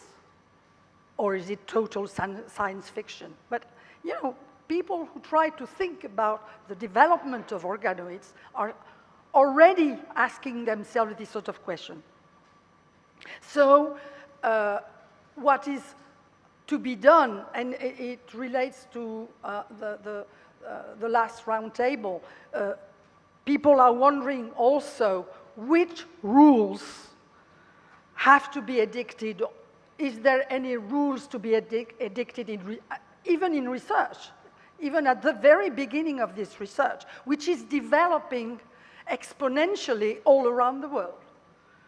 Netherlands, US, Japan. I frankly don't really know what's happening in China, but it's everywhere. So, you know, you have all these series, and I suspect I forgot many, because it's a traditional way of thinking about ethics. But I think with this organoid, it's you know, they all aggregate, and that's it. So, you know, it was very short. Thank you very much for your attention. Thank you very much, Dominique. Short but key questions, and I suppose there will be some reactions. In fact, we launched a program to make organ-on-chip with 3D printing of soft condensed matter, as a matter of fact. Before we go to questions, I would like to deliver some messages from industry. So I need to restart the computer.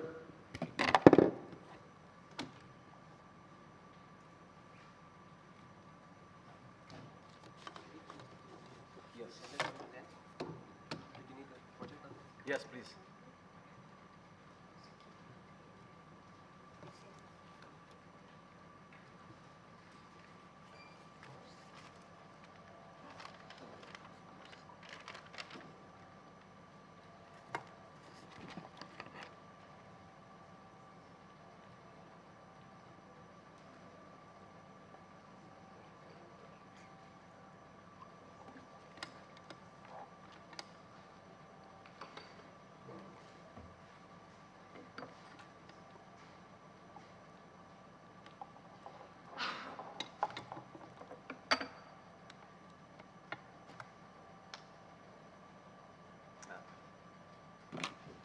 Then I have a problem, because I must tell you, my computer was broken this morning, and Mrs. Han from Solvay here in Vietnam lent me her, but I was wrong in the password. Okay, good, thank you.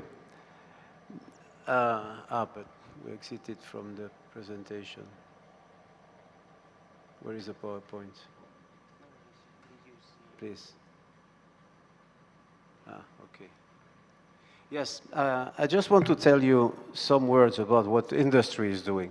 We didn't speak too much about industry. We speak about people, about academics and so on, but it's important for you to know that industry in general is really concerned by the future of the planet, and not only as it has been the case in the former decades, producing without taking care of what we are producing. So I give you some examples here of what Solvay is doing, but you could put here BASF or Arkema or DuPont or whatever other industry in chemistry, and you will find the same goals. And the important thing to note here is that the industry is really committed to improving its sustainability or its non-sustainability, because I tend to agree with Nicolas in the fact that we want and we need to have objectives, but given the state where we are, it will be very difficult to reach these objectives in terms of technology.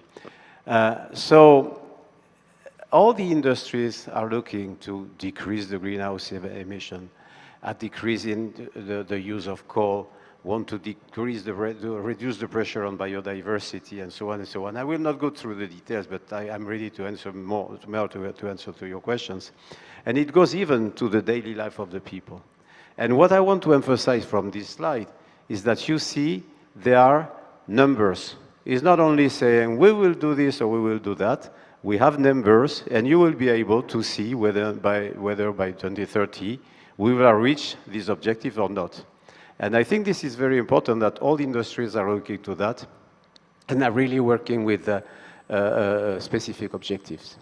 Now, with research, I'm a researcher. Some of you are researchers, and we have a key contribution to play in that role because, again, the technologies today, some exist, some do not exist. I will come back later, later in 2 minutes, to the bio-based products.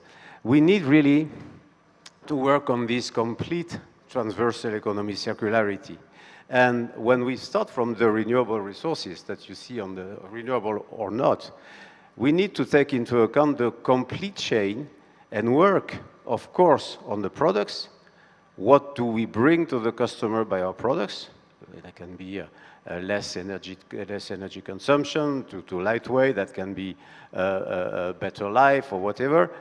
But what you bring, you bring it through the process, through products. And to make the products, you need the processes. And we have really to think about in industry how good are the processes. We are used to big plants, polluting plants, indeed.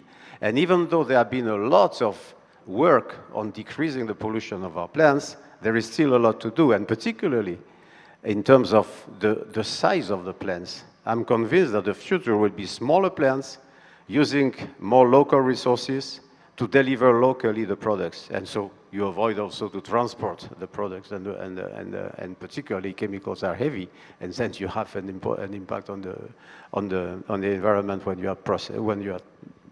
you are traveling with products.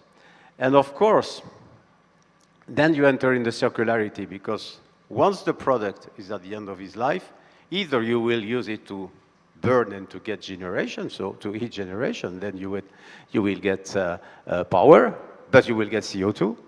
But also, you can think of re-putting the product in the chain and back to the basic materials.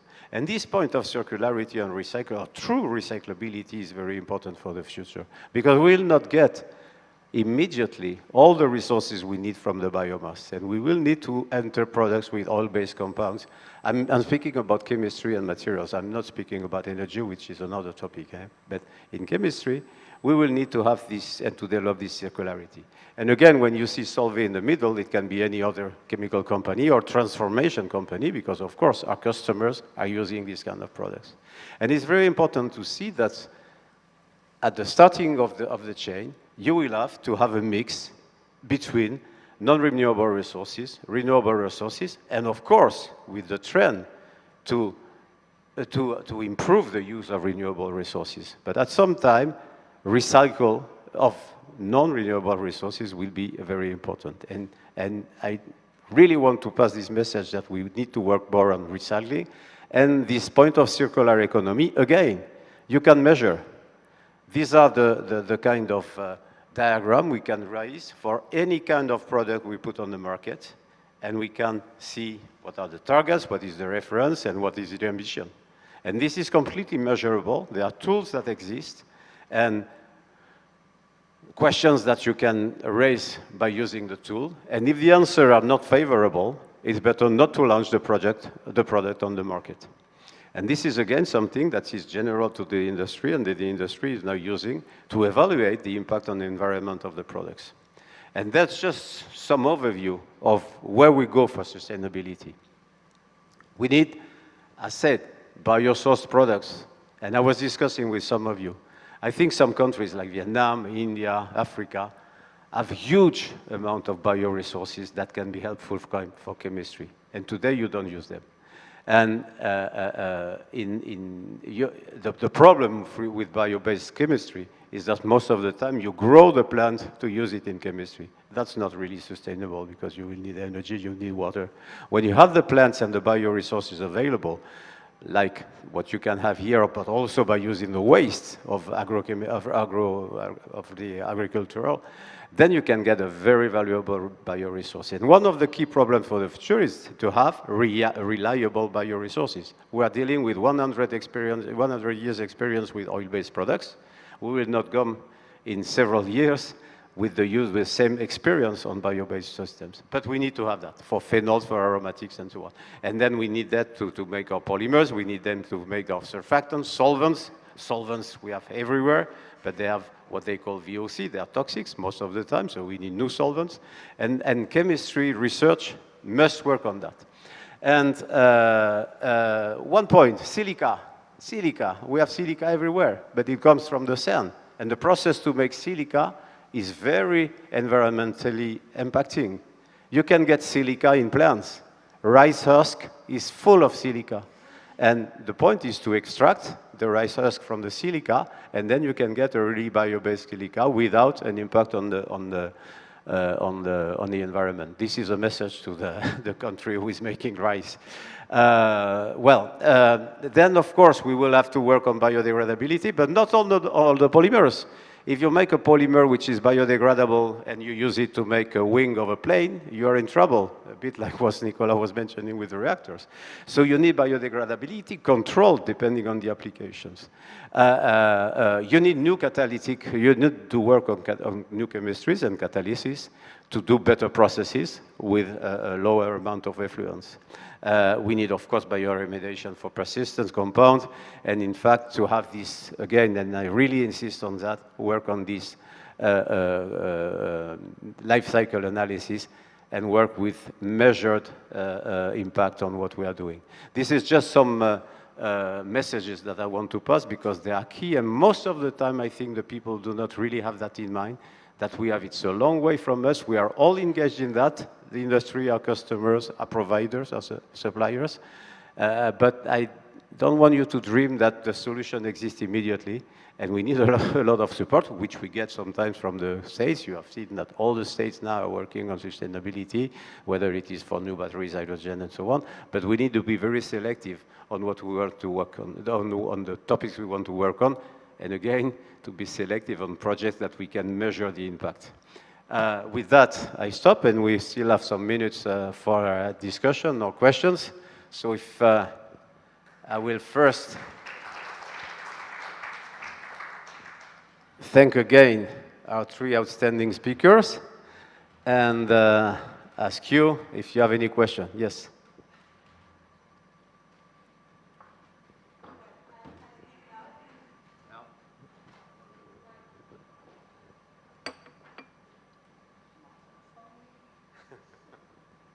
Do everything here.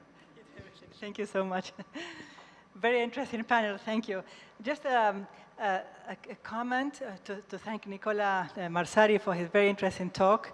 But I just want to, I think it's important to clarify that ab initio calculations, of course, are good for a vast majority and an amount of materials, but many materials that have interest in applications like superconductors, magnetic materials, cannot be dealt with these ab initio calculations. And they're very complex, and one needs specific numerical and theoretical techniques to tackle them, since ab initio calculations can lead to wrong results. Just to clarify this, I mean, there is a whole bunch of materials that have interest in applications that cannot be tackled with that method. And I think the methods for materials can be complementary, and this is just for clarification, that some materials are really complex to tackle, at least from a theoretical point of view. Yeah, no, this is a very good point, and as you can imagine, I would be happy to talk for 3 hours about this, but maybe the superconductors is a very interesting example, because there are two classes of superconductors, those that we understand and those that we don't understand. Those that we don't understand are the so-called high-TC superconductors, the ceramics that were discovered at IBM, in Zurich at ETH in 1986. They have a very interesting superconducting temperature, 100, 150 Kelvin, above liquid nitrogen, but they are very brittle, so we can't use them. The superconductors that we understand are what they're called the Bardeen-Cooper-Schiffer, again a Nobel Prize.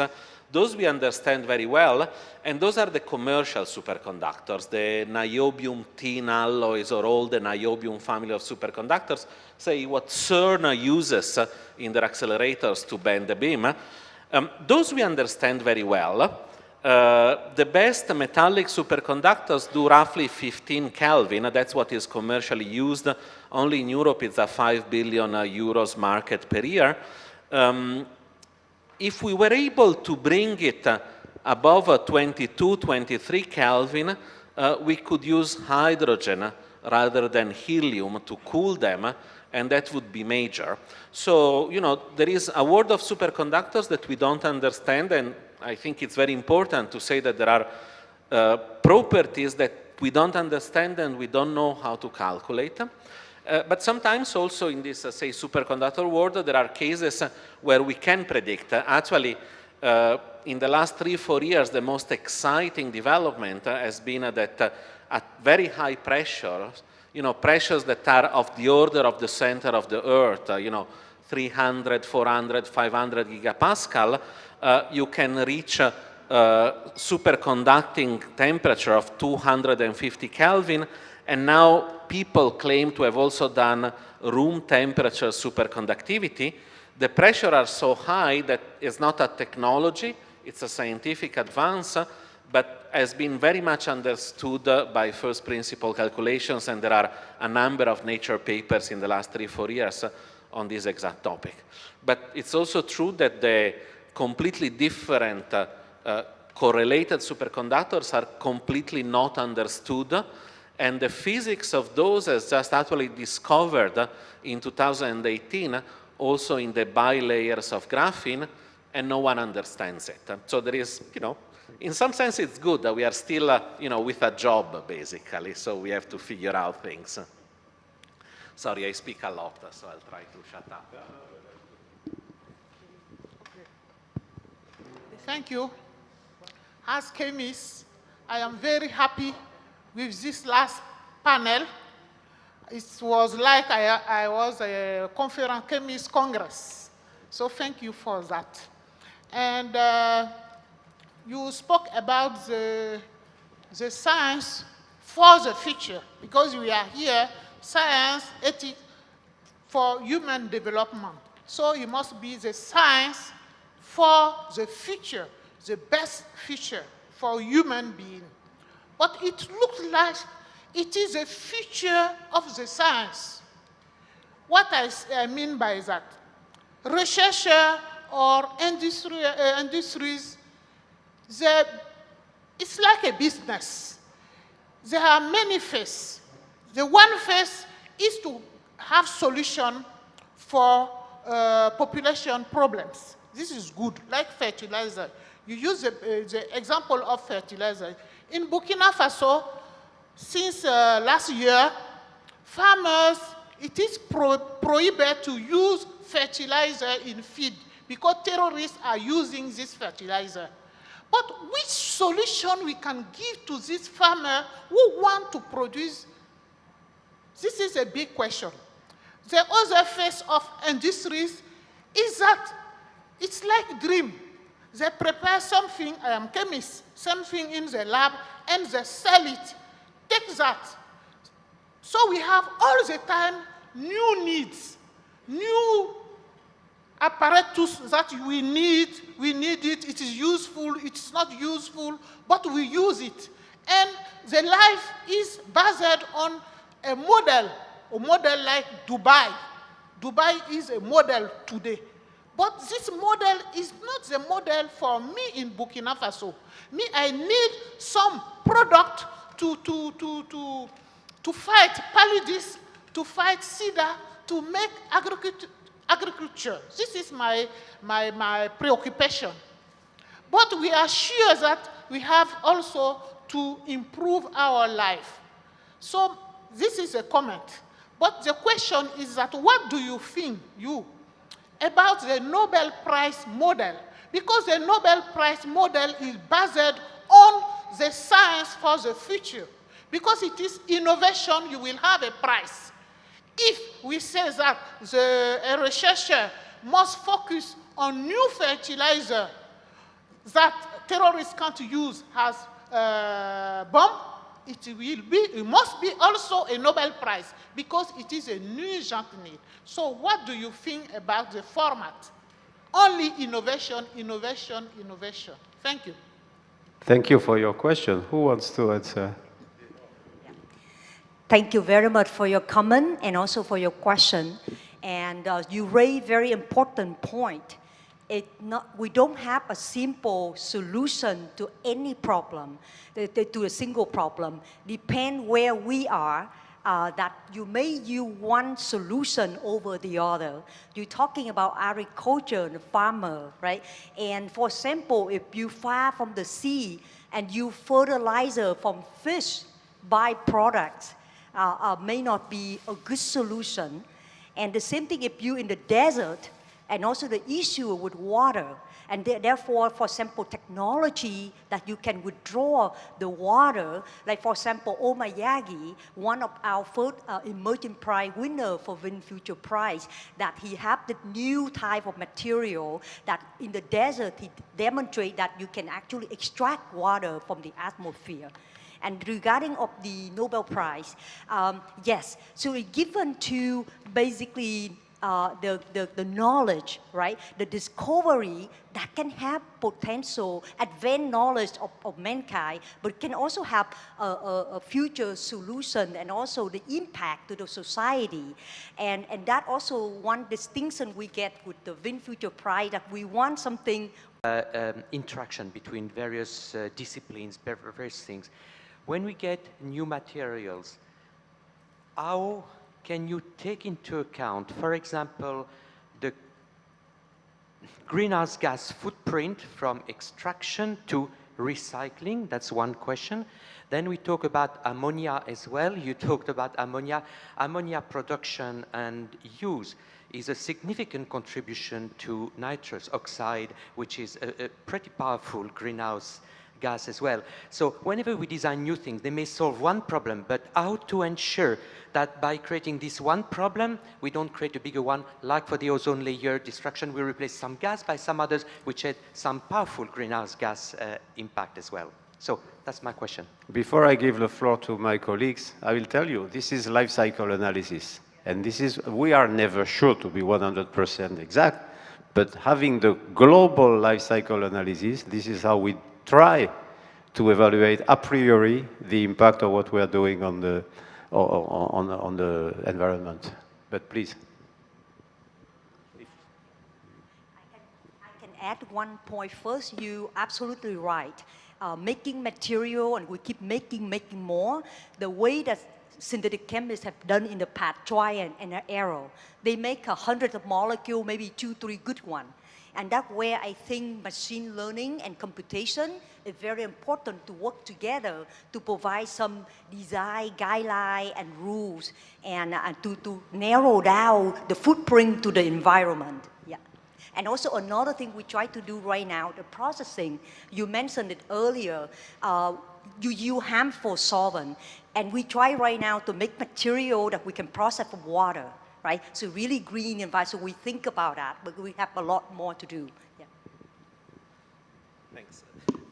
And very interesting and very, very brief. This is also where policy making becomes important. It's like your parents, they tell you not to eat too much chocolate, and so policymakers should tell, to remove certain technologies that otherwise they would go into the market. So that's very useful. It's complex problems. I mean, we would all like to be healthy. We are a complex body. We try to do things, and the planet is the same thing. And, something that is good for you in one sense kills you in the other sense. It makes you happy, but then it kills you. So, there is not a simple solution. And the solution is not always easy, because just to take a short example, we're talking about lighting. We had in the 70s the wonderful innovation of fluorescent bulbs, the energy saving and so on. The problem is that they were full of mercury. So we have a problem today to treat the mercury that comes out from the waste lamps. And then came, owing to Nakamura in UCSB, the LEDs. Problem in LEDs, today we don't see it, but it's full of gallium. Gallium is not harmful, but where will we find the gallium needed to make all the LEDs when they will develop more and more? So it's a never-ending question, but at least we try to take into account, and if you're interested, we can discuss that into more details. Sorry, we're having Sonia, Albert. Okay, if you can take the mic. Yeah, I have a comment, Dominique, and then a question.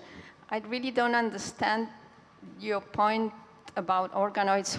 What do you want to state? Because the way we scientists see organoids is another model system. A mini brain is not a brain, or it's just it's not a neuron, it's sort of developed and we can understand, and it sort of replaces animal models, but it doesn't replace animal models. So we don't have an organ there. We have an organoid, and in some cases it's good because, for example, for cancer, if you can use them to study, I don't know, toxicology, which drugs to give to the patients. It's still another model. I agree completely. I agree completely. That's what I just wanted to point out is that in the press, you will find some words like mini organs, and it's not true. But, that's what you find. So you always have to explain what it does, really, and how it's used, at least now. And I would like to add something, is that one has to realize that there are some cells, but not all of them. Plus, when you isolate an organ, compared to what's happening in reality in our body, you have to consider the interactions, all the interactions, and it's not yet what's done in the lab. So, I'm talking to you, you have to realize that I'm talking to you as a journalist, and I try to see what's written in the press and how we talk about them. So all the ethics questions which can be asked, and I didn't say all of them, but so you have the point of the scientist in their labs or in clinical tests. There are major ones at the present time in France for cancer. So it's very important, but you have to realize that maybe it will give a part of the answer when you consider this this cancer. Maybe it will be just a part of it. So what I want to put emphasis upon is that you will see that at some point people will say it's a miracle. These things are, you know, magic. So we have to be careful. We have to be careful. Thank you. Sonia, you raised your hand first, and then... Okay, so if Sonia agrees.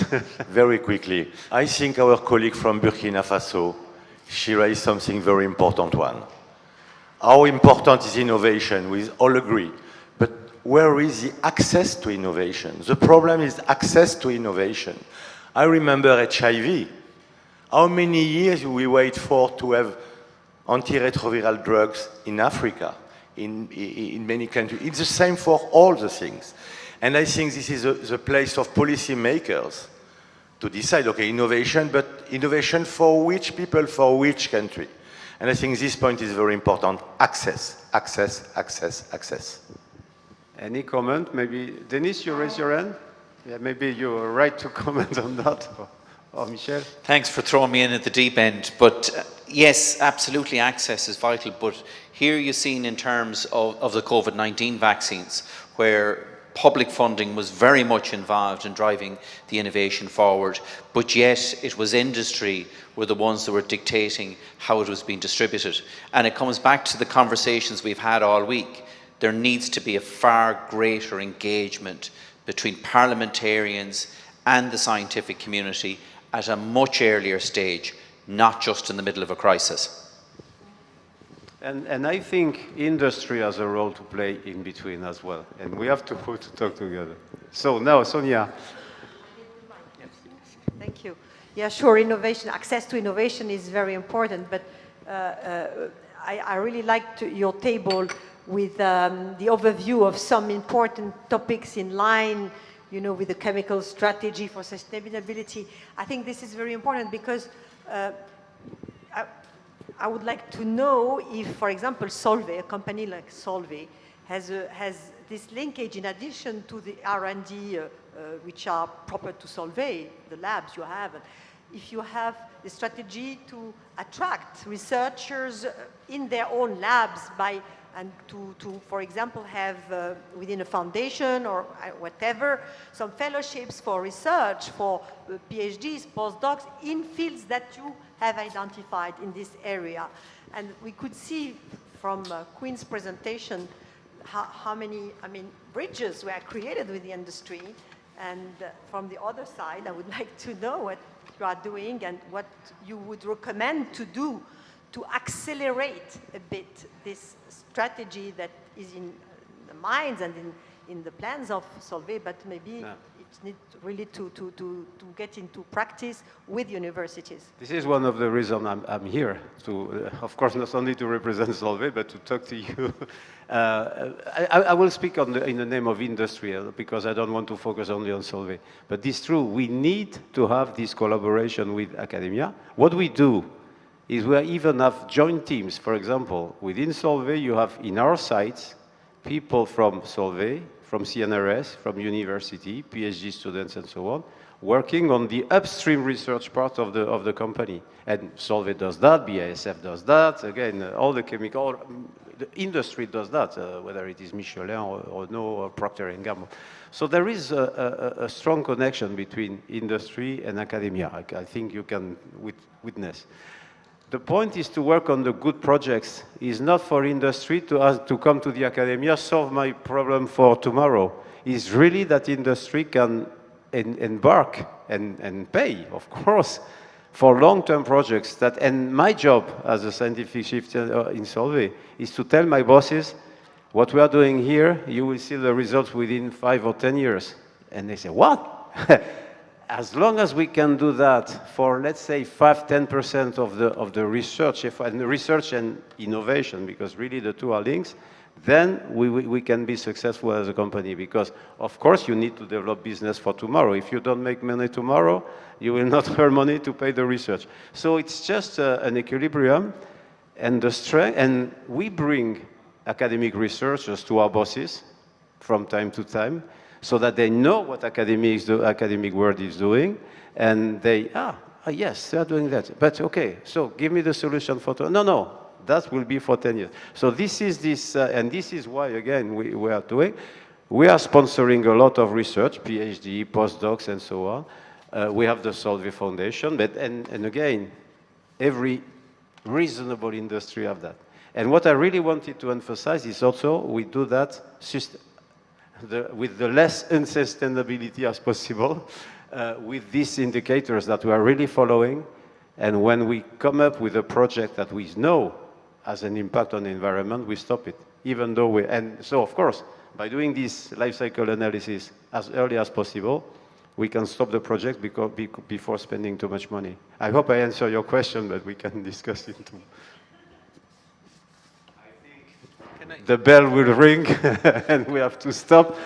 Thank you, Nicolas. I just wanted to make, not the last word that should be left to the rest, but a very quick comment because I resonate a lot about this interaction between scientists and policymakers. And I think, you know, the United States that has a very interesting scientific society, you know, would have regularly scientists go and testify in Congress to committees, to senators, to deputies. The White House has an office of science and technology, and so there is a lot of these connections. Other countries are strong. The UK is a chief scientific advisor. In China, everyone is a scientist or an engineer in the Politburo. Could be interesting for, you know, the broader sort of community, I think at Europe a lot, to have much more of this dialogue. It would be very, very helpful. I just want to add one sentence regarding of your comment. There are two things. So we're talking, then they said that policymaker want yesterday the solution. So company, they cannot afford to wait for 5 years to get the product. So at least for them, they have immediate time scale, maybe 2 years or so. And also the element of trust. A lot of time, like we do have collaboration, we send our students to do internship in company to get experience. But the challenge that they have now, it better, they sign non-disclosure agreement. But a lot of time for PhD students, they need publication. And a lot of company, they cannot publish, right? So that also need the balance between the two, yeah. Dominique, one sentence? One sentence is that if you are interested in the subject of ethics and organoids, INSERM in France had a special group of people thinking about it, and they had this report made in April 2020 on the subject, specifically on that subject, because as I was telling you, is you all have to remember what happened with the cancer cells of Henrietta, which were, well, decades afterwards, you have people starting saying, well, what's the status of these things, which are not things, which might be, living things. So that's a very preliminary thought about, but they have to think about that in the labs. Otherwise, at some point, there might be trials, you know. And, you know, scientists, they don't always anticipate what will happen in society. That's a good conclusion. Thank you all. I hope you enjoy your time.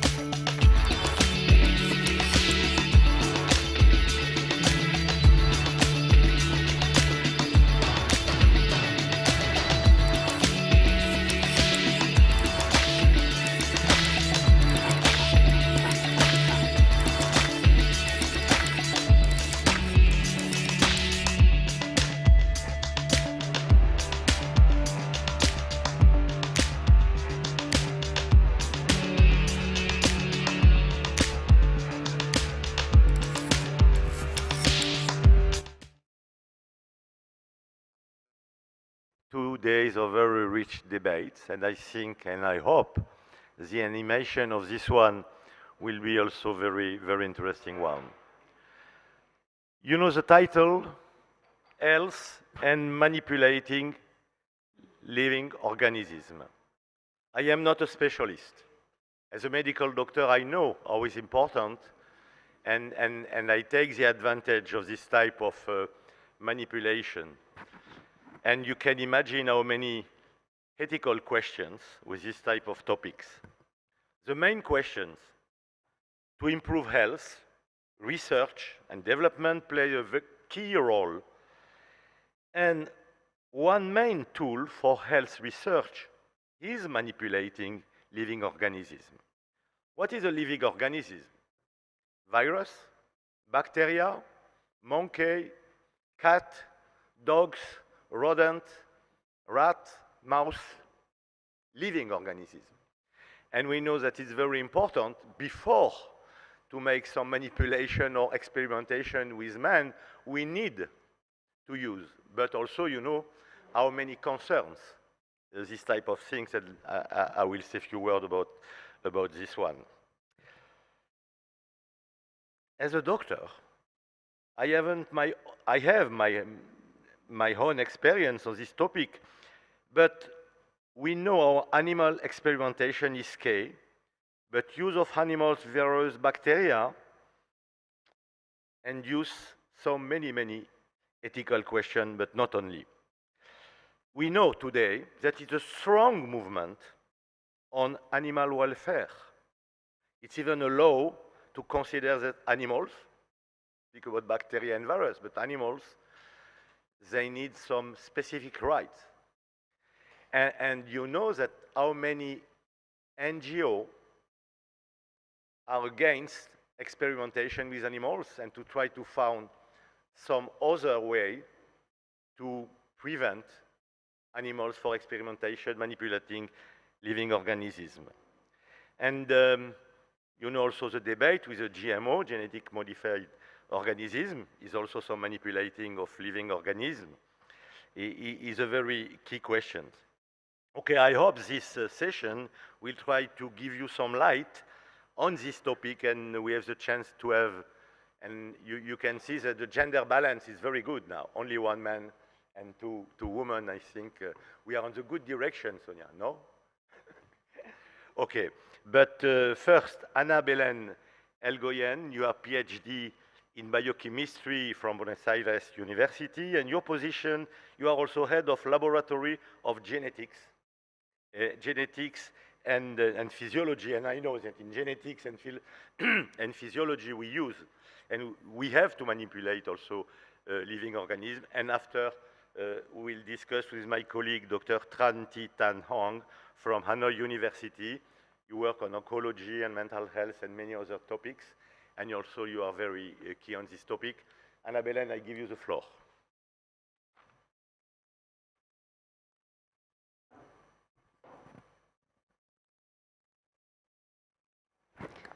Okay. Before starting, I want to thank, of course, the organizers, Van, and also UNESCO for having me here. It's a privilege to be here in this place, beautiful place. This is amazing. In this very interesting meeting, I met lots of new friends, lots of new ideas, and things I had not heard before. And also, to be in this country, it's my first time in Vietnam, and it's an amazing country with amazing people, very friendly people. So during this next 15 minutes or so, I would like to give you an overview of the status of the situation of the theme of manipulating living organisms, with a hope to give some food for thoughts and for fruitful discussions. My background is basic research. I'm a basic researcher that uses the gene manipulation techniques in order to create model organisms to understand human health. But I'm not going to talk about rights of animals like rodents that we use, or fruit flies, or zebrafish. But I will try to show you what's the concerns now about this technology for humankind and for ecology and for sustainability. Yeah. So genome engineering is a very powerful technique that provides unparalleled opportunities to modify living organisms. And within the living organisms, it gives the opportunity to modify genomes of humans. And this opportunity can be taken into advantage in order to treat or even correct, cure genetic diseases. And bear in mind that we know of today more than 4,000, almost near 5,000 genes that lead to genetic diseases. Now, with this powerful technology and opportunity is also accompanied by a paramount amount of risks and ethical issues. There's no doubt we are entering the genome editing era. The question is if we are prepared to face this area. And we better be prepared, because failing to prepare is preparing to fail. So this is a timeline of what I have selected as some landmarks that have led to where we are today. And we are today in the genome editing era, the end point here. But bear in mind that genome editing has occurred since the universe, the living organisms exist on Earth.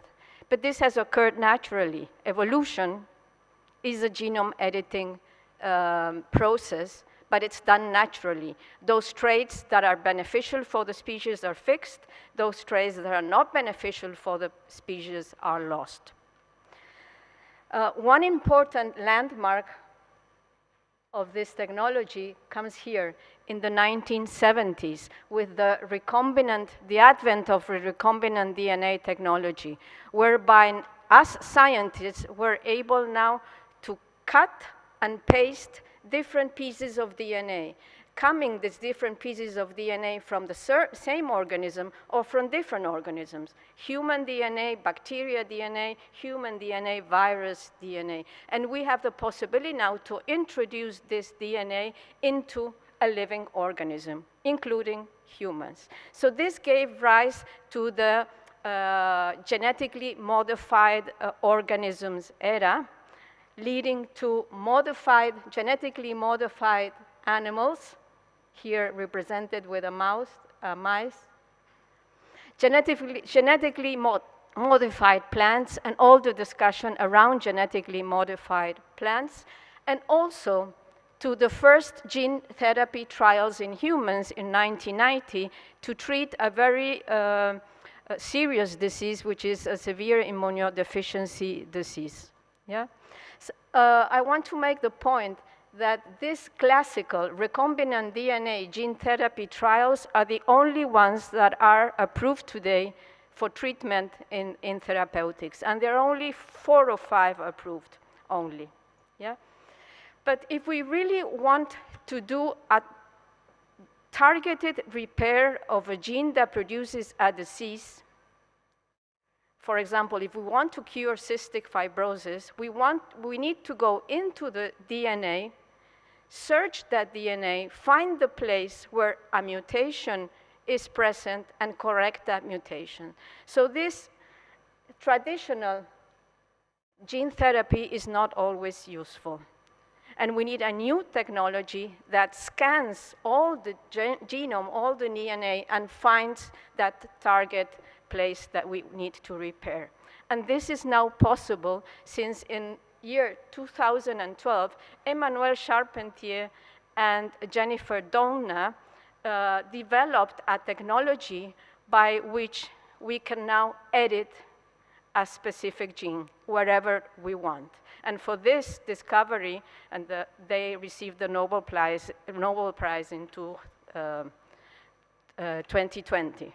Before that, they received the For Women in Science Prize. So what is, in brief, what is this CRISPR-Cas9 technology that is used for gene editing now.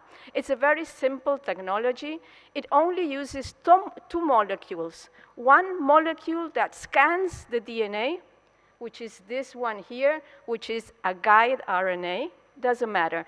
It scans the DNA, and when it finds the match, it sits there. And then the other molecule, which is this blue enzyme, which is Cas9, cuts the DNA in the precise place that we need to repair. And then with the process that I'm not going to go into, you can produce a precise DNA editing. Now, this gene editing technology comes with another revolution, which is gene sequencing. Gene sequencing started in the 1970s, but it was labor intensive. It took me, when I was a postdoc, like a year to sequence a gene I had cloned. This has evolved, and nowadays, with the new generation, next generation sequencing, we can sequence an entire genome or human genome in one day for only $800. So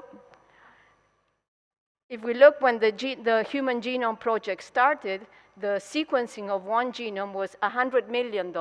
Nowadays, it went down, down, down to 800. So if we wanted, and we paid $800, each one of you could have their genome sequence from today to tomorrow. So now we have the possibility of knowing exactly what our the words and sentences in each one of our genome due to next generation sequencing. And with the CRISPR-Cas9 technology, we have the possibility of changing a word, erasing a word, a letter, and putting in another letter. Now, this CRISPR-Cas technology has evolved rapidly, and it's evolving by the minute.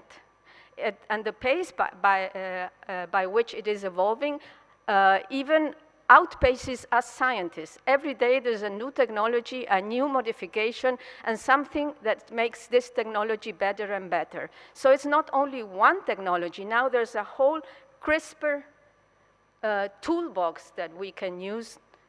And this has been used to edit lots of different organisms. They have been used in agriculture. We use it all the time in basic research. Before, to make an animal model for a human disease, it took me 2 years of my postdoc. Now you can do this in a month with this gene editing technology. It is being used in therapeutics, and I'm going to focus in human therapeutics. It has been used in diagnosis. CRISPR-Cas9 has been used in COVID-19 diagnostic. It's used in ecology to modify, for example, flies, in drug discovery, in imaging, in livestock, and so on. So precision editing through CRISPR-Cas9 toolbox of any genome is within reach nowadays. It's not a matter of when, it's not a matter of it is going to happen, it's a matter of when it is going to happen. But with this, on the other hand, on this plate, we have lots of open questions that we need to solve rapidly before this technology continues to evolve. On the one hand, we have technological problems. The technology is easy to use, but it makes mistakes. So there are safety issues that we have to overcome, efficacy issues, and if we're going to use it in vivo, in humans, in a living human, there are delivery. How are we going to deliver the system into the humans? And then we have all this, which is as important as the technical issues. Ethical issues, moral issues, legal, society issues, regulatory issues, equal access, which is a big problem of this new technology, affordability of the technology, how much will it cost, public health care, what will the burden of this new technology will be for the healthcare, and governance. Who's going to put a framework of governance in this new technology? Now, as I mentioned, I'm just going to focus on therapeutics in human because I don't have time to discuss ecology and plants. So if we want to, as I mentioned before, with CRISPR-Cas9, we're not treating a disease. We can cure a disease.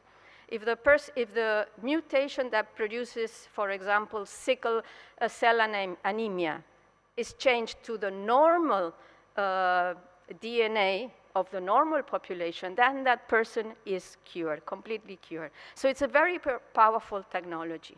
Now, we can do two types of gene editing. On the one hand, somatic gene editing, and on the other hand, germline gene editing. And there's a clear separating line between these two uses of the technology. Somatic gene editing, we are editing any cell in the body, in the human body, for example, cardiac cells, muscle cells, lung cells, whatever, but not neither sperm nor ovaries, nor oocytes, which are the germ cells that lead, when they fuse together, to the formation of an embryo. So somatic gene edited is non-heritable. It only affects the person we are treating. Yeah? I have a disease, I go to a doctor if I can, they do a gene editing, I'm the only one that's affected. Compared to germline editable disease, for use in reproduction, if it's used for reproduction purposes, now not only the individual is affected, and take into account that this is done during in vitro fertilization, so the individual yet does not exist. We're doing gene editing into somebody that's going to be born, but not only on him, but also in all his descendants. So whatever procedure we do during in vitro fertilization goes on to the descendants. And this is very easy to do because it's just another step within the in vitro fertilization. So since this technology is so powerful, immediately with the development in 2012 of the technology, science immediately acknowledged the power of the technology and the risks, and the high risks of somebody using this technology to do genome editing with reproductive purposes. So warning papers from the scientific community published and appeared both in Nature and in Science, asking a pledge not to use this technology for editing humans. Nevertheless, in the second International Summit on Human Gene Editing, this scientist, Zhang Q. He, announced that he had done an experiment, because it was an experiment, it was not a clinical trial, it was not a treatment, where he had created 2 babies that were born, that were gene edited, theoretically, to provide them resistance to HIV. So everything was faulty about this event, both from the technological point of view, because there were lots of mistakes that he made in doing it, and from the ethical, legal, whatever other point of view you want to see this event. However, from bad things, I think we need to learn. And from this, we learned 2 things. Again, that the technology is very easy to do. I mean, if he did it alone, well, not alone, but in his environment, in his university, and gave birth to 2 genome-edited children that are now living, anyone can do it.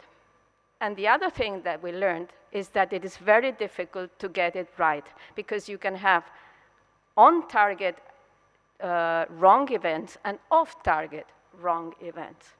Yeah? So after this experiment came, and the community started to be more and more energetic about their sayings. Yeah?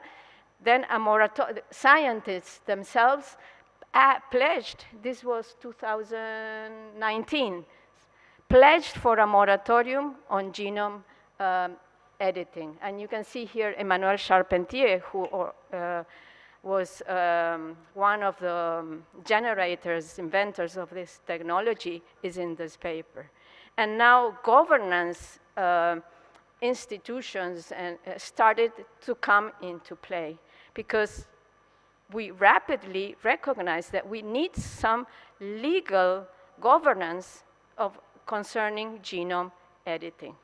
So I'm going to mention a few of the committees that are getting together worldwide in order to give some guidelines concerning genome editing with reproductive purposes. And two of the committees that got together are these ones. A consensus study report from the National Academy of Sciences and the Royal Society got together and came with this report. I don't remember, it was 2020 or 2021 that this came out, trying to define a responsible pathway for clinical use in hereditable genome editing should a decision be made by any nation to permit its use. And on the other hand, the World Health Organization got together and came out with this report with nine recommendations, and their conclusions was that it would be irresponsible at this time for anyone to proceed with clinical applications of germline human genome editing. These were not the only ones. Ethic committees got together everywhere in the world. The UNESCO International Bioethics Committee has also pledged for a moratorium in genome editing. A global observatory has been created. And from all these different committees that took place and continue to be taking place at this moment in parallel. And some of the people in one committee are also present in the other committee. So it's a sort of a mixture of things. We are beginning to understand what the power and the dangers of this technology. One of the main outcomes is that they all recommend that we need to come to a consensus. And this consensus should start first nationwide, then regional-wide, and then international-wide. And this consensus on germline editing with reproductive purposes should include all stakeholders, bioethicists, policymakers, scientists, healthcare providers, including society.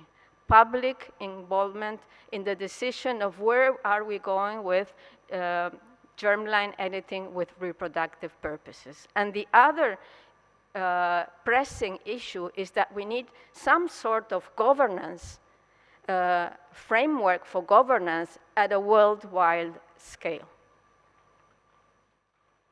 Now, at the same time that all these committees were taking place, a very interesting work was done by Baylis and co-workers, which was published in CRISPR Journal in 2020, where they inquired all over the world, tried to see what were the policies that had been established or were present there concerning germline editing for reproductive purposes. And they came up with this map, which is policy on heritable human editing for reproduction. In red, those countries that are against it. In yellow, those countries that are against it, but with exceptions. Permitted, there are no countries permitted. Indeterminate, some countries, and no relevant information could be found for other countries, including Thailand, maybe Vietnam, so maybe we can discuss that afterwards. But this map, I think, is sort of overrated, because it doesn't mean that in each one of these red countries, genome editing is prohibited. In our country, in Argentina, it is prohibited by law. In the US, it's not, this prohibition is not by law. In some countries, this red thing comes from society, in vitro fertilization societies. So, I mean, this map, I think, shows that the world is going into the direction of not using genome editing with reproductive purposes, but still we need legislation. Now, I want to finish with this, with somatic cell editing, which I didn't say much about it. Somatic cell editing is a completely different story. As I said, it only affects the individual we're treating. There are several clinical trials that are going on, and many more will appear. And all of them are in clinical trial. None have been accepted for therapeutics yet, but the first results, for example, for sickle cell anemia and beta thalassemia are amazing. Maybe you have seen the Victoria Gray story about sickle cell anemia. She's completely cured of her sickle cell anemia in the clinical trial. So this is a huge promise. However, the gene therapies using the classical technology that we have on hand today cost between $500,000 to $2 million a treatment. So maybe with gene editing the costs go down, but I don't think they will go down that much because there's a lot of medical going into hospitals that you need to do these therapies. So in spite of the fact that these therapies are really promising, and I think that they can revolutionize how we treat people, we have to ask ourselves, who is going to be able to afford this? Probably the richer countries, and within the richer countries, the richer people. And it's going to put a huge burden on the health system. And so equality is not going to be as certain with this technology. So finally, again, CRISPR is now everywhere. We are in the genome editing era. We need some legislation, urgently needed. And again, failing to prepare is preparing to fail. Thank you.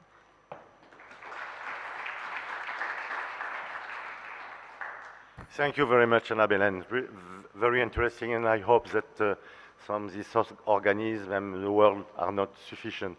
But I can just give you an example. You speak about sickle cell disease. Drepanocytosis is called also, with the disease of hemoglobin. Is one of the most important cases in France with young children coming from Africa.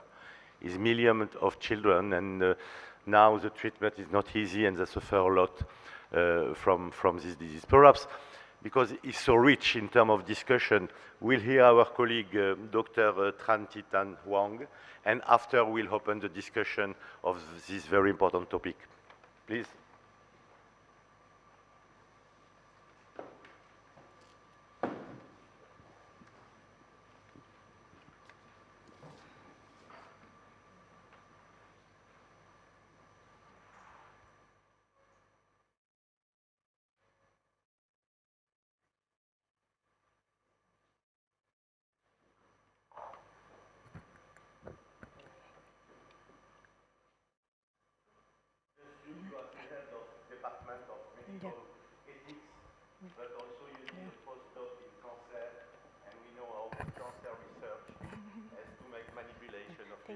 Thank you.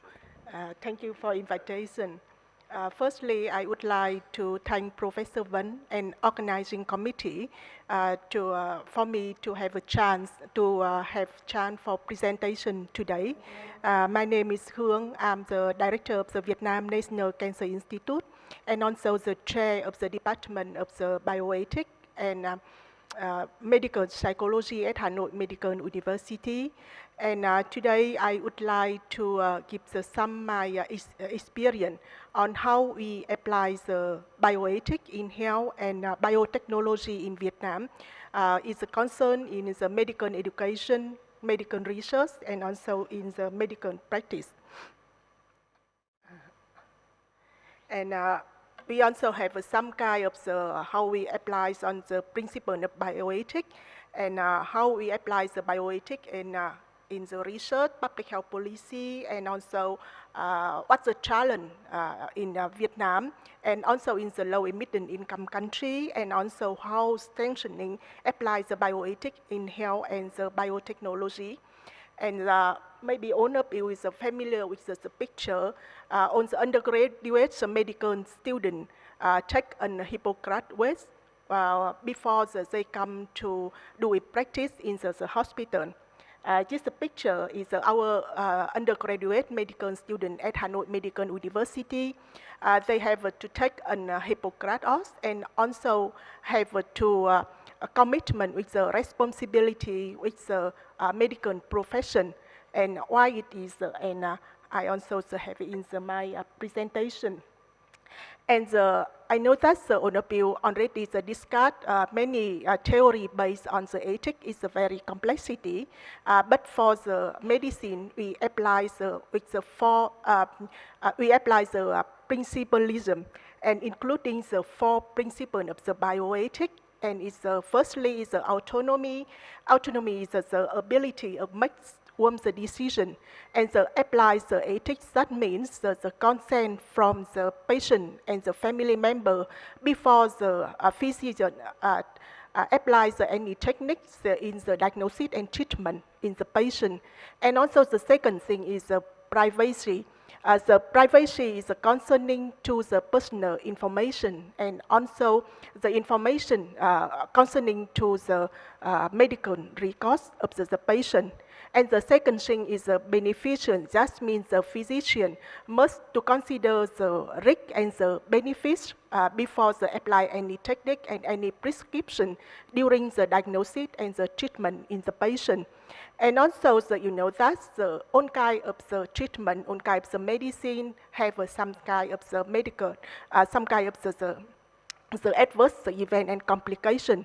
So that the physician must to apply based on the individual patient. That means they have a do not harm for the individual patient. And also the last, the principle of the bioethics is justice.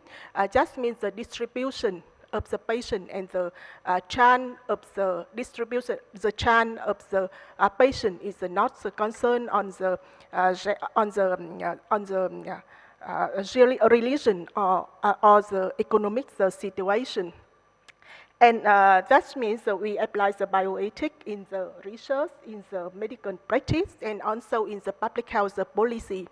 In medical education in Vietnam now, we have the section, the module on the bioethics applied in the own curriculum as a medical school in Vietnam. And for the medical research, we have also the institution review board at the national level and also at the institutional level. Most of the hospital and the university have the institution and institution review board.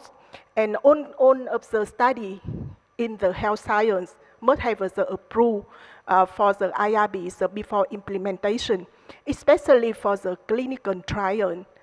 We have to apply for 2 levels of the IRBs, from IRBs at the institution and also the IRB from the Ministry of Health. And the many of the public health policy, we also must to consider about the ethical issue. And the one example is the law of the tobacco control or the law of the smoking control. We must also consider the ethical issue. And I also know that we have a special section on the pandemic is the COVID, and here is the example of the how the ethical issue in the clinical practice in the medical research and also in the public health policy. In the picture, you can see in the first picture is a hospital from India, where the two patients have to stay in one bed. And the second picture is one private hospital in Ho Chi Minh City. And all of the best treatment for the COVID patient. Just means there is and also for the COVID-19, there is in the first period is the lacking of the information, lacking of the knowledge of the diagnosis and treatment, and also lacking of the equipment. Just means we have to face with the many ethical issues, and including the maybe the patient not receive the most beneficial treatment, not get the enough information, and also the very important is the stigmatization of the patient during this time, and also the inequality in the treatment because of the crowded of the patient in the hospital, and also it's the effect on the chance of the patient with the other disease. They don't have a chance to go to the hospital for the treatment. And my hospital in this time have also 1 month for lockdown, so that's many oncology patients. They can't come from the provincial level hospital to come to our hospital for the treatment. And also it's stigmatized for the healthcare staff. And concerning to the medical research, we know that is very common with the test, with the vaccine, and with the medicine for the treatment. It's always the urgent approval. That means that we don't have enough the process for IRB process for the consent, and sometimes we don't have not enough time for follow up the patient, especially in the vaccine and also for the medicine. For example, for the other kind of the vaccine to apply in the community, it takes 10 to 20 years for follow-up before it's spent in the whole community. But in here for the COVID-19, we still have some kind of the clinical ethical issue in the research. And, and there is some ethical issue in the public health ethics. And we can see that this Hanoi is the first picture during the guarantee time, and the second picture is the first day when the lives become normalized, and we can see that is the lockdown, the guarantee, and the setting up the surveillance system, and also distribution vaccine concerning some ethical issue like the privacy of the individual, the autonomy, and also in the inequality of the receiving the vaccination. And this is my team is our study from my team. And this study published in the Frontier in the Psychology. And we, in this study, we identify the mental health problem among the frontline healthcare workers in some hospitals with the treatment of the COVID-19 patient. And we can see that is a large number of the healthcare staff got stress, got burnout, and the depression. And also some of our healthcare staff, they are very stigmatized, and they also said that they are waiting until the dark, very late in the evening, and to go out of the hospital, because they are very afraid that the other people to know just as they are working as an infectious hospital. It's also the stigmatized of the healthcare staff. And why our undergraduate students also have to commit with the responsibility for the medical professional. The doctor has the two roles. The first role is a healer, and the second role is a professional. But there is a transition of the disease. And nowadays, in every country, especially in the developing country, we have the increasing of the chronic disease like the oncology, hypertension, and diabetes. Just mean it's the ethical issues can be influenced. And also the cost of the healthcare, not only in the developing country, but also in the Western country is increasing a lot. And that means that not everyone can have a possibility in receiving the treatment. And also we have the participation of the third organization concerning to the payment like the healthcare insurance. And in Vietnam, for the high technology treatment, the healthcare insurance is not covered. And also for the cancer screening, and also for some kind of the new technology and medicine in the oncology treatment, the health insurance is cannot affordable. And also, so it is quite difficult for the healthcare staff to apply the bioethics principle. And also the development of the information technology, the knowledge of the patient improving, and also the impact of the social media, and also the competition of the pharmaceutical industry can influence a lot on the healthcare staff to apply the bioethics principle in the healthcare practice. And that is why in our medical curriculum, we integrated of the principle of the bioethics and also medical professionalism in the education for the medical student. And this is also another study of our team.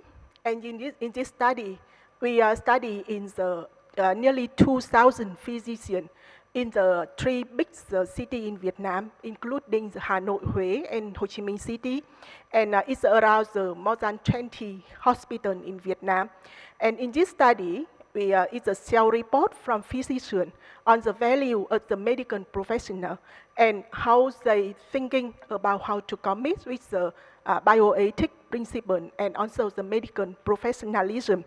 And in this study, we have the result that more than 99% of the physicians agree that they must to continue the education for upgrade the knowledge or skill or the most involvement in the study, and also the involved in the quality assurance. But only nearly 65% of physicians, they agree that they must provide the necessary service to the patient, not related to ability to pay from the patient. This is very hard to do. And also concerning to the medical error reporting, and in this our study, we also the results shows that only 30% of the physicians, they agree that the physician must to inform to the patient on the medical error related to the treatment procedure, because we still now don't have enough regulation to protect the physician. And everyone know about the useful of the biotechnology and the medicine. And for the biotechnology, we can see that the production of the medicine and pharmaceutical product for the treating or diagnosis of the disorder.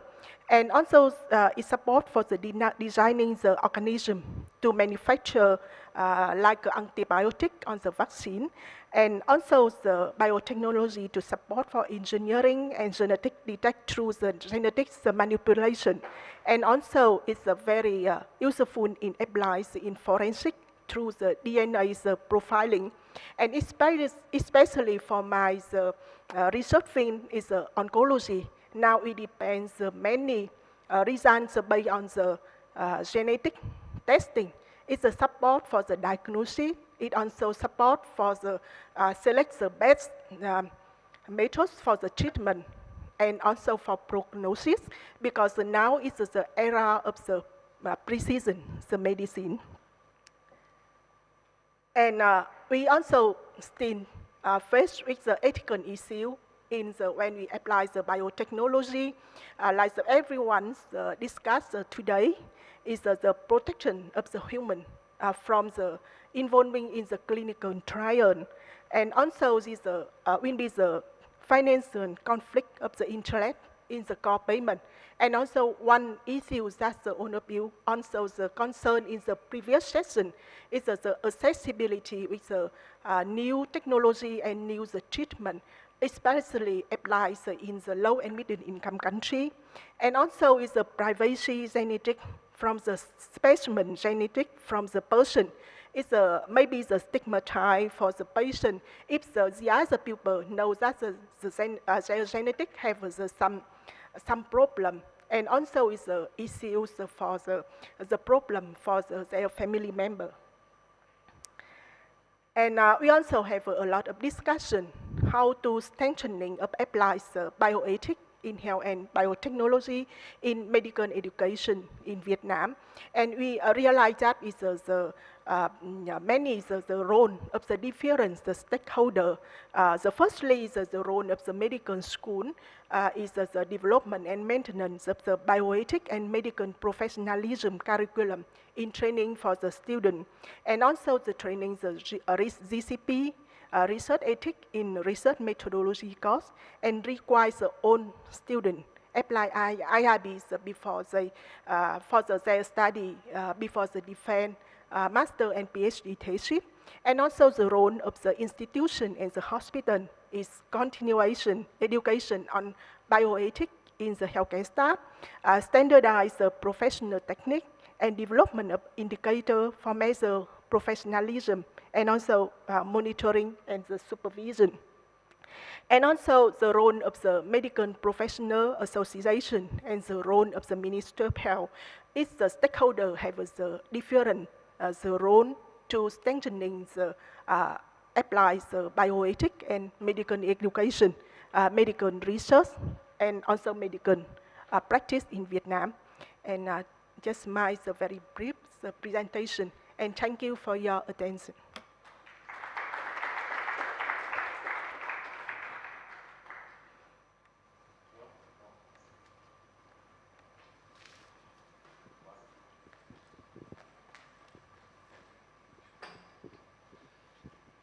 Okay, thank you very much. And very happy to see how you take into account bioethics in Vietnam and everything you are doing. I think it's very, very, very important, and I think it's a good model for many type of country. Okay, manipulating living organisms. Perhaps just to give you the floor and for questions. It was a big debate about COVID, about manipulation of this virus. This virus is a natural one, is not a natural one. I am not a virologist, but I discuss a lot with some of my colleague virologists. They say, no, this virus is a natural one. It's not coming from a specific fabrication. For sure, in terms of research, and we know that in a virological center in Wuhan, they made some manipulation of coronavirus to see which one will be much more dangerous. But this one, the virus that we had, don't speak about the variants, is a natural virus, according to the virologists. It was not a creation. And I remember the big polemics with Professor Montagnier, now he's dead. He says that we put on this virus some gene of HIV. You remember, Dominique? About this polemic was completely stupid, and it was not a fact. Now you have the floor. It was a very important debate because what you say, Anna Belen, was very, very important. We are a little afraid. And if I make a comparison with artificial intelligence, we discussed in the morning, it's very positive, but some adverse event in terms of freedom. It's the same, I think, for the manipulation and genetic manipulation. Do you have some questions for our colleagues? Yes. No, the microphone is coming. Protect your voice. The question for Anna, thank you for a wonderful talk. And we're talking about genome mapping for any of us in the room. Do you know in terms of policy, right? Who get access to that data beside us if we pay and we get access to our genetic? But in terms of the company, and so will they protect us and how they store the data without getting to the hand of the bad guy, the hacker, and they can use that to sell on the black market, right? And so that always the issue. Do you aware of any in terms of policy to protect us as the consumer or people who want to map out our gene? Oh, that's a big issue that's going on in at least in our country and in every country. And every country has its law. For example, I give you an example. Crimes in Argentina have been solved now due to the fact that blood was taken from somebody that was convicted or somebody that's free, but you have his blood and you can, his DNA was sequenced, and now you can see that a crime is committed now, and you can go backwards, because now you can sequence and go backward to the information that you had before. So in forensic, that's a big issue. And data is being used backwards. So I'm not really an expert on how it is protected. I can tell you what we do in the lab. We do not genome sequencing, but exome sequencing for diagnostics in hearing defect. The only one that has access to that information is us, and it's protected. And we can give the information if the patient wants it, for them to have it for future use. Because the problem with genome sequencing is that the information is so big. The sequencing is very easy now. It's cheap and easy. The problem is analyzing, and it's a huge bioinformatic burden. So we look for mutations for hearing defects, but maybe the patient wants the rest of the information for his future. So if the patient asks, we give him the information. We give them the file, and he can use it for whatever. But the information is not in our labs. It's only kept in our lab. Thank you.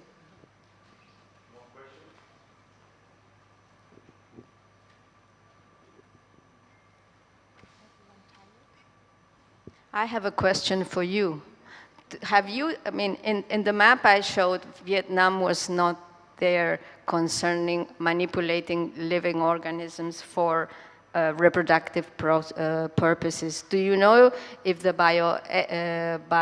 bioethics committees have discussed in this issue or not?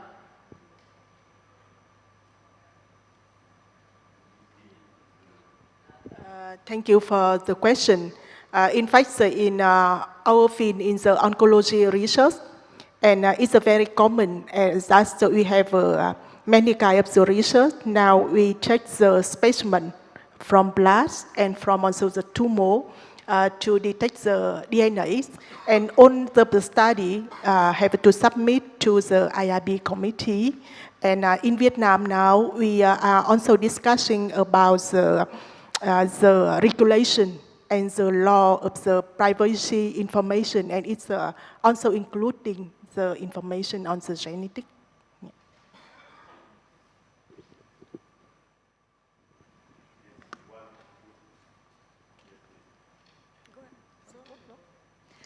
Thank you.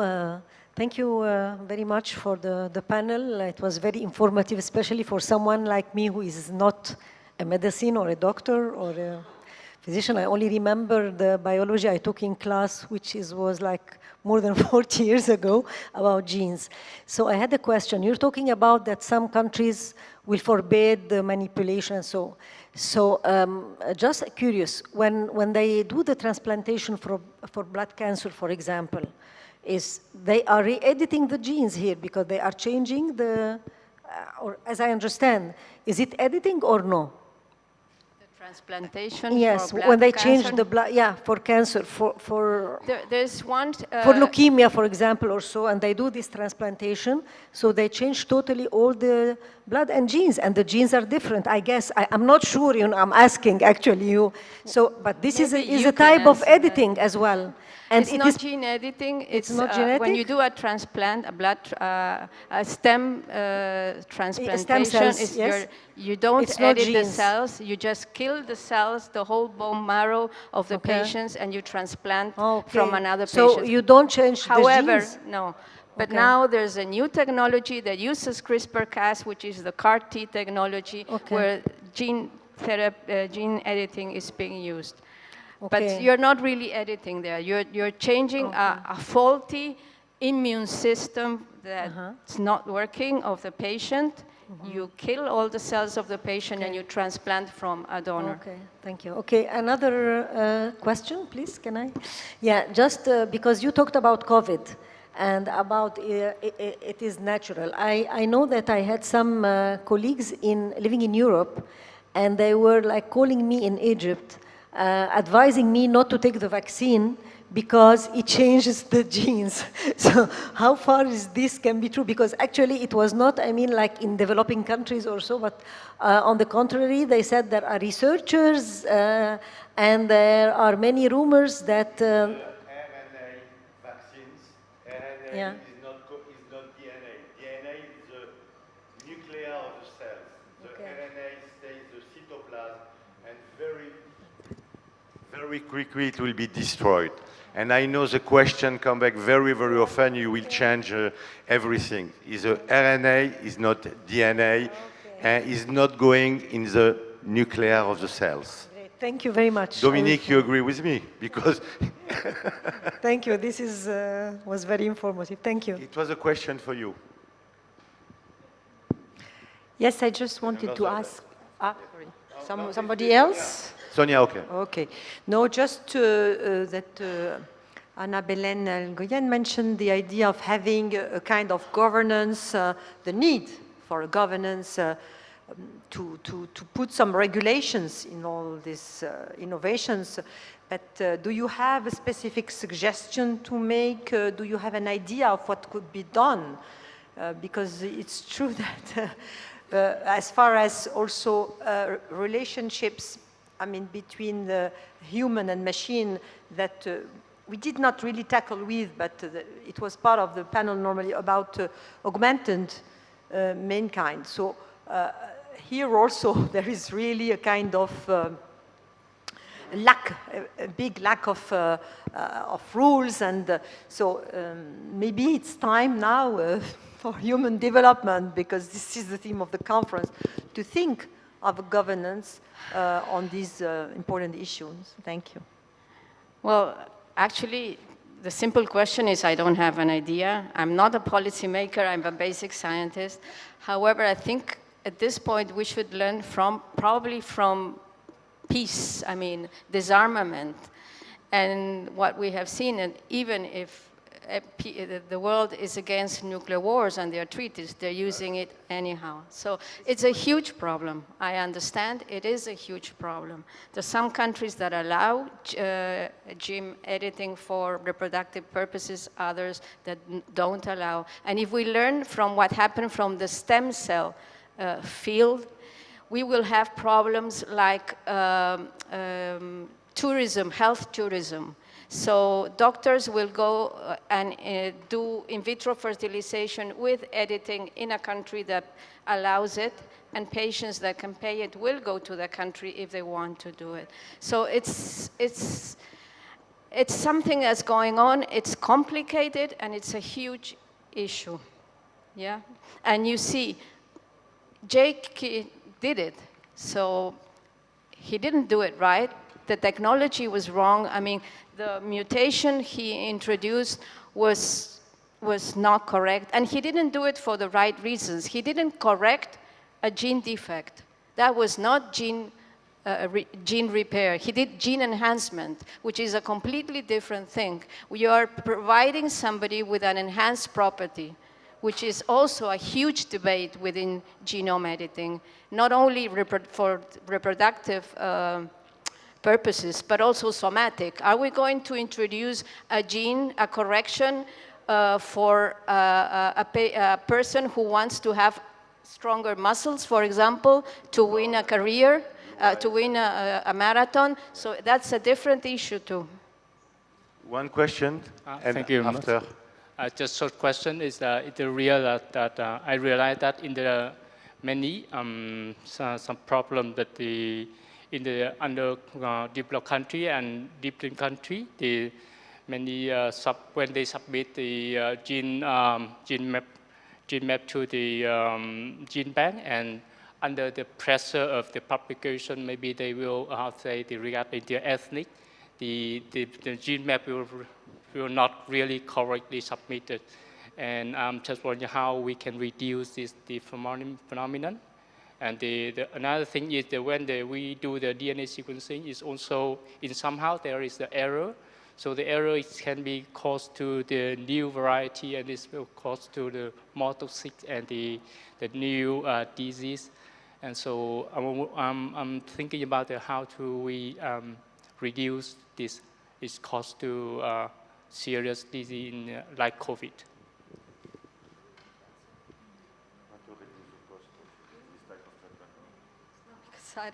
Can you really repeat the question for me, because I can't hear you. I'm sorry if I speak not loud enough. I'm realized that when we submit the DNA sequence into the gene bank, it's the fact that under the pressure of the publications published, some people, they will edit the raw data into the gene bank. So and the data, another people will use this, will use the gene bank for information. So it will cause another error and another mistake in the new publication.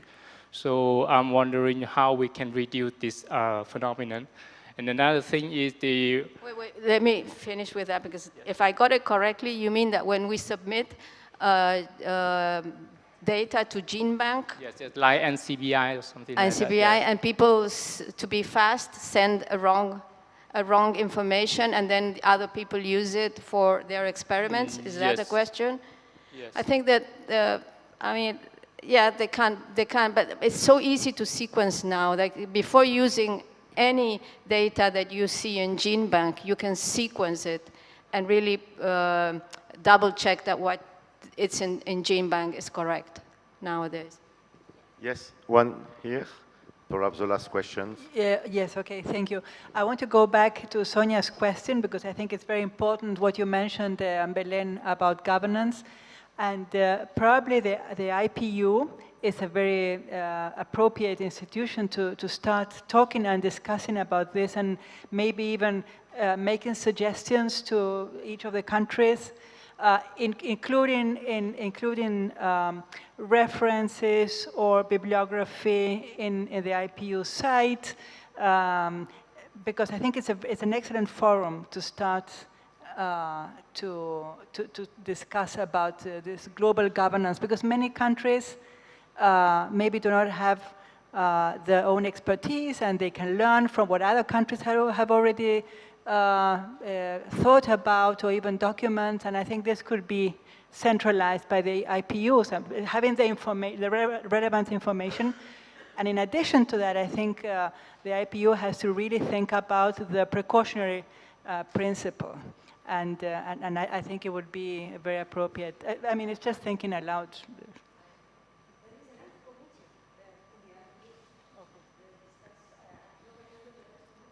Okay, just. Yes, I was saying that there is a health committee in the IPU. I have not attended the health committee. I am attending mostly, you know, the sustainable cities, things that are more related to my field, and of course the science and technology. It can be also, I mean, discussed in science and technology actually. So it can be discussed in science and technology, and maybe jointly with the health committee. I will transfer this also to Ambassador Mukhtar as well, and maybe we can go forward up there. Thank you. I don't want to finish by a pessimistic comment, but my fear, I think, this is too late. It's too late because it's very impossible to stop research, even if the research is not for the good things. And how to prevent this one, even in the level of government, it's impossible to have a worldwide agreement. I agree with you when you speak about health tourism. My countries, I don't accept, I go in another country. This other country doesn't accept, I go in another one. I hope we'll take responsibility in a world, because it's not a problem of one country. It's a worldwide concern. And you show the guy. You show the guy, he made the presentation, and we don't know what will be the next step. I hope that the crazy of humanity will stop. And I don't want to see science is so important for this type of thing and for the future. But okay, I finish with this comment because it's the last session. I know that you make some conclusion. I want really to thank, or you want, okay, the last one. I think that after the JK event of these two babies, I think that clinicians are self-restraining them. I know that there were people in Russia who wanted to do the same, and because of this incident and what happened to him and the two reports, they stopped. So there was no legislation in China against this, against genome editing for reproductive purposes. However, and that's why he went on after this, and all the bad things he was heard from all sciences and all science. He was fired from the university, although the university must have approved his IRB. He was imprisoned, but by malpractice, for malpractice of medicine, not for using a technology that was banned in the country. So I think that after this incident, I mean, we are all backing from this, the use for reproductive purposes, but it needs a legislation and it needs governance. Thank you, Anna-Belen. Thank you very much, and we finish with this discussion.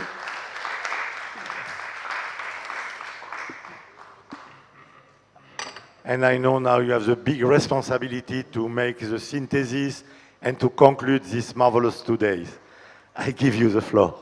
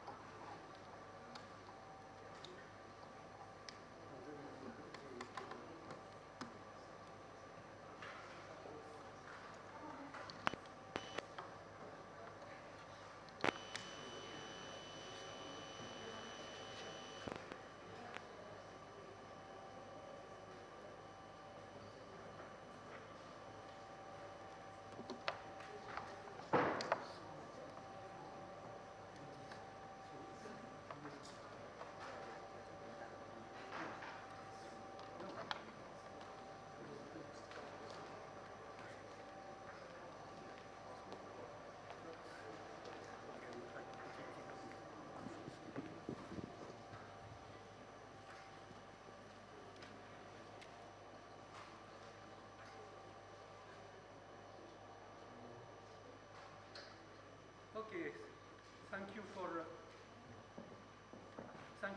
for being still there. I hope you can hear me, okay? We are not late, by the way, Robert. You could have had a little bit more time, but that's fine. We will finish earlier. And my presentation will not be long, so we will not finish very late. So, first, you see that I have changed not the title of the conference, Science, Ethics, and Human Development, but my presentation will not be conclusions and summaries. This would be too ambitious. Maybe we will do that later when we will get the report from the moderators, so we can assemble something which could give a kind of outcome of the conference. I hope very much that the moderators will help us to give us 2 pages on their roundtables or on their speeches. So I have taken the title, Remarks, Souvenirs. This is not the old time, it's the last 2 days, but I called it Souvenirs. And, sorry, it's not and, but and thanks.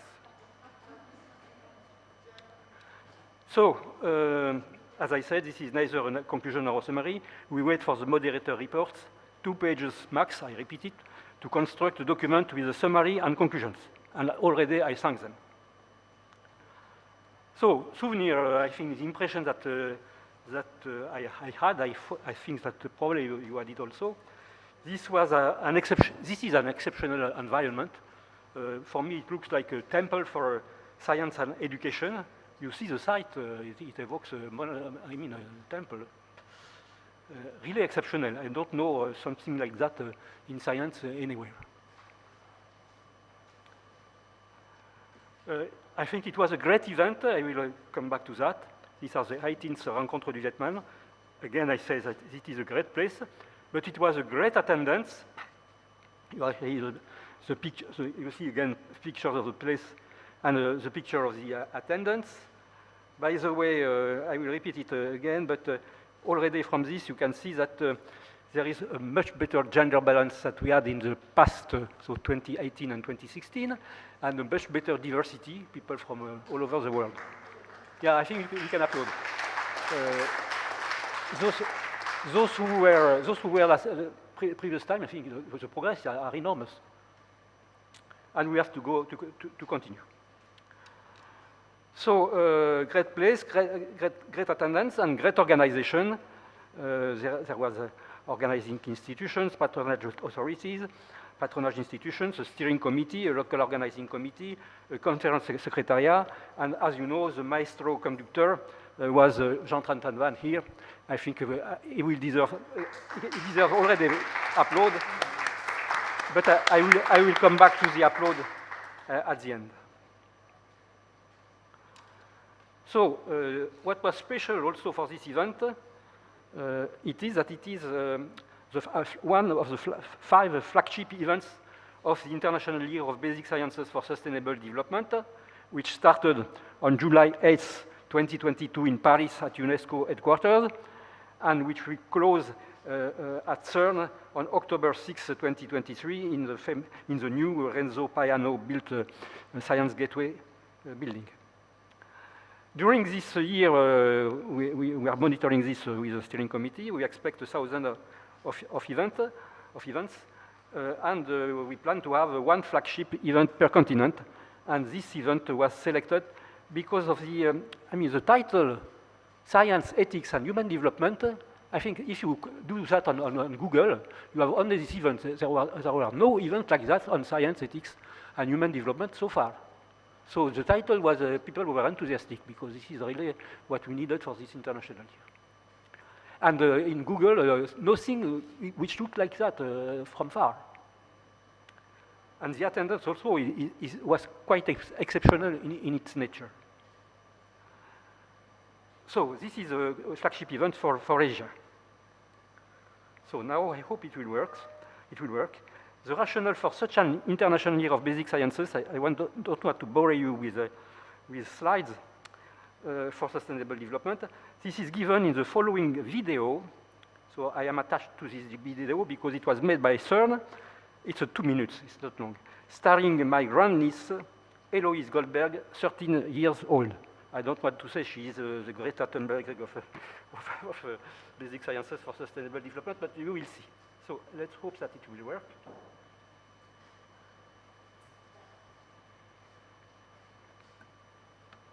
Take some time to start.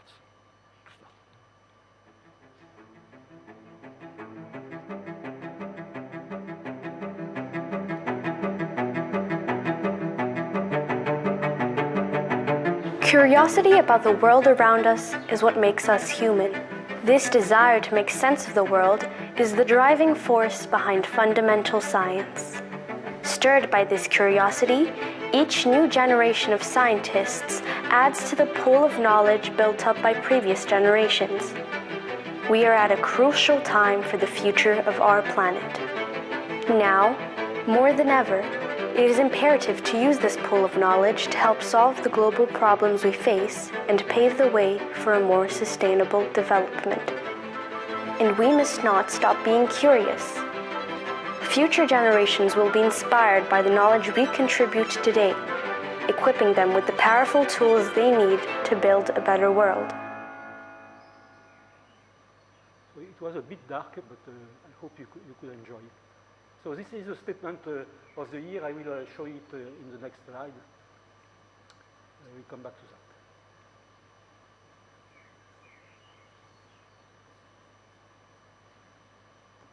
So I hope you enjoyed. So again, I will repeat this statement, slightly enriched. Basic sciences are curiosity and inquiry driven.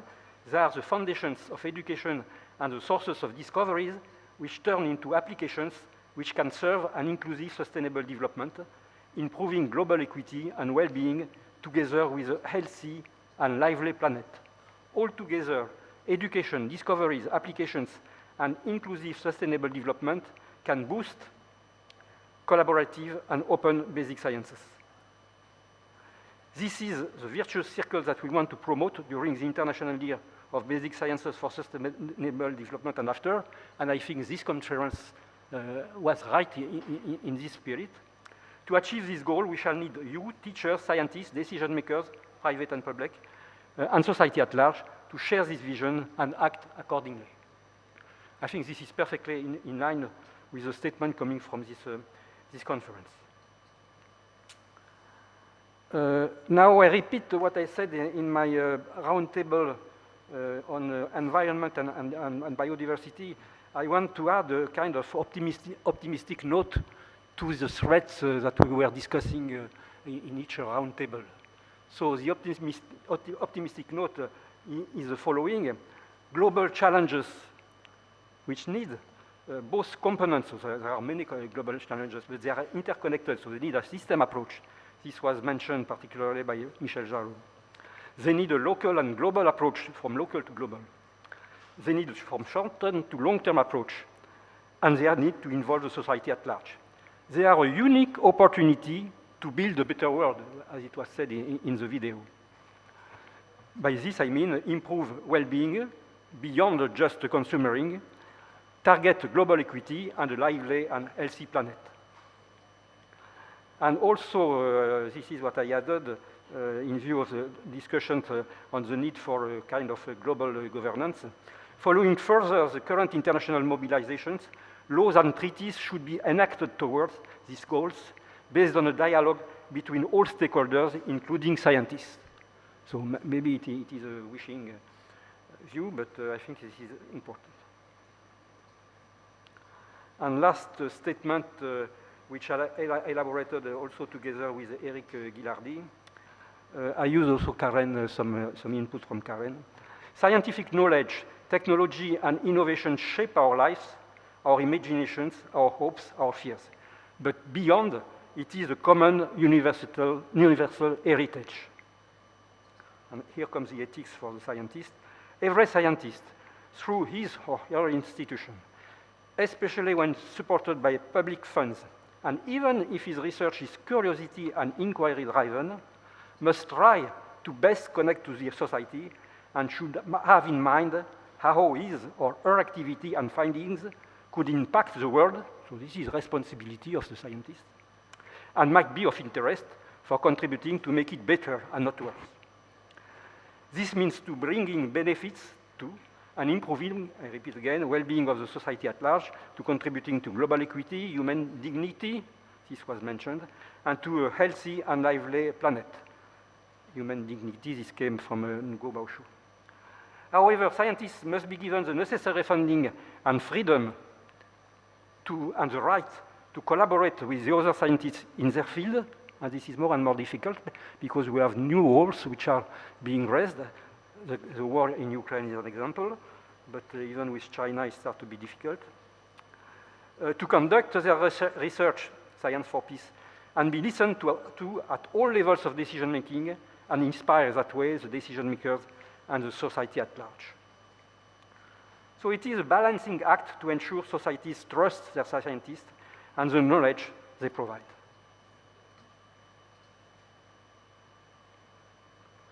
So now I come to some pictures, because pictures are the best way to get souvenir. So it was a working atmosphere. You can see that from these three pictures.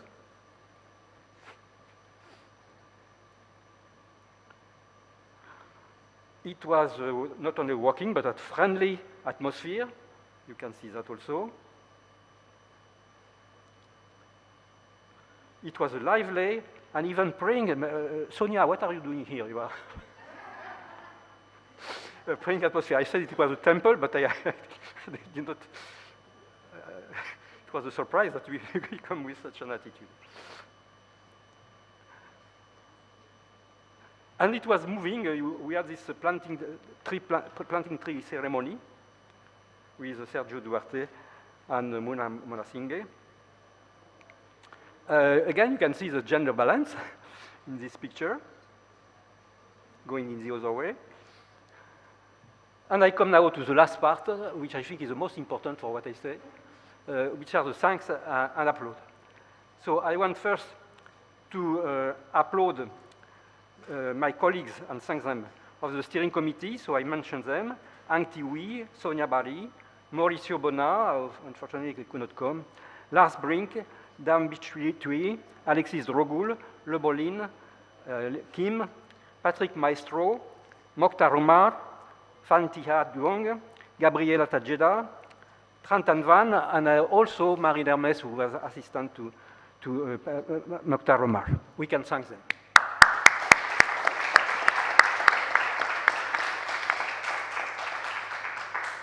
I want to thank the moderator who did a huge work, thank the panelists and the speakers who were all great.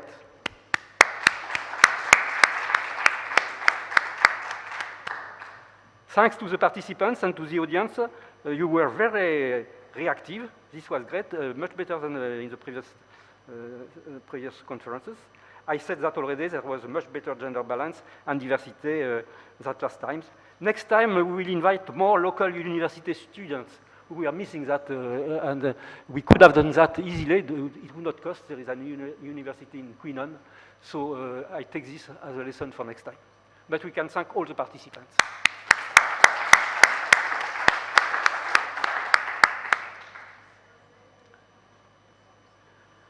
I want you to give again a mistake. I did that the last time. A special thanks to Maurizio Bona. He could not. He was very, very active in preparing this conference, and at the last minute, because of long COVID of his wife, he could not attend. He could not leave her alone. So I hope she will recover, and we can have a new collaboration with Maurizio. So we can thank him. I want to thank the Interparliamentary Union for their exceptional participation. This gave a new flavor and a quite original flavor to this conference. We did not have that in the past. I hope we will keep this relation, which is in line with having a diversity of participants, from scientists to decision makers, up to parliamentarians. This is really great that you came so many and participated actively. So I want to applaud you for your participation. And again, at the same time, I want to thank Ambassador Mokhtar Omar, who was very active to get you on board, and again, Marine Hermes, who helped a lot.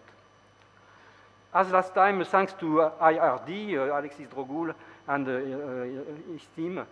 Thanks also to the Solvay for their support. They made it a success.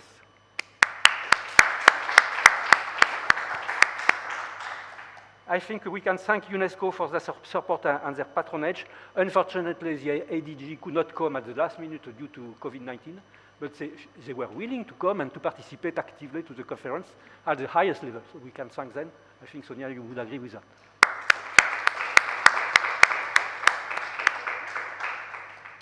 And I want to, again, to give a special thanks to all participants, especially for those who came from very far. So some had 48 hours. Yes, you want to say something? So, we applaud.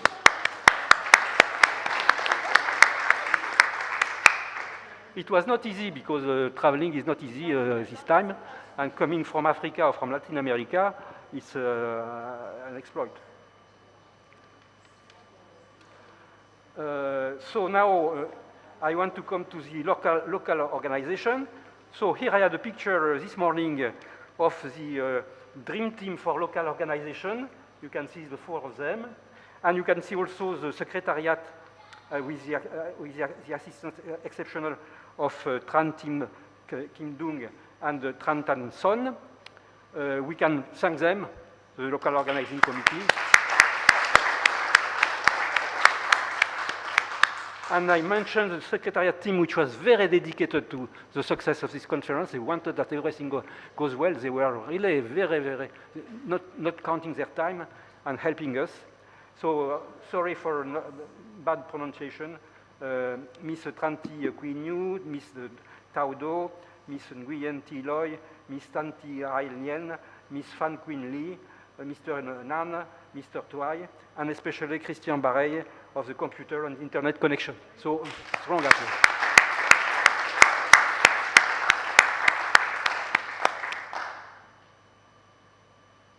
And last but not least, thanks to Van and Kim.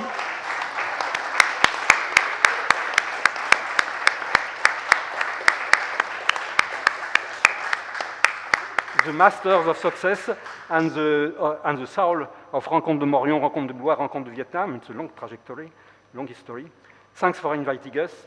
Long life to them and to these rencontres, which are unique in the world by their type of gathering people from all age, diversity, and professional skillness, and by their work and this working and friendly atmosphere, which is quite unique.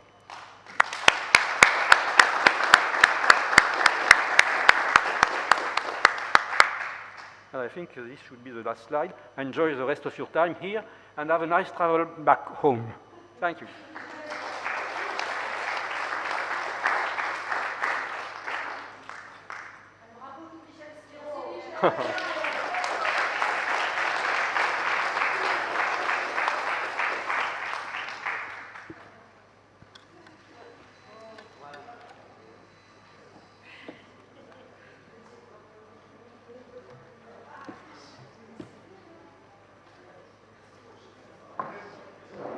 So what happens now? When are the buses? No, we have the dinner here.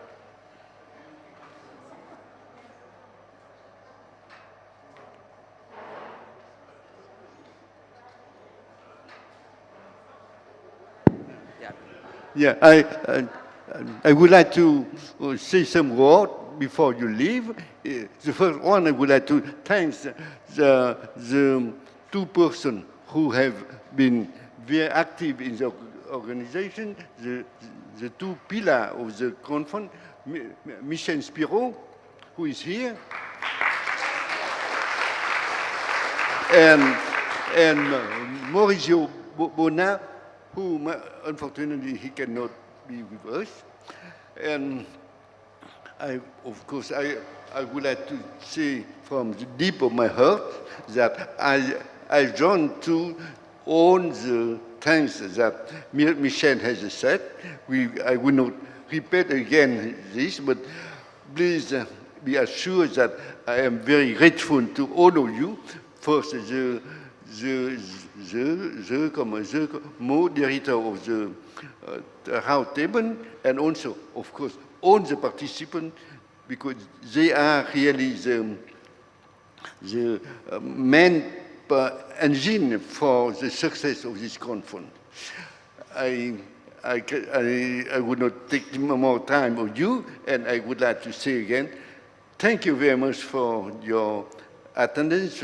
And thank you very much also for those who have made a long trip to come here. Yesterday I met someone who says that he has spent 50 hours to come here from Bolivia, from countries that I must say I do not know very well.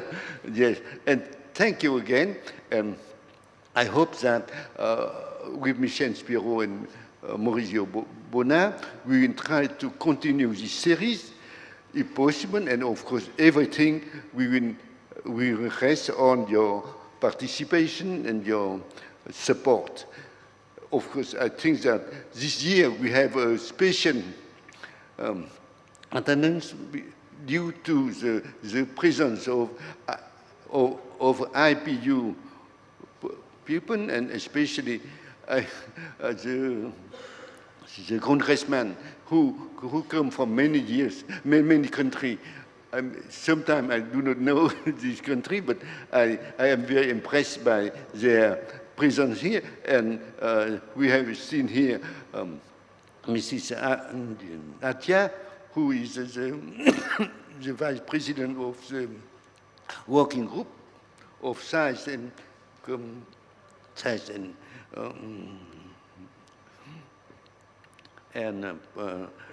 technology. Just thank you very much. Okay, then I would like to thank you again. And I do not forget that this year also we have almost at the same time as our conference, a special conference on environment. And I would like to thank the two persons who are sitting here, Professor Hoàng Thâm and Bert Simon. Yeah, and I would like now to thank you again and hope to see you again in 2 years. Thank you.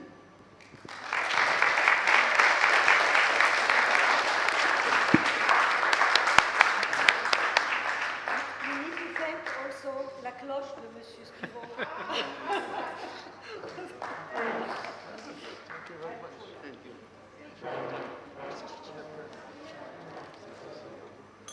Je comme ça un petit peu.